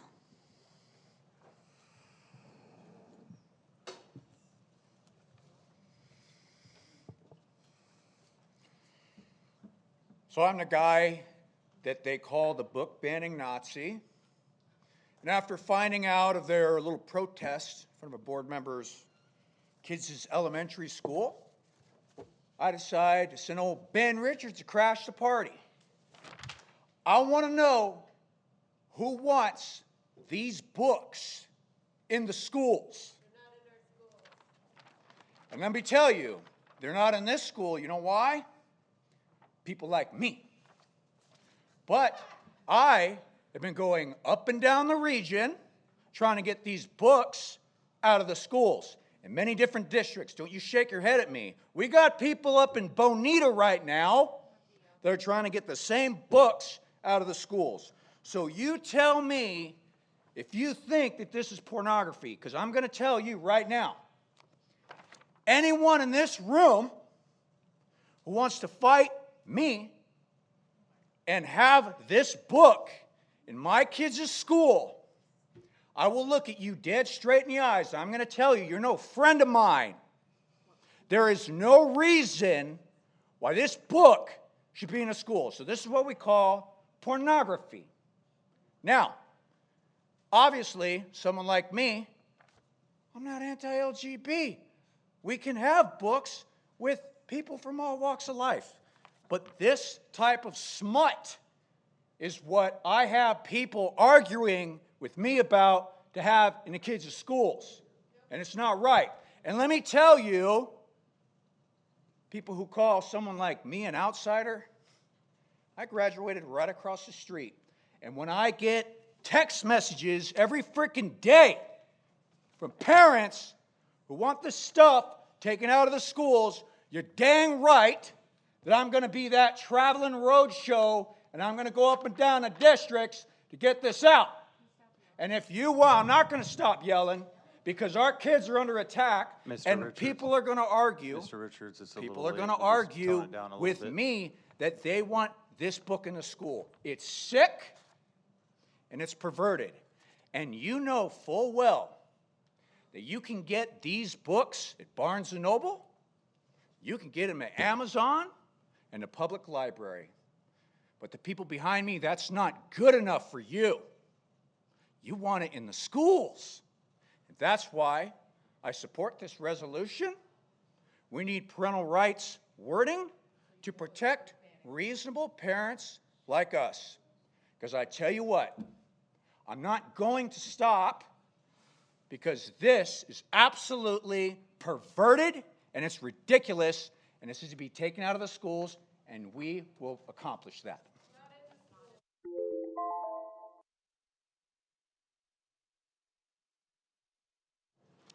Caitlin Emmons, followed by Edgar Diaz. Yes, I have. Yes. Can I get a yellow card for that one? Good night, Bryce. All right. Can you all hear me? I've been waiting a really long time to talk tonight, so thank you. For those of you who are still here, I see a lot of teachers who stuck around, not the people who came in from the outside to show up at our meetings. I want to thank Allison Barclay and Stephen Schwartz for the work that they have done on behalf of our students, on behalf of our teachers, on behalf of our community. And I hope that moving forward, the other three can start collaborating. And when we talk about collaborating, I don't mean getting on Instagram and going and talking to your battle cry friends who talk about gay marriage being a gateway drug to sex cults. Jen, you got up there and you used your Gen 4 TVUSD account, and you used that account to promote their beliefs. You were endorsed by them, and then you endorsed them. Those people who believe that we should dead name children, that we think that gay marriage is a gateway drug. And how does this relate back to this proposal? Because you are not the person, Jen Wiersma, who should be deciding what is vulgar, or what is obscene, or what you don't agree with. Because you are taking input from people that don't live here. You're inviting people who don't live here to come to our meetings. You're the reason these meetings are taking 5.5 hours, while parents are sitting here who want to go home to their kids, while teachers would probably like to get back to their summer break. We do not need you or anyone else on this board deciding what is vulgar, what is obscene, what you consider graphic. The reality is that every single child in this district has different experiences. They have 2 moms, 2 dads, no parents, grandparents. And the reality is you have no idea what they're going through. You don't know what they're going to the library to pick up to find help with. You don't know when they access those materials in their schools, which, by the way, is not what was just brought to you and brought to my child's school by Mr. Richards. It is books that open up our eyes to opportunities, to experiences that we may not have. They help us grapple with the emotions that we're dealing with that our children are going through. And for you to sit there and demonize the real life experiences because of your personal animus against races, against LGBTQ+, all of it, that's unacceptable to me as a parent. It's unacceptable under the law. You cannot use your personal animus to decide what is in my child's library. And that is why things like this proposal, this information, whatever you want to call it, not an agenda item apparently, it's unacceptable. It is not what we need to be doing in this school district. And I hope that the rest of you can work together to come up with a better idea than sitting there and banning books, because we need our children to get a better education, not one that only Jen Wiersma and the Battle Cry approved.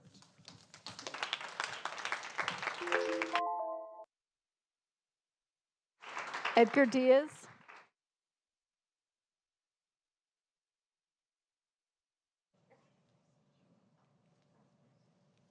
I was thinking we were further down the agenda, but we're still on number 3, information and reports for 10:30. 10:40, thank you.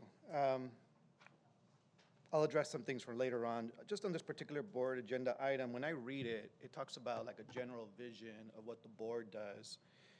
in relation to instruction. It talks about providing a comprehensive research-based curriculum that motivates every student to succeed. The district's educational program should provide students with opportunities to attain the skills, knowledge, and abilities they need to be successful in school and develop their full potential. That's 4 lines, and then it talks about 1, 2, 3, 4, 5, 6, 7, 8, 9 lines on pornography, profanity, vulgarity, obscene material, all of which can be addressed if you move further down in the board in that idea there. Items 4, 5, and 6, where you have ideas of adopt the district curriculum and courses of study to be offered, and courses of study, adopt textbooks and other instructional materials, complaints concerning instructional materials, selection and evaluation of instructional materials, supplementary instructional materials, and then other items that go on there. So there are a lot of different ways that material can be flagged already. I even talked to the district librarian who let me know that a parent can come in and say, hey, I don't want my student to be able to check out these type of materials from the library, whether they're age appropriate or topic specific. So I've heard a lot of talk about parent rights, another problem brought up today, previous speaker, that doesn't exist in our school district that we have to address. So there's a lot of solutions already built into the board policies, the ARs that are there that can be integrated. And as long as we're aware that those options are available for parents, we've always been a parent partnership as educators. I heard a lot in public comments that, we need to protect parents' rights and we need to protect parents' right to input. It's there. I talked to a lot of kids, especially in this violence one. I taught 8th grade U.S. history for 10 years. Parents who told me that I can't have my kids see violence, they get anxious. Okay, 8th grade U.S. history, we're talking about war all the time, we're talking about enslavement, we're talking about people not having rights. Usually by the end of the month and a half, the kid was good, the student was fine, because they realized here's what it really is. It is not a traumatizing part to talk about our history or talk about the experiences of people. I've also heard, just connecting back to the discussion on the social studies curriculum, we need to teach history and the facts. The thing is that histories and facts were always controversial, even when they happened. There was always a lot of vitriol on both sides. It's just what ended up happening was the result of what was occurring at the time. So to just teach dates and names and people, very boring for kids. Coming back to this part here, you have all the tools you need in other ARs. Thank you. Thank you, Mr. Diaz. So just for clarity, we can let Mrs. Wiersma go first, and then each one of us get our own, if we want to get our own points across. And before there's discussion, let each board member talk first, okay? Everybody good with that? All right, Mrs. Wiersma. So I know it's late. I'm going to see if I can speak with clarity. We absolutely 100% need a policy. On a high school campus, we had Angels in America on a short list for drama class. We've already heard about it. We've heard from the mother several times. We're not banning books. I think we can all agree on some level that we absolutely have to uphold standards. There are penal codes, and I'm going to read them. As per law, these children who are minors need to be protected. If we think we're fine with where we're sitting, Angels in America would not have been offered. And the fact that you're recording me really bothers me. Okay, I just want to state that. So we want to be sure that our students are protected, okay? You as a parent have the right to check out any book that you want on your time. It's important for us within the board and also as a district to protect these students equitably. I don't know if any of you have taken the time to talk to Mrs. Nolasco and what her daughter has gone through in being exposed to 109 F words, obscene, gay, sexual activities in the play itself. I have not read it all. But let me tell you this, when I went to write this policy, it wouldn't even go through our server.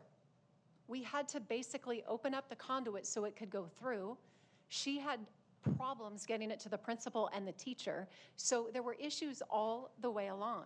So what we need to look at is, yes, the definitions of the words, and my goal tonight was to put it on the table and talk about it, not to issue an edict. This isn't about Jen Wiersma. I want to be sure that as a district we can talk about it, and I appreciate Dr. Velez saying, you know what, let's bring it to the table, let's talk about it because we all have something to add. Let's talk with our curriculum instructors, let's talk with the people who are in it day in and day out. I'm open to that. This is not law as of tonight for TVUSD because we're gonna make it bigger and better. And it's for the kids. Pervasively vulgar, that means it's repeated. Obscenity, I had to look into that. The lewd, filthy, disgusting words or pictures. What is erotica? Sexually stimulating material. If we need to define it, we're gonna do it. I'm not gonna do it here on camera because I think behind the scenes we can do more of this internally, and we absolutely need to.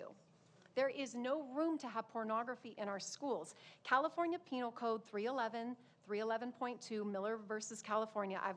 Yes, I have my stack of paperwork here. If something appeals to the prurient interest of a minor in sex, nudity, or excretion, it's a problem. If it depicts or describes sexual conduct in a patently offensive way, sexual acts, normal or perverted, actual or simulated masturbation, excreting functions, lewd exhibition of the genitals, discussion, all of this makes a difference. We absolutely can create standards. Now, let me read you from Ed Code this. This is an Ed Code that talks to educators about offering this. It is our duty and responsibility to impress upon the minds of the pupils the principles of morality, truth, justice, patriotism, a true comprehension of the rights, duties, and dignity of American citizenship, the meaning of equality, human dignity, all these other things.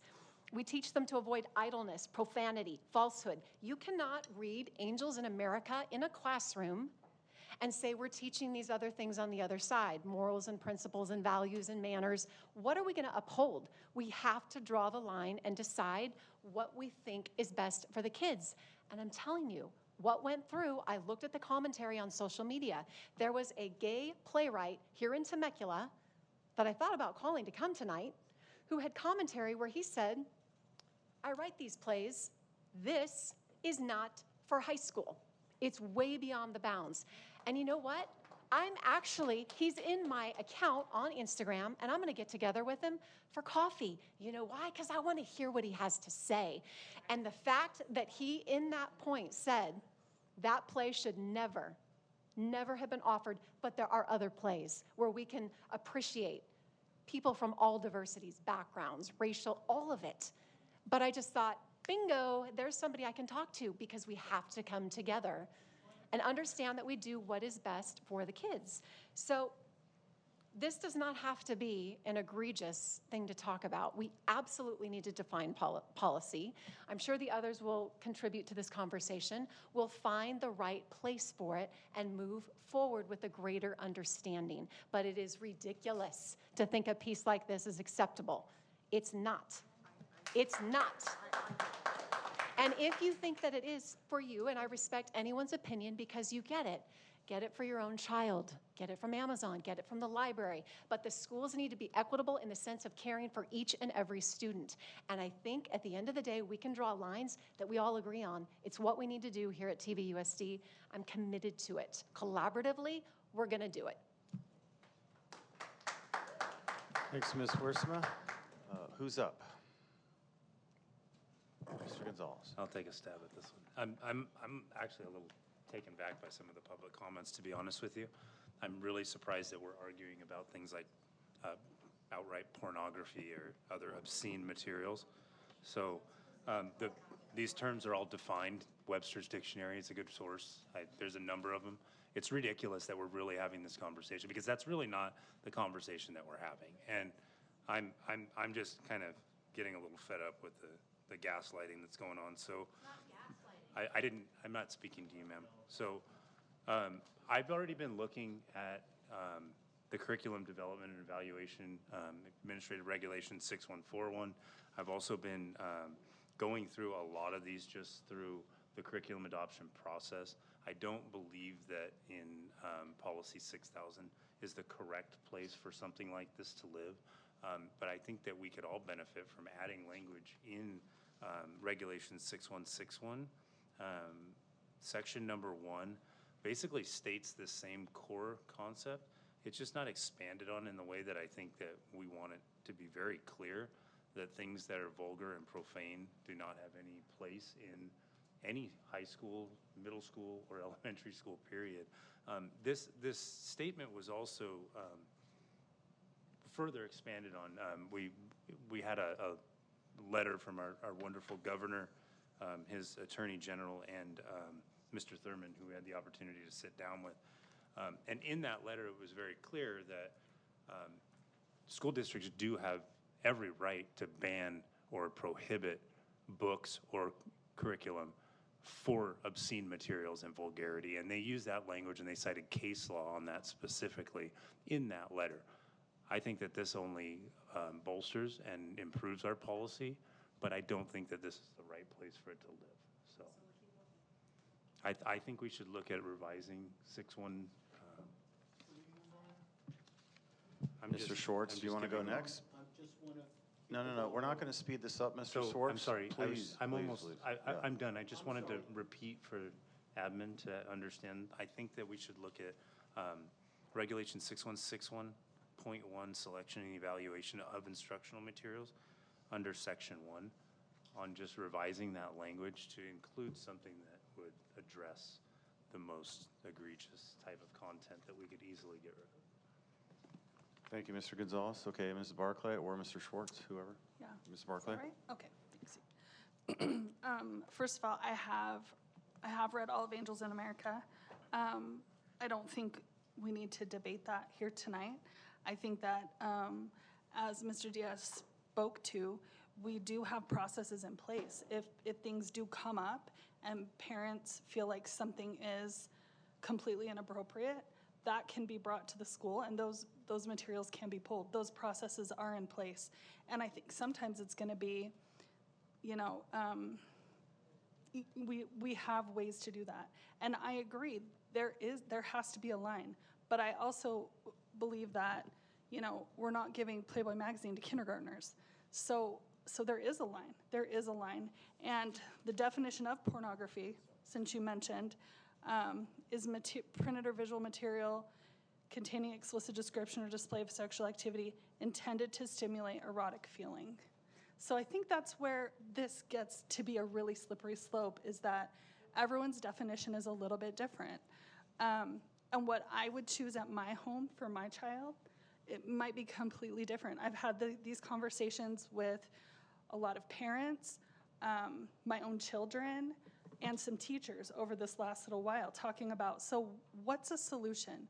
Because since we all come, as has been said tonight, with different backgrounds, different ideas, different religions, different levels of tolerance with our kids, how can we come to an agreement on this that will keep everyone happy? And I did talk to quite a few teachers, and we came up with some really great ideas that I think would completely solve this problem without having to put new language in here that is really up for interpretation. When you talk about profanity and obscenity, who's defining that?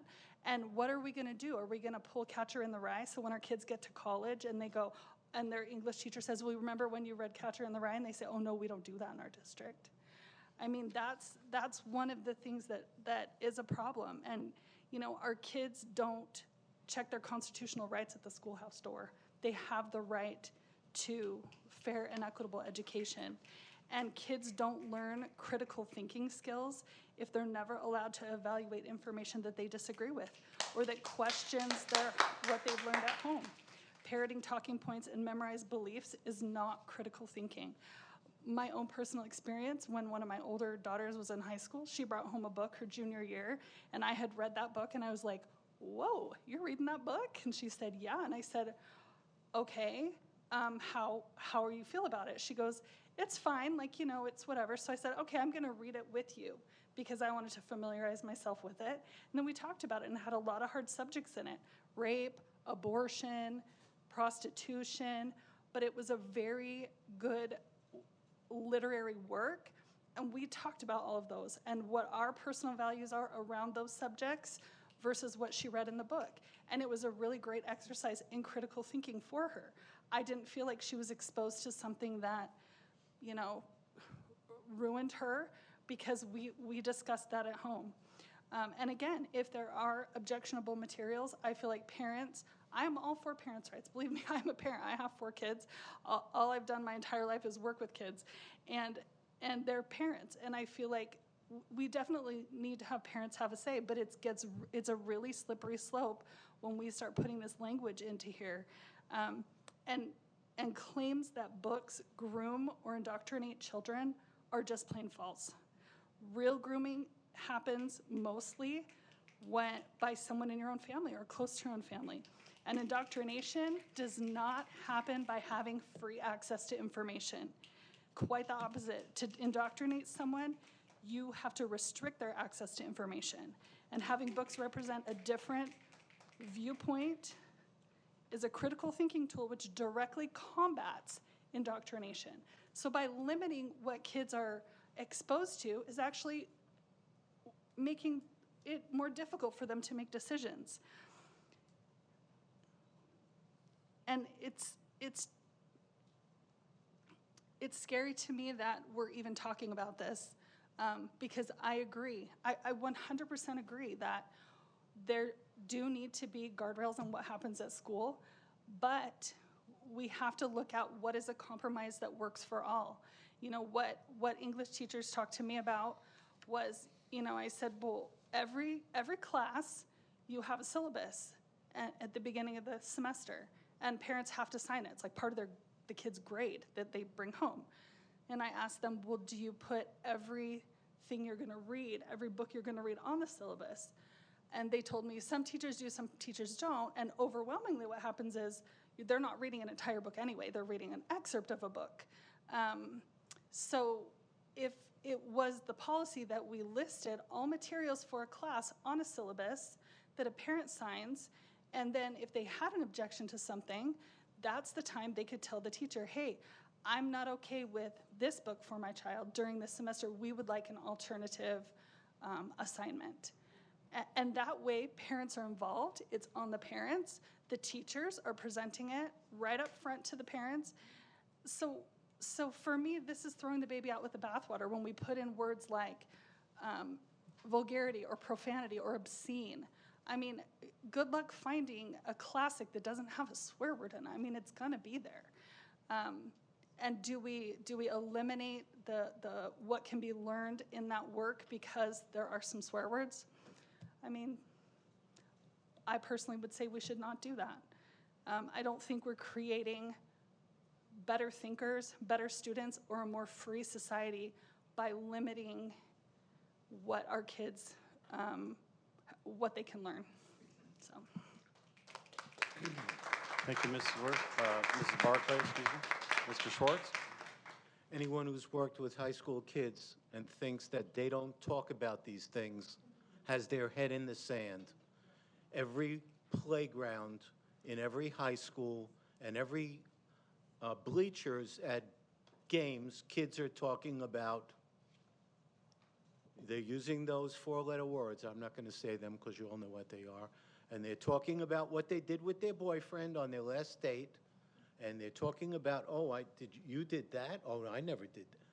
That's just part of growing up, and anyone who thinks that's not going on is really being naive. But I want to read from a letter that's signed May 30th, 2023 from Cheryl Cotton, Deputy Superintendent of Instruction, Measurement, and Administration Branch, California Department of Education.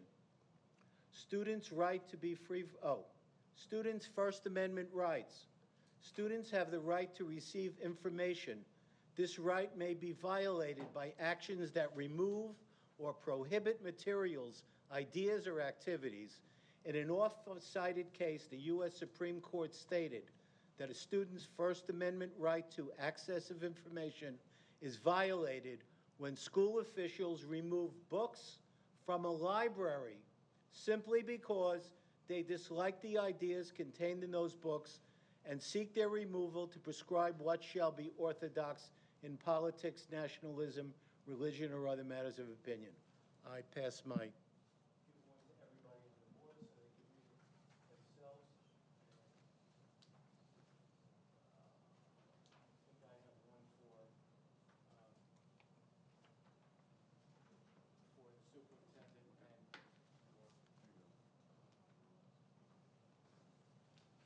Okay, was that it, Mr. Schwartz?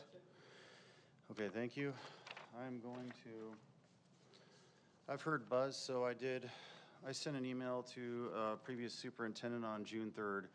It's just because people are talking about this, and I'm like, I just want to see what our district policies are. So this is my request to Jody, our previous superintendent. This is a request for our current district policies regarding book reconsideration, book removal from our media, library, classrooms. Just a general, just to get it on the record. Number one, book reconsideration and book removal from our media or library, TVUSD libraries, when a parent or community member considers the materials to be obscene, pornographic, vulgar. And then I put in parentheses, hard copy or online. What process does our district use to curate material books at TVUSD to ensure that our students are not exposed to vulgarity, obscenity, pornography, and adult erotica materials? What process does our district use to accept in-kind materials, books, and TVUSD to ensure that our students are not exposed to vulgarity, obscenity, pornography, and adult erotica? Please email me back these policies 1 through 3 ASAP. Jody responds a day later and says, you know, there's ed codes associated with one of them. Do you want that? And I said, yes. So I didn't receive anything else, and I emailed her, I think it was June 12th, no response. So I just wanted to know what I just wanted to know what our policies were. Order? Thank you. So here's what I did. Let's say we discuss necessary and sufficient conditions and tease out a definition of pornography, vulgarity, erotica, obscenity. We can be here all day doing this, but what I want to make clear is, I'll just go back to, and you know, this was meant to be, you know, whatever. Some people take it as a comical point. I don't. Supreme Court Justice Potter Stewart delivered what has become the most well-known line related to the detection of hardcore pornography, the infamous "I know it when I see it" statement. So here's a litmus test. And again, this isn't an action item. I want to know what the parents of TVUSD think. I want to know what the parents, the teachers, district admin. I did a little search in our own libraries. I'm just going to read you from. If there are minors in this audience, I highly suggest you leave. And if there are minors online, I highly suggest you leave. I'm going to read this line by line. When I hear critical thinking, evaluating evidence, subjective, every child in the district has different experience, let me tell you something about a traumatizing image that gets put into a child's mind. If it's not age appropriate and that enters the child's mind, it's not coming out. They have to assimilate. What does that mean when I hear this or see this? I'm not pointing the finger at any teacher in the district. Keep in mind, we're not talking about curriculum. I'm talking about a couple books in our libraries. I want to know why they're there. Okay? Let me read. Push. Push is a book in Chaparral High School. I went online today. I went to, and this is just my litmus test for everybody to consider, destiny.tvusd.k12.california.us. You can see all the libraries in our district. So I go into Chaparral. Here we go with push. I'm going to read it to you. Page 18. Ready? Get ready. Daddy, put his pee-pee smelling thing in my mouth, my pussy, but never hold me. Page 19. Then she said, thank you, Miss Clarice Precious Jones, for fucking my husband, you nasty little slut. I feel like I'm going to die. Can't breathe from where I have a baby start to hurt. Fat cunt bucket slut, the N-word, bitch, pig. He done quit me. He done left me 'cause of you. When you tell them motherfuckers at the damn hospital I should kill you, she's screaming at me. Let me tell you something. If we don't know what pornography is and we know it when we see it, what do you think is going on when daddy is talking about, or when somebody's talking about a child where daddy's putting his pee-pee in their mouth? This is extremely evil. If you can't see it for what it is, I don't know what else to tell you. This needs to get out of our library. This is just one. Let me bring you another one. That was Chaparral High School. Here's the other one, The Bluest Eyes. The Bluest Eyes, this is in Temecula Valley High School. He could have been, this is by Toni Morrison. He could have been an active homosexual. And again, this isn't against the homosexual community. I'm going to get to the point in this book. This is on page 166. He could have been an active homosexual but lacked the courage. Bestiality did not occur to him, and sodomy was quite out of the question. For he did not experience sustained erections and could not endure the thought of somebody else's. And besides, the one thing that disgusted him more than entering and caressing a woman was caressing and being caressed by a man. In any case, his cravings, although intense, never relished physical contact. He abhorred flesh on flesh. Body odor, breath odor overwhelmed him. The sight of dried matter in the corner of his eye, decayed, missing teeth, earwax, black beds, moles, blisters, skin crusts, and all the natural, and I'll get to it. He goes on to say, his attentions therefore gradually settled on those humans whose bodies were least offensive, children. And since he was too difficult to confront homosexuality, and since little boys were insulting, scary, and stubborn, his further limited his interest to little girls. They were usually manageable and frequently seductive. His sexuality was anything but lewd. His patronage of little girls smacked of innocence and was associated in his mind with cleanliness.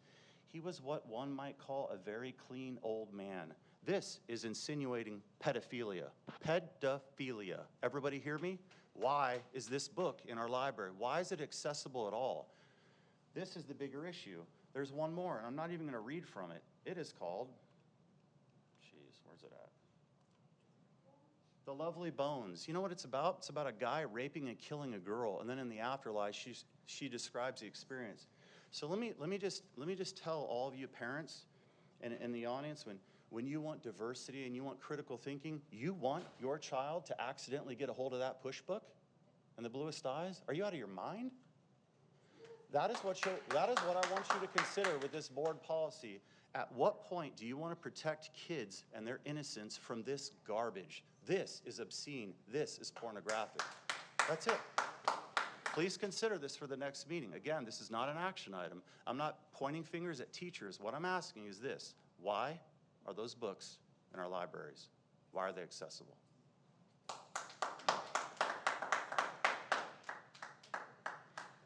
So if I could just add one more item to our conversation. If we do add language to our policy, we are held to that language. And so if you're aware of a recent school district in Utah, they banned the Bible because they had to ban the Bible from their library because of language that they added to their policy. So I would just caution that whatever we decide to do with our policy, we really need to take into consideration everything. And I hear what you're saying, that is very offensive to you. That's not offensive to you? Well, I'm not really going to get into like my personal feelings because I know there's like a bigger picture around those books and the points to what was being said there.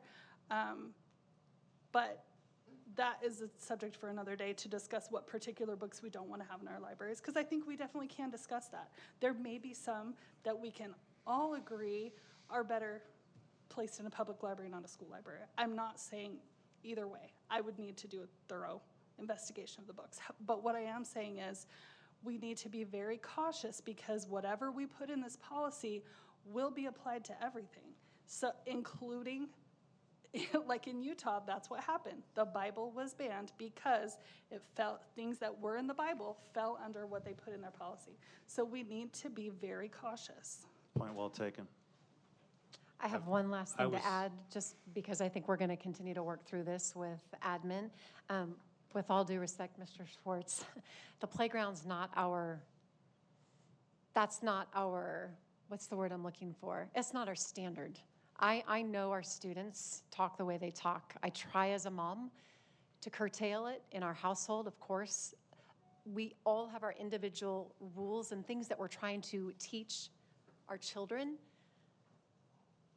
But the playground is not our standard. We have to have high morality and standards and principles that we stand behind, that we can recognize without looking at the world around us going, well, everything's a problem, so here at school, we're gonna let it go.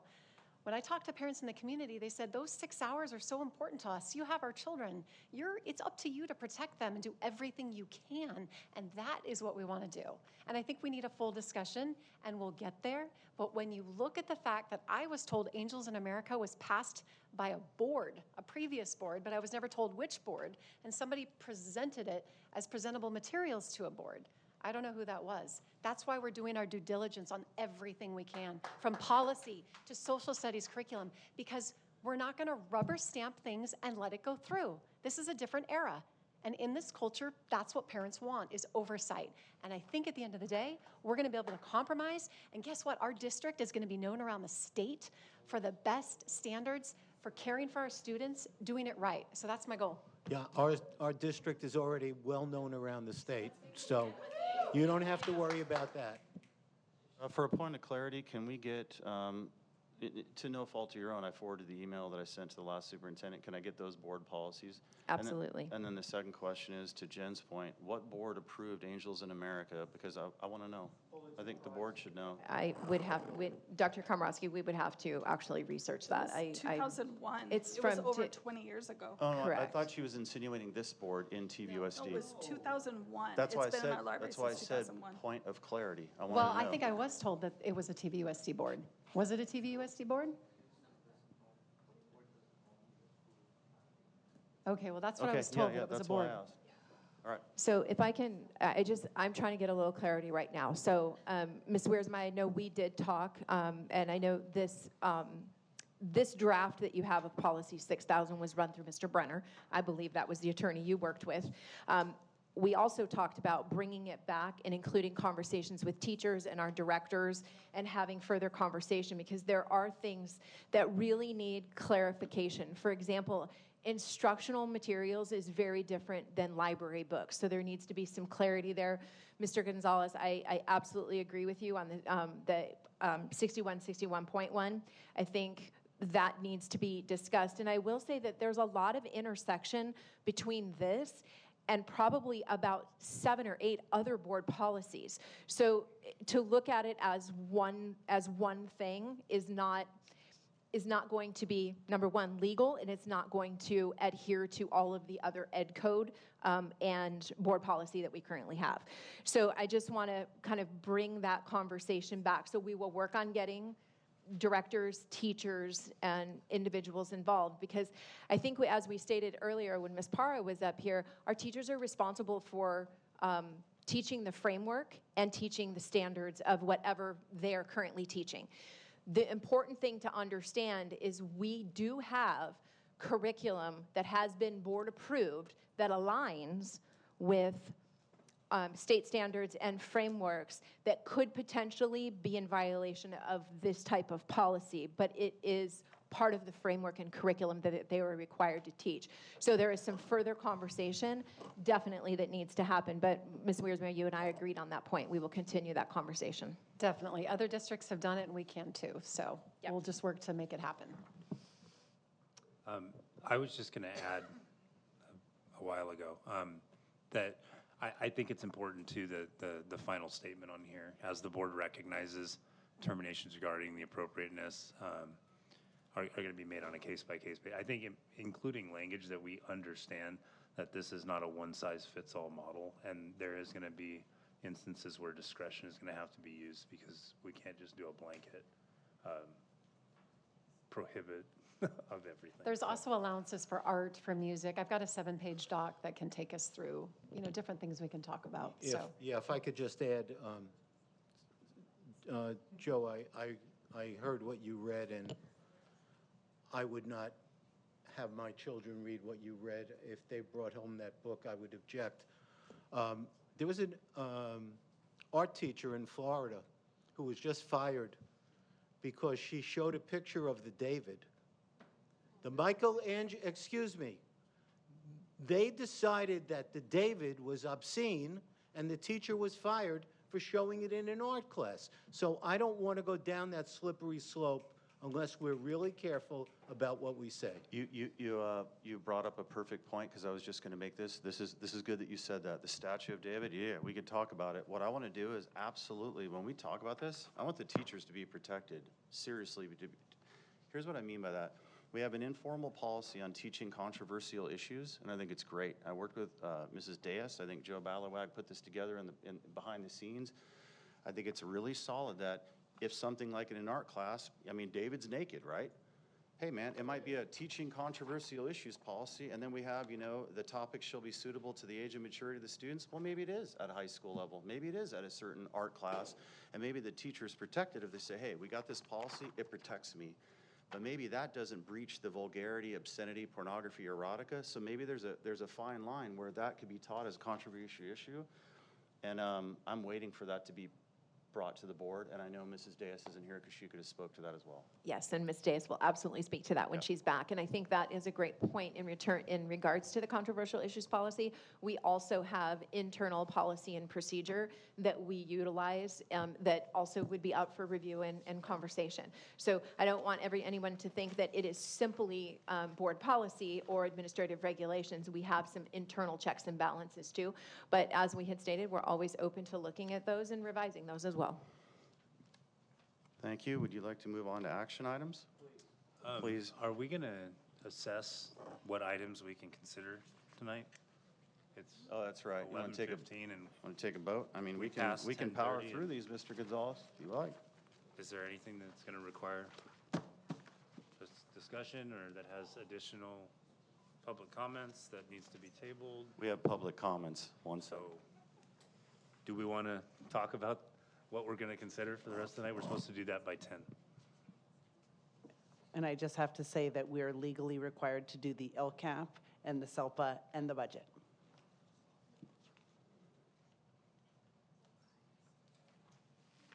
Okay, well, how about this for a question? Do I have consent from the board to move on because it's past 10 o'clock? And you're right, Mr. Gonzalez.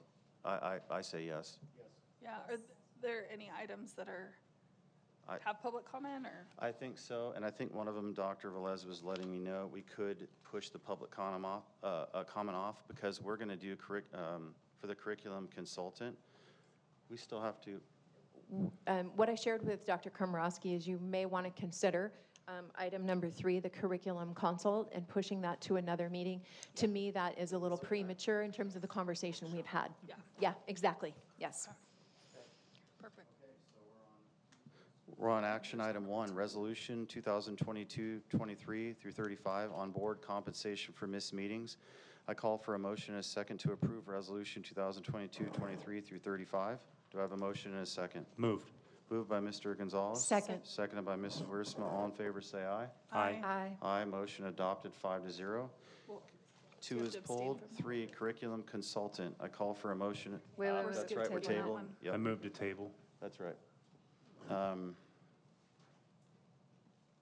Correct me if I'm wrong, we've already tabled this previously? Yeah, that's right. Okay, so for adoption of the Temecula Valley Unified School District SELPA Annual Service Plan and Annual Budget Plan for 2023-24 school year, I call for a motion and a second to approve. Moved. Moved by Mr. Schwartz. Second. Seconded by Mrs. Wiersma. All in favor, say aye. Aye. Aye, motion adopted 5-0. 5, new administrative job description, assistant principal, TK through 8. Was this the one for Summit, by the way? Yes, and Dr. Komorowski, if I could just suggest an amendment to that motion. The actual job description reads 205 days, and it's supposed to be 209 days. So if you could just read it out as such. But yes, this is a AP for Summit. We've already approved and budgeted for the position, and so it's in line with our middle school salary schedule, but it should be 209 days. Okay, point well taken. I Thank call you. for I call for a motion to amend the new administrative job description, assistant principal, TK through 8. That will have corrected 209 days. Do I have a motion and a second? Yes, moved. Moved by Mr. Schwartz. Second. Second by Mr. Gonzalez. All in favor, say aye. Aye. Aye, 5-0. Thank you, Mr. Arce, for that point of clarity. Thank you. 6, resolution number 2022-23-34, education protection account and the receipt and use of funds for fiscal years 2022 through 23 and 2023 through 24. I call for a motion and a second. Moved. Moved by Mr. Schwartz. Seconded by Mrs. Wiersma. All in favor, say aye. Could I? Yeah. I'm sorry. Yeah, no, that's If good. Ms. Lash wouldn't mind just It's going No a little problem. fast. 30 seconds, I'm I'll sure be- she I'll be can quick. just explain. In 2012, the voters approved Proposition 30, and part of the passing of Prop 30 was that school districts that received these funds have to disclose annually how we're spending them. We spend every dollar on teacher salaries, and you'll see that every year in June. Thank you. Thank you, Ms. Lash. We had a motion and a second. All in favor, say aye. Aye. Aye. Aye. Motion adopted 5-0. Number 7. Oh, there we go. Notice of Yeah, I loved it. Notice of public hearing for Resolution 2022 through 23 through 36 for Temecula Valley Unified School District's intent to request use of grant funding for new construction projects in the Chaparral attendance area. I call for a motion as second on this. Moved. Moved by Mr. Schwartz. Second. Second by Mrs. Barclay. All in favor, say aye. Aye. Aye. Aye. Motion adopted 5-0. 8, public hearing for resolution number 2022 through 23 through 36 for Temecula Valley Unified School District's intent to request use of grant funding for new construction projects in the Chaparral attendance area. I call for a motion as second on that. Moved. Moved by Mr. Schwartz, second by Mrs. Wiersma. All in favor, say aye. Aye. Aye. Aye. Motion adopted 5-0. Here we go. I'm going to conduct the public hearing. Action item 8. This is the time and place designed for the public hearing to review and consider to approve the intent to request use of grant funding for new construction projects in the Chaparral High School attendance area. I declare the hearing now open at 11:21. Thank you, Mr. Schwartz. Do we have any staff to do a discussion on this? Okay. Yep. And then, is there any public comment? Nope. If there's no more comments, I will declare the public hearing closed. Public hearing end time, 11:21. Great. Quick one. And 9, resolution number 2022 through 23 through 36, resolution of the Governing Board of Temecula Valley Unified School District, intention to request use of grant funding for new construction projects within the Chaparral High School attendance area. Do I have a motion and a second for this? Moved. Moved by Mr. Schwartz. Second. Seconded by Mr. Gonzalez. All in favor, say aye. Aye. Aye. Motion adopted 5-0. 10, adoption of the am I missing something? Go. 10, adoption of the 2023-24 Local Control and Accountability Plan, LCAP, and presentation of the California Dashboard Local Indicators. Do I have a motion and a second for this? Moved. Moved by Mr. Schwartz, seconded by Mr. Gonzalez. All in favor, say aye. Aye. Aye. Motion adopted 5-0. 11, adoption of the 2022-23 Local Control and Accountability Plan, LCAP Federal Addendum. I have a motion and a second for this. Moved. Moved by Mr. Schwartz. Second. Seconded simultaneously. I'll just take Mrs. Wiersma. Motion, all in favor say aye. Aye. Aye. Aye. Motion adopted 5-0. We have a public comment for the adoption of the 2023-24 budget. I call up Edgar Diaz. Mr. Diaz.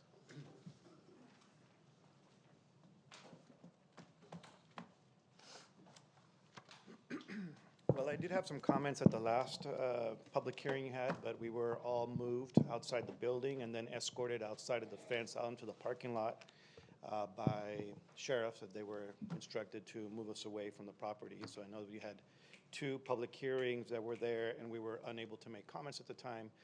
So unfortunately, I can't bring up any comments that would describe discussion moving forward with the budget, because obviously you don't have that time. You're going to be making that discussion now. So I'd actually like to make sure that you are using your oversight responsibilities in a way that is enables the public to make discussion whenever public comments are available. With that, I also would like to say I'm appreciative of the collaborative spirit you guys have had here today to come up to some decisions on the social studies curriculum and how that's going to move forward. Wish that would have been done earlier. Also wish that the communication and those goals and precedents would have been set in an ability to be able to discuss those, not only with teachers. Sorry, you've been in here for a long time without any water or food, since we're not allowed to bring in water bottles.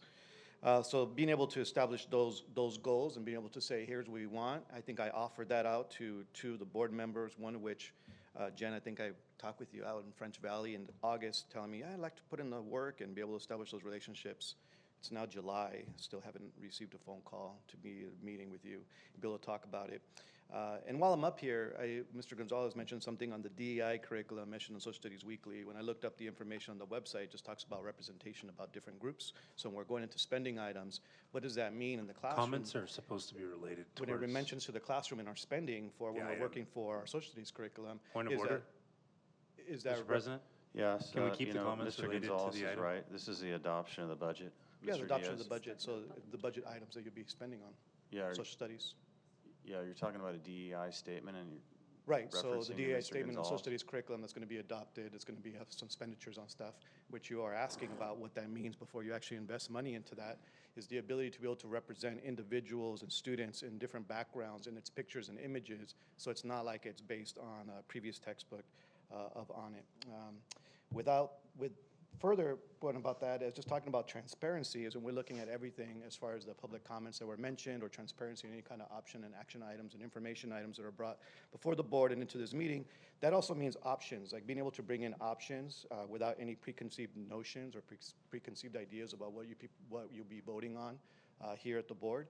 And for those discussions and options to be available for discussion without having to bring in one option and then moving forward with that. And just the last part, which was my main part of my last one, is that in this budget, there is no compensation for employees in CSCA or TVA. Thank you. Thank you. All right, so we have, do I have a motion and a second to adopt the proposed 2023-24 budget? Moved. Moved by Mr. Gonzalez. Second. Seconded by Mr. Schwartz. All in favor, say aye. Aye. Aye, motion adopted 5-0.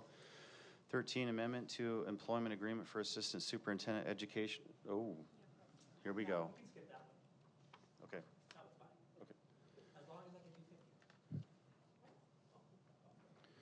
Okay. 13, amendment to employment agreement for Assistant Superintendent Educational Support Services between the Temecula Valley Unified School District and Dr. Kimberly Velez. I call for a motion and a second to approve the amendment to employment agreement for Assistant Superintendent Dr. Kimberly Velez. And before I take a motion and a second, is this where I have to read this out? Or, oh, that's the next one. Moved by Mr. Schwartz. Second. Seconded by Mrs. Wiersma. All in favor, say aye. Aye. Aye. Aye, motion adopted 5-0. I call for, approval of the contract for interim superintendent. I call for a motion and a second to approve the employment contract for Dr. Kimberly Velez as interim superintendent. This is action item 14. Moved. Moved by Mrs. Wiersma, seconded by Mr. Schwartz. All in favor, say aye. Aye. Aye, motion adopted 5-0, and yes. By law, I must read this out. Oral report regarding interim superintendent's contract. The Temecula Valley Unified School District offers to employ Dr. Kimberly Velez as interim superintendent upon the following terms. Dr. Velez shall receive an annual salary of $308,441 that shall be paid at a daily rate of $1,395.66 or $1,395.66 based upon the 219 days of annual service. Dr. Velez shall earn 1 day per month of leave of absence for illness or injury with full pay. Dr. Velez may accrue and accumulate sick pay as allowed by the Education Code. Dr. Velez shall be entitled to 24 working days of annual vacation with pay in attendance to holidays as defined in Section 37220 of the Education Code. Dr. Velez shall be entitled to accrue vacation up to a maximum of 36 days of vacation, at which point accrual shall be deemed capped. Accrued but unused vacation shall be paid out upon conclusion of employment, and up to 10 days of accrued and unused vacation may be cashed out at the end of each school year. Dr. Velez shall receive mileage reimbursement for automobile expenses according to the district policy and IRS regulations, and shall be directly reimbursed for travel expenses outside of Riverside County. The district shall reimburse Dr. Velez for all actual and necessary expenses incurred by her within the scope of her employment in accordance with the applicable district policy. The district shall pay Dr. Velez's annual membership in the Association of California School Administrators and one other organization of Dr. Velez's choice, as well as any other organization approved by the board. Dr. Velez shall receive all employment benefits granted to the district's cabinet's employees, as well as payment for premiums of life insurance policy with the limits of $500,000. If the district elects to terminate the employment of Dr. Velez as interim superintendent without cause upon 30 days' notice, Dr. Velez shall have the right to return to her prior position of Assistant Superintendent of Education Support Services. Okay?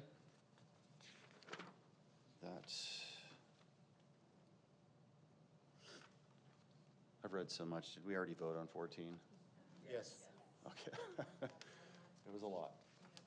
Okay, good. So on item 15, legal services agreement with France Law Group for purposes of social media litigation, and I have Mr. Pena. Will Pena. All right. This is not, I'll be the first one to say it, this is not a school issue, it's a parental issue. Honestly.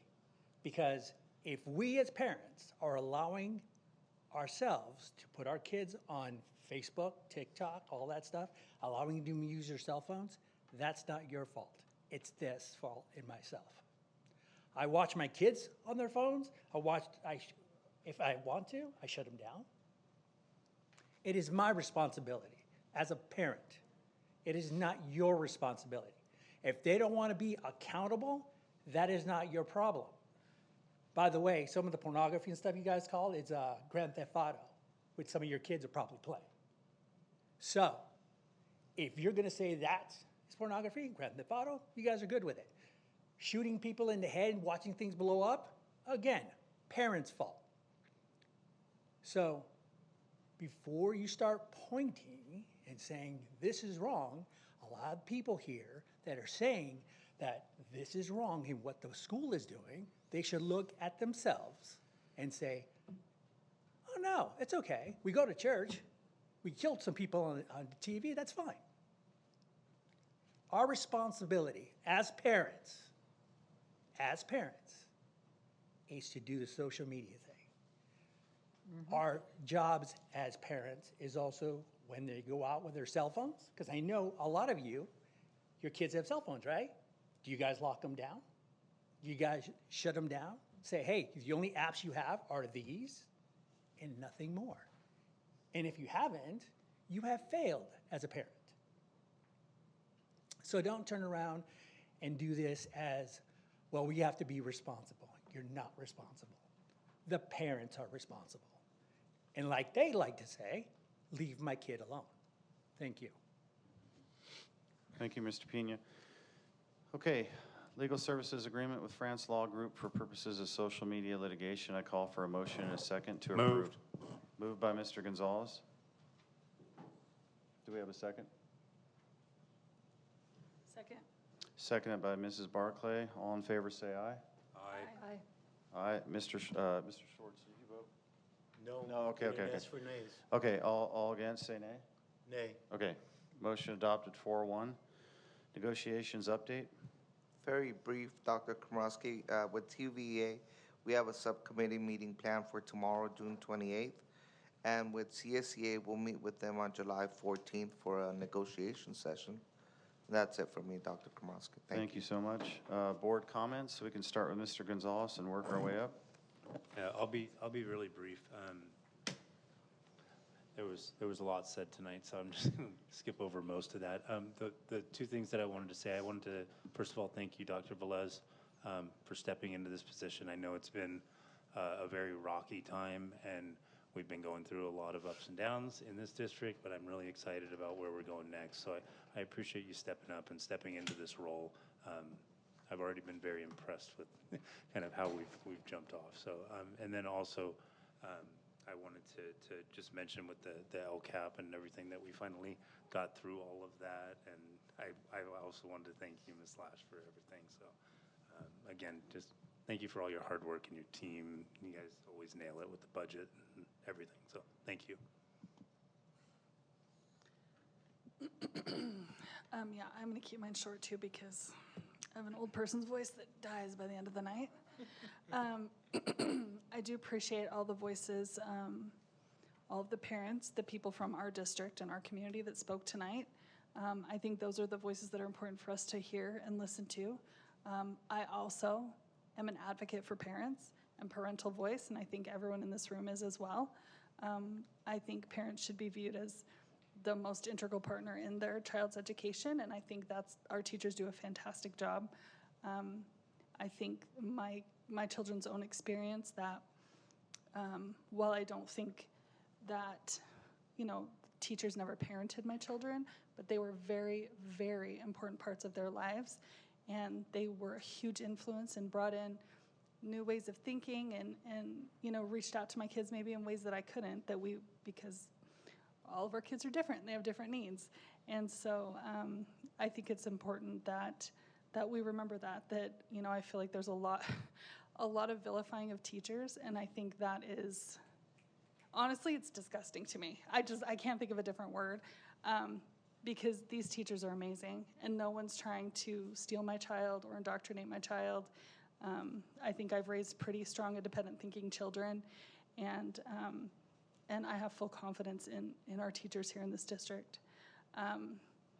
I really appreciate the subcommittee that we were able to have and the work that those teachers put in, and all the teachers that came. I know it was summer break, and so I really appreciate they were willing to take some extra time with us to go through that, and I'm hopeful that we can come to a compromise. You know, I mean, always my objective is to find good solutions, to deal in transparency, to be fiscally sound, and to work together. I've tried since day one, since before the election was finalized. I've tried to do that. It's been difficult, but I will continue to move forward with that and trying to work together to solve whatever issues come forward. And I just finally want to just say congratulations to Dr. Velez on her contract tonight, and a huge thank you to all of our cabinet. I know this is a really challenging time, and all of your work has been multiplied by quite a bit. And I hope you guys will get some time off this summer. It's well-deserved, and we really appreciate all your work, so thanks. It's unfortunate that the people who accuse me of stuff are not here. They never stay. They always leave. With respect to Dr. Komrosky and that post that people have mentioned, I did send him a letter. That quote that was attributed to me and said that I said it about Joe was copied and pasted from a quote I said about our former president, Trump. And I apologize to Joe for any hurt he might have felt. Unfortunately, the two people who accused me of lying when I responded to them and told them that are not here. Real quickly, I really have a problem with people coming here with fake names. If you want to come here and speak, you should be someone from here. We don't need people from Satakoy. We don't need people from San Diego. We don't even need people from Fallbrook or Murrieta. Everyone who comes here to speak should be a resident and have some stake in our community. With respect to our teachers, I spend a lot of time visiting schools, and the one thing I hear from our students is how great our teachers are. And I believe it in my heart from speaking with you, from watching you in classrooms, and from being with you. We have phenomenal staff. We have great CSEA workers. We have great administrators. Our cabinet is beyond reproach. Our staff, everyone, all of you folks, is Joe still here? And Jess, all of you people do phenomenal work, and I appreciate it. I do have to share something with you, which is very distressing, and I'm sorry, but I don't like being called a neo-Nazi Jew on Facebook. And this comes from a group. This is the lady who said it. Her name is Sonia Perez. She ran for city council. She is on that group, TVUSD Parents and Teachers.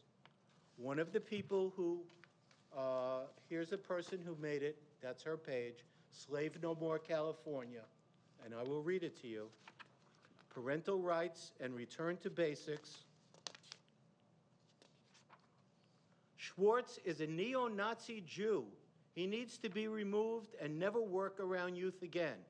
Once you get rid of this ringleader, the rainbow flag flying teachers will begin to walk the line. Fire the activist teachers. Parents, get involved. Murrieta, get involved. Watch school board meetings and see the activists in action. Real mom of Summer County. Anyone know where Summer County is? He wouldn't have made it out of that meeting walking if I was still in California. I don't care about the threats, but I care about our kids in our district. I'm giving this to everybody so you can see it You can see who's involved. You can throw it away. You could read it, do whatever you want with it. I'm also giving a copy to Edgar. Edgar, you still here? I'm giving you a copy too, so you can see what's going on. Other than that, I thank all of you, everybody who had a comment to make, positive or negative. That's what we're here for. I'm back. I'm sorry I missed the meeting. Couldn't get on Zoom. Jose will tell you how long we tried. Lene will tell you how long we tried. I tried phoning. I tried everything, and it didn't work. But I'm back, and I am here for you guys. Thank you. Thank you, Mr. Schwartz. Ms. Wiersma?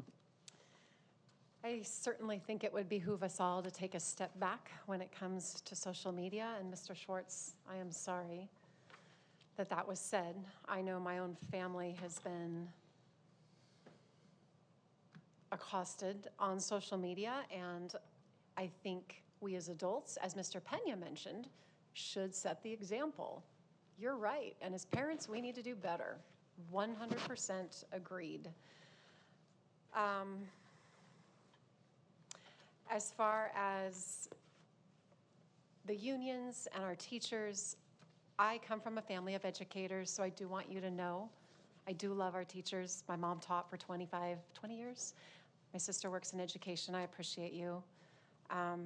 In terms of the union and specifically the leadership, the respect goes both ways, and I think we need to remember that. The misinformation and hysteria that hit our community was unacceptable on every level. So I think there's some blame that can go around, and I think under new leadership, I'm hopeful that we build those bridges. But again, it goes both ways. And there were scenarios that played out at the end of the school year that were unacceptable. As far as interviews that I do, I'll continue to do them. It doesn't mean when I do an interview that I'm going to agree with everything a reporter feels or a group might advocate for. I'm doing it because, first of all, I love Temecula and I love this school district and I'm fighting for the kids and I want to do what's right. But I can't advocate for every person at every time, and I will have discretion as I move forward. But you need to understand, I didn't send out a battle cry for the cavalry to come and be unruly tonight. I did not. But what you have to also know is that these are public meetings. So also anybody can come. I have visited other meetings in other districts, and that is true. And we should go being classy and being diplomatic and always representing our communities. So that's important to know. These are public meetings, and we've had people visit us from far and wide on all sides of the issue. So that's a moot point. The bottom line is that we are gatekeepers, first and foremost as parents, and I think we can all agree to that. And then as schools, we have that high standard that we have to uphold, and we need to collaborate to work together to create those. At the end of the day, I still stand, of course, for parents. I want to advocate for academic excellence for every student, not just certain groups. I want to strengthen the parent and school partnerships. We need to stand for truth and transparency in a new era. And I'm hoping that we have the new district leadership that sets the pace for loving, defending, protecting, educating every single child in a classroom that's neutral without all the divisive ideology and activism and all the things. It's academics, and that's what makes me excited. And that's what I seek to do. And next month, it will be about parents and patriots. We're gonna move forward, but know that we're excited for all of you, all stakeholders, and I know we're all tired, but I am hopeful that the future is bright and the leadership will get even better, and we are absolutely 100% committed to the students here in our district. So thank you for all who came and spoke tonight. Thank you for those of you who are still here. Thank you for those who are listening online. Good night. Thank you, Ms. Wiersma. First thing, I'd like to thank all the teachers, staff, admin, executive committee involved during this time. Thank you for your patience as we have these two subcommittees to work to come to a resolve on this curriculum. Thank you for your patience. Number two, I talked to Mr. Schwartz behind the scene. I'll be the first, and I told him I'd be the first to condemn what happened to him when somebody calls him a neo-Nazi Jew. That's just despicable. Name-calling is an ad hominem attack to threaten and malign somebody's character instead of dealing with the substance of any argument. I'm totally against that, and sorry I had to go through that. Mr. Schwartz, I appreciate your apology on the other item as well. Last, I know we're not going to be here for 4th of July, so what I'd like to do is just merge logic with patriotism. When I teach logic, I tell my students practically it's used to simplify things. Take something complicated and simplify it. So I'm just going to share. I get irked. It's just me. Maybe there's other veterans in the room that feel the same way. When people say Happy 4th or Happy Barbecue Day, I'm like, oh, it's Happy Independence Day. So I'd like to just briefly, what I consider the greatest argument in U.S. history, Declaration of Independence, July 4, 1776. I'll give you the premise. I'll give you a very simple argument that Thomas Jefferson formed, and it was this. Premise 1, tyrannical leaders deserve no loyalty. Premise 2, King George III is a tyrannical leader. Literally, the Declaration of it's getting late. Declaration of Independence gives at least 18 points to this that backs up premise 2 on why he thought King George III was a tyrannical leader. Conclusion, therefore King George deserves no loyalty. That is a sound argument. It's valid because if you assume the premises are true, the conclusion automatically is forced on you. And that is what the great patriots of the past rallied around to form a Declaration of Independence, so we would push away from a tyrannical ruler from England. And that's what I would like our youth to know instead of Happy 4th. Really want to know, like, why? What happened? And like I said, it's a merge with logic. I've just simplified the Declaration of Independence with 2 premises and a conclusion. So it's just something to consider. With that being said, I hope everybody has a nice Independence Day. And we'll see you at the next meeting. Now we are superintendent comments. Okay, well, there's always such pressure going last because I know everybody's extremely tired. So I first want to start off by thanking all of our teachers, Mr. Diaz, Ms. Wiersma, Ms. Barclay, for coming together with our directors and having a really good conversation about the elementary curriculum. I think there was a level of excitement that I had leaving that meeting, thinking we have found a little bit of a path forward in terms of collaboration and conversation, and I feel inspired by that, even just by our conversations tonight. So thanks to our board for that, and thanks to all of our teachers who committed the time to do that. Everyone would think that summer's a really quiet time, but there's a lot going on. Temecula Middle School has credit recovery going on, acceleration programs. We have extended year going on at Alamos Elementary and TMS. In fact, Mr. Evans and I went to Temecula Middle School the other day, and the ATP program, they were making pancakes, and I was lucky enough to kind of partake and enjoy that with our ATP. And I know, Mr. Gonzalez, you've seen our ATP program, and it's pretty incredible. If you want to go take a look over there, I'm happy to take you this summer. We also held camps at 7 of our elementary schools and served over 200 of our unduplicated elementary students and families with a variety of enrichment activities going on. We also served over 100 middle school students at our Boys and Girls Club camp this year, and it ends this Friday. I want to give a shout out to our deputies here tonight and Mr. Vickery for their work on creating a safe environment for all of us. So thank you all for that. Amen. And I also want to thank everyone who's made it this late. I see all these directors. They've a couple have filtered out here and there, but thanks to all of our directors for staying this late. I am thankful for you all, and I wish you all a happy Independence Day. Thank you, Dr. Velez. And where are we? Wow. Yep, there we go. Future agenda items. Staff will present information on the following agenda items for the next regular board meeting on July 18, 2023. Governance and planning calendar, safety and security. Announcement of the next meeting. The next regular open session meeting, business meeting of the Governing Board of Education is scheduled for July 18, 2023. And on a side note, Lene is going to get us the maybe 2 or 3 o'clock where we have a board workshop. That's right. Adjournment. This meeting is adjourned Tuesday, June 27, 2023 at 11:49 p.m. Thanks for hanging in there.